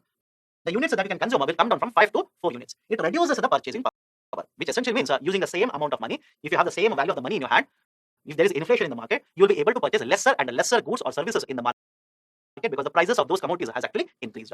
Second, reduces the real rate of returns. Reduces the real rate of returns. What is the idea here? Please follow this very carefully. Let's take one example. Imagine you have 100 rupees. Okay. Now again, please don't ask me, sir, why do you always use 100 rupees? Can we have 1 crore rupees? Yes, definitely, yes, sir. Let's assume you have 1 crore rupees. Do you think it makes any difference with respect to calculation? No. But definitely, if you have 1 crore rupees, I'm pretty sure you'll not be preparing for UPSC exam. But come back to the argument here. Imagine you have 100 rupees. Now there are two options. You can use this particular 100 rupees to purchase a basket of goods in the market. Is it okay? Or you can take this 100 rupees, put it in a bank, and the bank says, the manager will tell you, sir, congratulations for keeping deposit with me. I will give you interest on this. Very interesting. Follow this very carefully. 100 rupees, two options are what? You can purchase a basket of goods and services. Let's assume the basket cost is how much? 100 rupees. Or you can take the same 100 rupees, put it in a bank, on which, let's say, hypothetically, I'll throw an arbitrary number here. The bank will promise to pay you 5% rate of interest, which essentially means after 1 year, you will get back the principal. Imagine if you keep 100 rupees in the bank, you will get back the principal of 100. You'll also get interest of 5 rupees. Okay, so total amount of earnings for you will be how much? 105 rupees. But during the same period of time, what if I say that there is an inflation of 3% like this? Or else, I'll simply put it in numbers here. The basket of commodities which were costing you 100 rupees last year, now will start costing 103 rupees. So have a look at this. Last year, using 100 rupees, you could have purchased this particular basket. Today, you are earning how much? 105. But if you use this particular earning of 105 to purchase this particular basket, to purchase the same basket, but because the price has increased, now you will have to pay how many rupees? 103 rupees to purchase the basket. So if you purchase this particular basket out of 105, you would give away 103. How much is your actual savings? How much is your actual earnings? 2 rupees. I'll put it in a formula now. Follow this very carefully. This particular 5% is called as a nominal rate of returns. Is it okay? Nominal rate of returns. Bank is going to give you nominal rate of returns. If you invest in any securities in the market, they are going to give you nominal rate of returns. Essentially, what I'm saying is, if you invest in the market, you will earn a certain interest rate. But part of the interest rate will be eaten up. Part of the interest rate will come down for a simple reason. During the same period of time, when you are earning interest rate, there is an inflation rate. That is generally, we'll put it in the formula here. Have a look at this. Real interest rate or real rate of returns. Real rate of returns. I'm using the term real rate of returns, the books might use the term real interest rates. Right? Don't worry, both are one and the same. Real rate of returns is equal to nominal rate of returns, NRR, minus inflation rate. Now, in this particular equation, what was your nominal rate of returns? 5%. What was the inflation rate? 3%. So, how much will be your real interest rate or real rate of returns? 2%. In a sense, whenever there's an inflation rate in the market, the real rate of returns would actually come down. It would simply eat up your real rate of returns. A much worse situation could be, what if government of India is also imposing tax on this particular nominal rate of returns? So, in addition to the reduction in your real rate of returns, because there is an inflation rate, now your real interest rates will further come down because government is imposing tax and collecting tax on the returns. And this tax which is imposed and collected obviously will be based on nominal returns rate or nominal interest rate. Then, now much worse situation. Let me make it much worse. Have a look at this. What if you are earning 5% interest rate and the inflation rate is 6%? What if you're earning 5%, but during the same tenure or same time period, inflation rate is 6%? In that case, I will simply use the statement real rate of returns or real interest rate are negative. Real interest rates are negative. Real rate of returns in terms of earning are negative. Is it okay? So whenever inflation rate is very, very high, it will eat up. It will reduce the rate of returns for the investors. It will have an impact on the exports. It will have an impact on the exports. Always remember this. Whenever two countries are there, let's take a simple example. Country A, country B. Is it okay? Country A, country B. Imagine this particular pen is being manufactured in both the countries. In country A, for manufacturing this particular pen, they're incurring the cost of, let's assume, 98 rupees. Is it okay? Let's assume they're incurring a cost of 98 rupees. Whereas in country B, let's assume they're incurring a cost of 100 rupees. So assuming no taxes, nothing, don't worry about all of it. Just focus on the concept here. Assuming no taxes are there, nothing is there, can I simply say that this particular pen is cheaper in country A because the cost of manufacturing is lesser. So these can be exported from country A to country B. Now what if I say in 1 year, inflation rate in country A is, let's assume 5%, and inflation rate in country B, let's assume 2%. Is it okay? In country A, higher rate of inflation. In country B, lower rate of inflation. As a result of this, in case of country A, because the inflation rate is 5%, 5% of 98 will be somewhere around 4 rupees 70 paisa. I'll simply round it off, let's say 5 rupees. So in case of country A, the cost of this particular pen will increase from 98 rupees to, I'll round off the number, 103 rupees. Whereas in case of country B, have a look at this, from 100, it will just increase by 2 rupees to 102. So this particular pen, because of inflation, now will become 103 rupees in country A, 102 rupees in country B. Do you think you can continue to export the pen from country A to country B? No, because 103 in essence is higher than 102 rupees. The product now has become cheaper in the second country, and before inflation rate, it was cheaper in the first country. So have a look at this. Whenever there's a very high rate of inflation like this, it will definitely have an impact on the exports. Finally, it will have an impact on the investment scenario. Investors in the market always would want to get higher rate of interest or higher rate of returns. But whenever there's a very high rate of inflation, generally this will negatively affect the amount of investments in the market. For a simple reason, higher inflation rate means the real rate of returns will start coming down, and this will have a negative impact on the overall investment scenario for the market. So these are some of the effects or some of the impact of inflation rate on the economy. Now let me go ahead. The next concept is the redistributive effects of inflation. Since we're discussing impact or effect of inflation, let's understand this also. There are different groups of investors, different groups of consumers in the market. So whenever there's an inflation rate, follow this very carefully. It will have a different type of impact on different types of people in the market. Let's try to understand what is this. Now let's start with the first one, wages and profits. Now in case of wages and profits, generally what happens is, if there are certain employees in a particular company and there is a rise in the inflation rate, generally now to protect their interest in terms of consumption or purchasing power, the employees or the workers in these particular companies generally keep on asking for higher wages, and they will negotiate and obtain certain higher wages from the employers. So that is the first impact on the wages. Second, whenever there's a higher inflation, generally it provides a leverage. It provides the power of pricing these particular commodities at a higher cost, and the companies by pricing or getting the power of pricing these particular products and increasing the prices will start making higher and higher margins or higher profits on these particular commodities. Next, debtors and creditors. What is the basic idea here? Debtor means the one who has taken a loan. It is a borrower. And the second creditor is the one who has given a loan. He is a lender. Is it okay? There are different creditors, different types of debtors in the market. But please understand this. Whenever the rate of inflation is there in the market, whenever there's certain rate of inflation, whenever the price levels are increasing, have a look at this. Imagine a system here. I'm a lender, you're a borrower. And imagine I've given you a loan of 100 rupee. I've given a loan of 100 rupee. So have a look at this. I've given a loan of 100 rupee. Then I could use this particular 100 rupee to purchase a basket of goods. Is it okay? To purchase a basket of goods, which will cost same 100 rupee. But please understand this. I will recollect this particular 100 rupee after 1 year. Is it okay? I will recollect this particular 100 rupee after 1 year. So after 1 year, generally what happens is, if there is inflation rate in the market, if there is inflation rate in the market, as a result of this particular inflation rate, the pricing or the purchasing power of this particular 100 rupee would have declined. Is the logic okay? I would have purchased this particular basket of commodities using 100 rupees last year when I gave you a loan. But after 1 year, what has happened? There is inflation in the market. So basket of these particular goods will cost me more. So you've given me 100 rupee back. But do you think the 100 rupee will have the same purchasing power after 1 year? Absolutely no. So generally remember this. Whenever there is inflation rate in the market, the benefit of inflation, and not about profit and loss here, who will obtain the benefit of this particular inflation? Generally it is the borrower who will get the benefit of inflation in the market. And in certain situations, if the interest rates are lower than the inflation rate, if the inflation rate is higher than the interest rate, then the overall debt that is actually paid by the debtor would have been much, much lesser if you consider the inflation rate being higher than the interest rate. Whereas on the other hand, creditor, the lender is giving 100 rupee when the purchasing power is high and getting it back when the purchasing power is low. So who is not getting the benefit? Who is being affected by the inflation? Creditors. Who is benefiting from inflation? The debtors. Next, bonds and stocks. Now in case of bond prices as well as stock prices, whenever the inflation rate in the market, it will definitely have an impact on the bond price as well as the stock price. But for you to understand this impact on bond and stock prices, first you need to understand what are bonds, what are stocks, what is the yield rate, what is the coupon rate, what is the dividend, so on and so forth. So what I'll do is, just remember the statement here, the inflation rate will definitely have an impact on the bond prices and the stock prices, but what kind of an impact? When I discuss the financial market, I will explain that to you. Next, fixed salary earners as well as indexed salary earner. The basic idea is, if you're getting 100 rupees in the form of a salary, doesn't matter what is the inflation rate, you're continuously given the salary of 100 rupees 1 month after the other month. Because of inflation rate, don't you think how many goods and services you can consume obviously will come down because of inflation rate in the market? Whereas on the other hand, what if your salary is indexed to, let's say, inflation rate? That is, when the inflation rate rises up, the government or let's say the private sector will change your salary and give you the salary when it is being accounted based on the inflation rate. So in that case, indexed salaried earners generally don't have an impact, generally don't feel the impact of inflation. Rich and poor generally understand this. Inflation will affect everyone. But the argument here is, poor people do not have the amount of resources that generally rich people have. So there is a disproportionate impact that the inflation rate will have on poor compared to rich, because rich people anyways will have sufficient amount of resources just to take care of this particular rise in the price levels.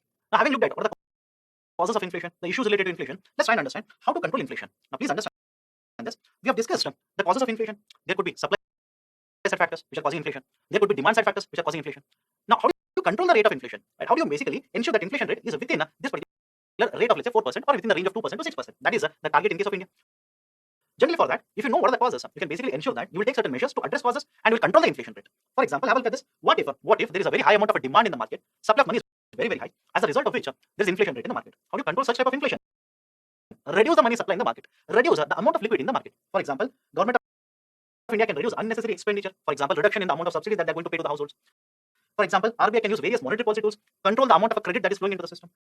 Government can increase the tax rates in the market so that more amount of a taxes will be paid to the government, lesser money spent in the market. Increase the savings in the market. How that can be done? If RBI ensures that the banks will pay higher interest rates. In the interest rates, if the interest rates in the market rise upwards like this, obviously rather than spending money, I will be focused on saving money. So obviously expenditure will come down, demand in the market will come down. Government can reduce the overall expenditure or borrowing in the market, which is referred as a public debt. Again, we'll discuss the idea of public debt in detail under fiscal policy. Increase production. If there is a mismatch between supply and the demand is very high, supply is lesser, obviously it will lead to inflation rate trend. How do you control this kind of an inflation rate? Increase the production. But please understand, generally this is not the route which is taken for a simple reason. Overnight you cannot increase the production. Is it okay? I repeat the statement. Overnight you cannot increase the production. For example, if I'm manufacturing 100 units, there's a demand for 130 units. The manufacturing capacity itself is 100. How can I increase it to 130 in a short time? Short time production cannot be increased like this if it is already at the potential.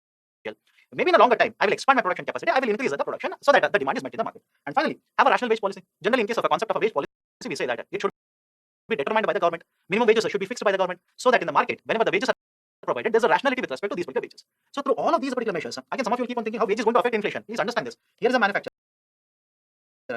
He will determine the market price based on the cost of production, and one of the factors which will affect the cost of production for the manufacturer is the wage policy itself. If he's paying very, very high amount of wages, obviously cost of production will increase. When the cost of production increases, the market prices obviously will start increasing. So there's a very close linkage. So you need to have a better wage policy or a rational wage policy. So these are some of the measures through which you can control inflation in the market. Let's go to the next one. Some other important terminologies which are very often given in the newspapers. Let's try and understand these particular terminologies. Now, first one is the concept of a deflation, disinflation. Okay, deflation, disinflation. Deflation means the price levels are not increasing, price levels are actually declining. Is it okay? Follow this very carefully. Inflation means what? Price level for basket of commodities will start increasing. Imagine a basket of commodity. This year cost is 100 rupee. Next year cost is 110 rupee. Third year the cost is 140 rupee. So price levels have increased. I will call this as inflation. Whereas in case of a deflation, price levels will not increase. Price levels will start declining. Or in simple terms, so whenever inflation rate is negative, or there is a negative inflation rate, it is called as deflation. For example, imagine price level for a basket of commodities is 250 rupees this year. Next year, it is going to fall down to 230 rupees. Third year, it is going to fall down to, let's say, 190 rupees. Price levels have not increased, rather they have declined. This is a deflation, negative rate of inflation. What is a disinflation? Disinflation is a situation wherein there is inflation rate. Price levels are increasing, but inflation rate is declining. I'll repeat the statement here, follow this very carefully. It is a situation wherein price levels are increasing, but the inflation rate is actually falling down like this. For example, let's assume for one time period, inflation rate is 7%. For the next time period, inflation rate is 5.5%. For the next time period, inflation rate is, let's say, 2%. So when I'm saying inflation rate, obviously, what does it mean? Price levels have increased. But have a look at this. The inflation rates have been declining. Is it okay? Inflation rates are declining. That situation is referred to as disinflation. Third one, core inflation. Fourth, headline inflation. We've already discussed this. In case of a core inflation, I'm not considering all the basket of commodities. I'm not measuring price level for all of them. I'm measuring the price level for some of these particular basket of commodities. I will not consider those particular commodities whose prices are very volatile in the market. Headline inflation, it is the total inflation in the economy, overall inflation in the economy. Whatever is the basket of commodities, I will consider all of them. Next, the concept of inflation tax. To understand this, imagine you have 100 rupees. Today you can purchase a certain basket of goods and services in the market using the same 100. But after 1 year, if there is inflation, can you purchase the same quantity of goods and services using same 100 rupees? Is it okay? Using same 100 rupees? No. you will not be able to purchase same quantity. Rather, the amount or the quantity that you can purchase after 1 year actually would have come down because of inflation rate. So what we say is, in case of the inflation, it will simply eat up the purchasing power of the cash. It is okay. It will simply eat up how much you can purchase using the cash during the period of inflation. This particular decline in the value of a cash, and when I say value, I'm referring to what is the quantity you can purchase in the market. Is it okay? I'm referring to what is the quantity you can purchase in the market. So because of inflation, the amount of the quantity that you can purchase in the market obviously will decline. This decline is referred as inflation tax. Next one, the idea of stagflation. Please understand this. Stagflation is a situation where generally we'll see that inflation rate is high. Is it okay? Inflation rate is high. Unemployment rate is high. The growth rate is either stable or is declining. Is it okay? It is a situation wherein any economy experiences a higher inflation rate, higher unemployment rate, and also the stabilization or the declining growth rate or a constant growth rate like this. And most of the times the growth rate will keep on declining. So this particular situation is referred as a stagflation. And very recently in case of India, many of the experts are saying during 2020 we experienced a stagflation, because during 2020 what happened? Inflation rate was very, very high because of fuel prices, because of vegetable prices, because of pulse prices. Overall inflation rate was very high. But on the other hand, the economy was getting affected by the pandemic. What happened to unemployment rate? Unemployment rate started increasing. What happened to growth rate? Growth rate stumbled. Growth rate declined during this particular period of time. So all the three factors are present. So that is the situation of a stagflation. Next is the concept of a base effect. Understand this. Generally, when I'm measuring inflation, I'm saying that imagine the price levels have increased from 100 to 110. Is it okay? I'm just taking one example here. For a basket of commodities, imagine the price levels have increased from 100 to 110. And I'll say what? Because the price levels have increased by 10 rupees here, the inflation rate would be 10%. But I'm calculating this particular 10%. How am I calculating? 10 rupee increased on the base of 100. What was the price in the base? 100. So my consideration is on 100 rupee, how much has been increasing? Is it okay? This is how inflation is calculated generally. But what if during one time period, for whatever reason, this particular base number which is used to calculate inflation is abnormally very high or abnormally very low? Is it okay? I'll repeat it. What if I'm calculating inflation using this particular base number like this for a certain period? What if because of various factors, the base number is abnormally very high or abnormally very low? For example, for let's say 2020, in the year 2020, the fuel prices suddenly shot up like this. The vegetable prices or food grain prices or overall food value in the market increased like this. But do you think it will happen always in the market? No, generally it is not happening. Somewhere here and there it will keep on happening. But for majority of the time, the prices of fuel, prices of food were very, very high. I'll simply call this as abnormally very high prices. Now, don't you think because of abnormally very high prices, next year when I take the price levels of 2020, the base is abnormally very high. And when the base is abnormally very high, definitely it will have an impact on the inflation calculation. So, idea is whenever the base is abnormally very high or abnormally very low, it will have an impact on the inflation rate. That is called as a base effect. Next, concept of a skewflation. Okay, concept of a skewflation. Please remember this. This was referred to a situation where prices of some of the commodities actually were increasing. Is it okay? Prices of some of the commodities were very, very high. Whereas in the remaining commodities, either the prices did not rise at all or the prices actually declined. Is it okay? I'll repeat the statement. Skewflation as a concept was discussed in one of the economic surveys, and this was used in the context of Indian economy. So you may not find the idea of a skewflation in the textbook, don't worry. The basic idea is in the Indian economy, in certain time period, it has been seen that price levels of some of the commodities have increased abruptly like this. By very sharper level, the prices have increased. But the prices of other commodities either would have not increased at all or would have declined. That situation is called as a skewflation. Next one is a reflation. In case of reflation, please remember this, it is not type of an inflation. No, it is not type of an inflation. Generally, reflation refers to the policy of the government wherein they are going to spend more so that the economy will be revived. I will repeat it. Reflation generally is referring to policy of the government where during a slowdown or during a recession, government will increase its expenditure to revive the economy. That is called as a reflation. Okay. So these are some of the other very important concepts which could be asked in the UPSC prelims. Now the last point of discussion in the concept of inflation is the idea of a Phillips curve. Now what is this Phillips curve? Please remember this. Phillips curve basically represents an inverse relationship between the unemployment rate and inflation rate. Is okay? I'll repeat it. Phillips curve represents an inverse relationship between the inflation rate and unemployment rate. Now what is this? Whenever the inflation rate is very high, unemployment rate is low. Whenever the inflation rate is lower, unemployment rate is higher. This is the inverse relationship which is exhibited or which is given under the Phillips curve. Now please understand this relationship exists for majority period of the time but not always. For example, some time ago we have discussed the concept of a stagflation. And what are the features of a stagflation? During stagflation, inflation rate is high, unemployment rate is also high. So have a look at this. Can stagflation be an exception? Is it outside the Phillips curve? Definitely yes. Phillips curve relationship is not applicable during a stagflation. But more importantly, why is there this kind of an inverse relationship between both of these particular parameters? Let me explain a concept for you. Imagine a situation, follow this very carefully. Imagine a situation where you are the producer. Is it okay? You are a manufacturer. Now in the market, there is very high demand for your goods. Is it okay? Demand for your goods is high. So when the demand for the goods is very high, will you increase your production or decrease your production? Simple question. When the demand for your goods is very high, will you produce more? Will you increase your production or will you decrease your production? You will increase your production. And when you want to produce more goods, when you want to produce more and more units of this particular product, will you require more employees or lesser employees? Obviously, the answer should be, sir, I will require more employees. So you will hire more number of people. When you hire more number of people, what do you think will happen to unemployment rate? If you're hiring more and more people, giving them jobs, unemployment rate will start declining. But have a look at the extremity here. When the demand is very high, what do you think will be the inflation rate? When the demand is very, very high, inflation rate will also be higher. So look at the inflation rate, look at the unemployment rate. Inflation rate is high, unemployment rate is low. That is one relation. Let's go to the extreme situation. Exactly vice versa. What if demand for your goods is very low in the market? People are not consuming the amount of goods that you're producing. Imagine you're producing 100, people are purchasing only 40. So when the demand is very low, you will reduce your production. Will you require the same number of employees? No. You will remove some of the employees. When you remove some of the employees, what will happen to unemployment rate? It will increase. Unemployment rate will increase. But look at the other side also. When the demand is very, very low, what do you think will be the inflation rate in the market? When the demand is very low, inflation rate is also on the lower side. So inflation is low, unemployment rate is higher. So this is an inverse relationship that is generally provided in the Phillips curve, and this is not applicable to a situation of stagflation. And that is exactly what is represented in this particular downward sloping curve, where x-axis is represented by unemployment rate and y-axis by the inflation rate. When the inflation rate is high, unemployment rate is low. When inflation rate is low, unemployment rate is high. That is the Phillips curve representation for you. So these are the various aspects with respect to inflation that you're supposed to read.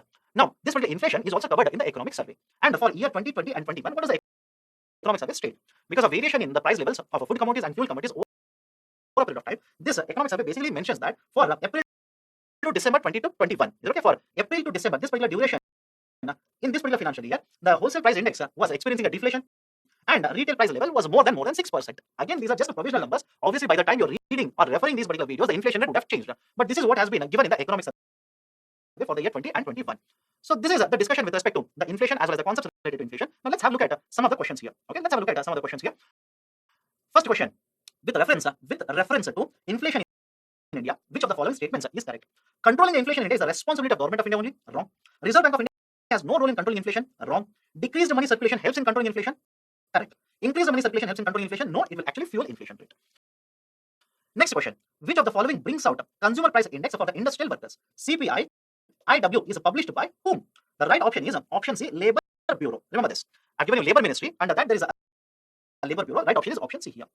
Next question. Consider the following statements. Inflation benefits debtors. Inflation benefits bondholders. Bondholders are nothing but lenders in the market. Is it okay? Bondholders are nothing but lenders in the market. Debtors are nothing but borrowers in the market. So we have discussed this in context of the borrower and the lender who is getting the benefit from inflation. Again, it is not the question of profit and loss. It is the question of if there is inflation in the market, who gets the benefit of this particular inflation rate. Always remember this, with the inflation rate in the market, it is the borrowers who are going to get the benefit and not the lender. Because like we have discussed earlier, the borrower will take money when the purchasing power is high and give back money when the purchasing power is low. And the lender gives money when the purchasing power is high, collects back when the purchasing power is low. So benefit of inflation is obtained by the debtors, not the creditors. Right option is option A, one only. Next question. With reference to economy, the core inflation is considered to be a better indicator than the headline inflation because in case of a core inflation, it excludes certain items that are subject to sudden and short-lived price movements. Statement is correct. Let's eliminate the remaining. Core inflation has a wider basket of items? No. Compared to headline, core inflation will have a narrow coverage of a basket of items.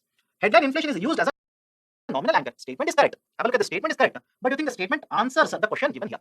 Statement says headline inflation is used as a nominal anchor. Like I've said, CPI headline inflation is used for policy making in India. But do you think this is the answer to the question? What is the question here? Question says core is better than headline. How? Do you think this statement answers the question? No.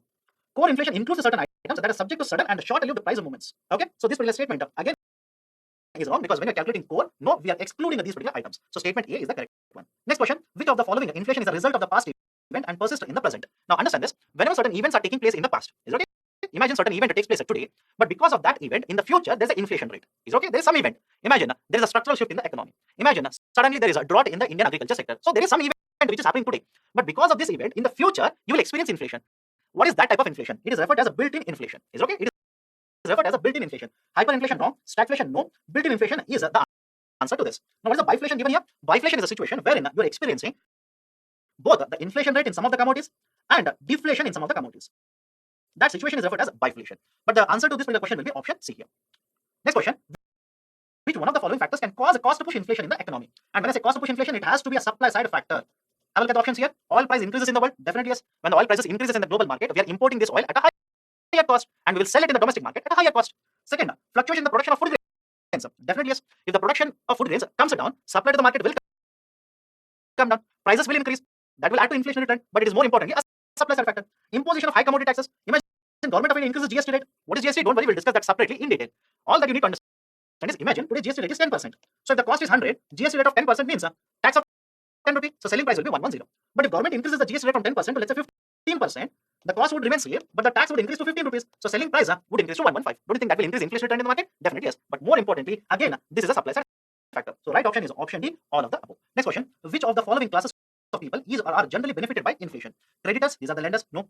Debtors, yes. Fixed income group, no. Pensioners, no. Bondholders, no. So it is only two, right? So right option is option B. So these are some of the questions which have been asked on the concept of inflation in the previous years UPSC prelims.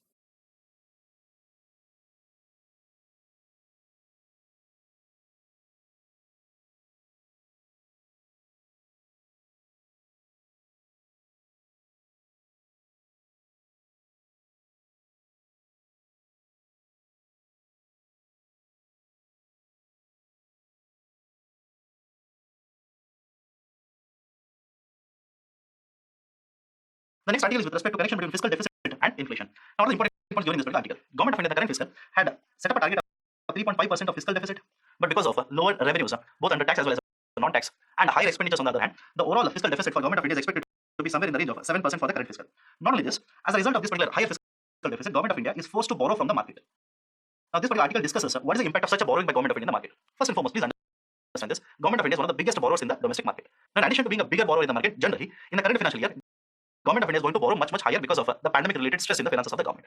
As a result of this, the overall cost of borrowing is expected to increase. Not only this, because Government of India is going to borrow more from the market, the interest rates in the market are expected to rise up. Now, how this is going to affect inflation in the domestic market? That is the connection you have to make. This kind of a borrowing done by Government of India is said to be having an impact on inflation under the concept of a cost push inflation. What do you mean by this particular idea of a cost push inflation? Understand this. Whenever, let's say, the cost of production for manufacturer increases, what he generally does is he will transfer this particular higher cost of production in the form of a higher market prices.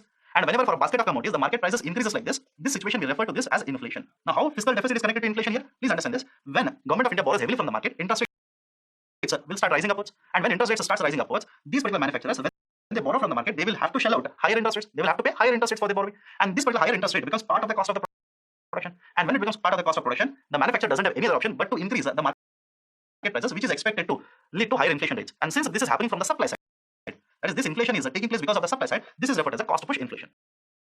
That is a basic connection between higher fiscal deficit as well as the inflation rate in case of Indian economy. Now, apart from this, another very important point discussed in this article is to what extent this will lead to inflation in the market. The article basically mentions that if this particular expenditure that is done by Government of India in case of productive assets, then one, it will basically create demand in the market, create employment in the market.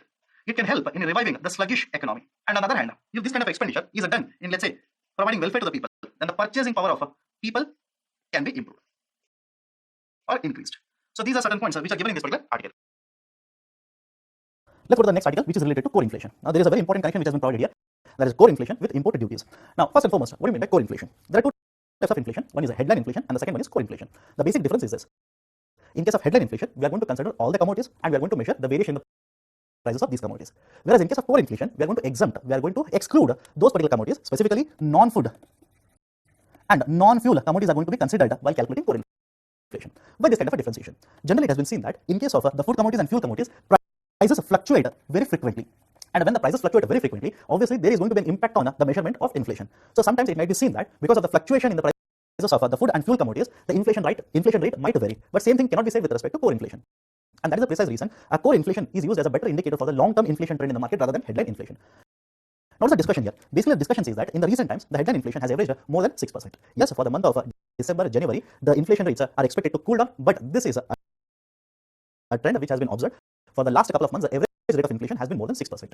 And not only this, even the core inflation rate has been on a higher side. So, Government of India has basically proposed that they are going to reduce the imported duties on some of the inputs, which are to be used as inputs, such as metals, so that the market prices will be reduced, and when market prices are reduced, we can expect core inflation to also cool down. What is the correction here? If I'm a manufacturer, imagine I'm using certain raw materials, and one of the raw materials is steel, or let's say iron.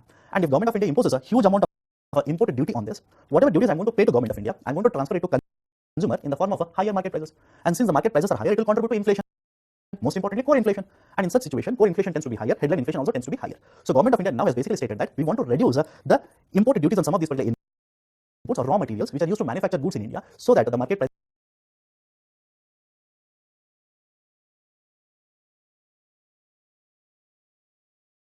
will cool down and the core inflation will also cool down. Now you will simply ask me, sir, what is the importance of core inflation then? The importance is this. Right now, Indian economy is going through contraction. If Government of India wants to ensure that there's a revival of the growth one of the ways is basically reviving demand in the market. If core inflation keeps on increasing or remains very high, then the expenditures which are incurred by the households will also get affected. So one of the ways of reviving economy is to ensure that the market prices start cooling down, and government of India is basically connecting that with the idea of core inflation here. So this is a discussion related to this article. Next two articles we'll discuss with respect to WTO. First very important article is with respect to what is the important role that the new US president can play in reviving the WTO.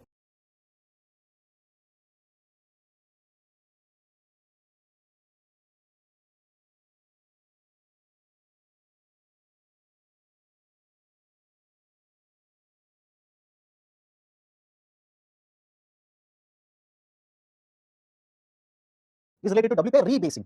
Now please understand, in the recent times both CPI as well as WPI are there in the discussion, and very important discussion we'll do on that. But before that, Government of India had set up one committee, Ramesh Chand Committee, and this particular committee was tasked to revise or restructure WPI. WPI stands for Wholesale Price Index. Now WPI as well as CPI are the two measures of inflation in India. Although for policy making we use a CPI, remember this, right? For example, Monetary Policy Committee, when they want to decide whether to increase or decrease the interest rate, on what parameter they will decide? CPI. CPI is the nominal anchor for monetary policy making in India. Although that is very, very important, please understand, because of a long history of WPI and because of importance of WPI being used as a GDP deflator in case of India, there is a lot of importance given to WPI also. And every now and then, Government of India shall set up these particular committees which are tasked with revamping or restructuring WPI. And the restructuring is required for a simple reason. The CPI or WPI usually are based on the consumption patterns. Right? For example, how much does the household spend on, let's say, fuel, on power, on food? Don't you think that will have a huge impact on what is WPI as well as CPI? Is it okay? So consumption patterns from one time period to another time period will keep on changing.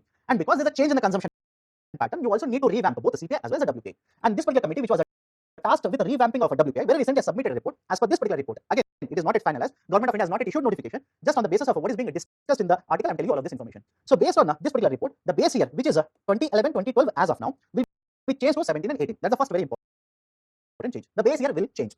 Second very important change. Under the present, the composition of WPI, we take 697 items. To calculate WPI, we take 697 items. All of these particular 697 items will have been looked at. Some of them have been taken out, some of them have been added. As a result of this, with the new base year of 17 and 18, the total number of items in the basket are expected to increase to 1196 items. Is it okay? The number of items are expected almost to double to 1196 items. Second very important change. Third, out of these particular 697 items, we used to divide them into three groups. Is it okay? 697 items, three groups. One was primary articles, second one was manufactured articles, and the third one was fuel and power. And these particular groupings were given certain weightage. The weightage is also expected to change. Have a look at this. For the primary articles, the weightage is expected to increase from 22.6% to 24.8%. For fuel and power, the weightage is expected to come down from 13.15% to 11.2%. And for manufactured articles, the weightage is expected to come down from 64.2% to increase from 64.2% to 63.9%. So these are the changes in the weightages. Now, in addition to this, from last couple of years, Government of India also started calculating the concept of food inflation under WPI. Is okay? Remember this. Under CPI, already we have a food inflation. That is basically we are considering how much is the price volatility in terms of food articles. But from the last couple of years, after the last rebasing, we had also introduced the food inflation under WPI also. Now, as per this particular article, the weightage for food index under WPI is also going to change. From 24.3%, it is expected to increase to almost 27%. So these are certain very important changes that have been proposed by this particular Ramesh Chand Committee. Now, in addition to this, what you need to remember is this. WPI, already mentioned, is very, very important in terms of deflating the GDP numbers. Is it okay? Deflating the GDP numbers. GDP numbers, obviously, when I calculate as per the current market prices, has the influence of inflation. Obviously, because the market prices would have changed. And to account for this particular change in the inflation, we need to deflate the GDP. And the WPI is generally used as a GDP deflator to deflate the GDP and get accurate numbers. So these are certain very important points with respect to this particular article of WPI rebasing. Now, based on this, a given question here, consider the following statements regarding WPI. It was launched in 1974. Please remember, yes, this is a true statement. The government has a setup or had set up Ramesh Chand Committee to rebase it. Yes, the statement is true. The current base year is 2011 and 2012. Even this particular statement is true. So right option will be option D, 1, 2, and 3. Next, right, related to inflation calculation. Now, some of you might be thinking, sir, inflation calculation, we already know it. But there are certain important issues which have been raised by this particular author with respect to inflation calculation. Understand these particular concerns very carefully. Generally, what we do is, with respect to measuring retail inflation, we measure CPI. And with respect to measuring wholesale inflation, we measure it under the tool called as a WPI. Right? The points which have been mentioned in the article, which are very, very important, very valid, are one. Very recently, for the month of April, May, June, and July, the data has been published. Okay, understand this? Right? For these particular 4 months, the data has been published for both CPI as well as WPI, and the rates of CPI as well as WPI are more than 6%, more than 10% respectively. But the author says is this particular inflation rate for these particular 4 months doesn't reflect the situation in the market. It is not a correct measurement. This is measured in a flawed manner. Right? There's a problem with respect to measurement. What is the problem mentioned here? For the month of April and May, last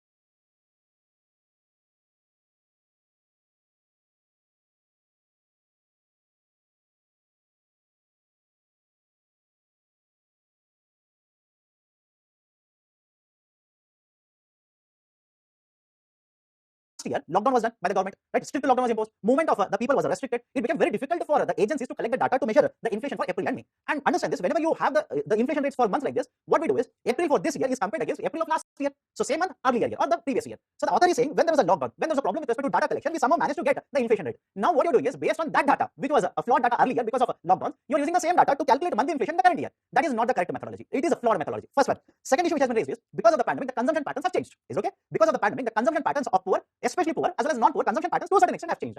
And when the consumption patterns change, obviously the expenditure done by the households on the foods, non-foods, etc. is going to change. Now this particular changed expenditure pattern has not been accounted so far. We have not changed, we have not redesigned both CP as well as WPI so far, despite knowing that consumption patterns of the households have changed. That is the second very important concern which has been raised. Third one, the author says that during pandemic, service sector was majorly affected. Is okay? Service sector was majorly affected. In certain services, the households were forced to spend more. In certain services, the households' expenditure actually fell down. Example for the first one is the healthcare expenditure, the expenditure for education, that is to let's say online education. On the contrary, expenditure for let's say tourism, travel, etc. related services, expenditure has fallen down. The problem author says we have not accounted for this. We have not accounted for this, and we have simply started calculating as usual for every month without considering what was the impact of all of this in the earlier data. Right? For example, have a look at this. He says that services one are not at all considered under WPI. You have to remember this. Services prices are not considered under WPI, and in case of a CPI, although it is considered, the weightage is 40%, and the contribution done by the services to GDP is more than 50%. Right? So obviously, when the service sector is affected, contribution to GDP will be affected. But when you're calculating retail inflation, you're not giving a proper weightage, and you're not even accounting for the changes that have happened in the economy. So these are some of the problems which have been raised by the author with respect to measurement of inflation. And he says that whatever data you've collected for April, May, June, and July, even for June and July, because in the month of June and July, yes, lockdowns were being reversed, but the normalcy was yet to be attained. We were yet to return to the earlier situation in the market. So even the data that has been collected for June and July, which is being used for the current year, it is also flawed data. So the author basically says that inflation rate, very very important policy tool. RBI makes a huge amount of policies or changes the policy based on the inflation rate. Government of India also considers inflation rate under various policy measures. And if the data collection and the inflation number itself is wrong, then why are you using this kind of an inflation? There is a need for redesigning the inflation currently. That is the argument that has been put forward in this particular article with respect to inflation.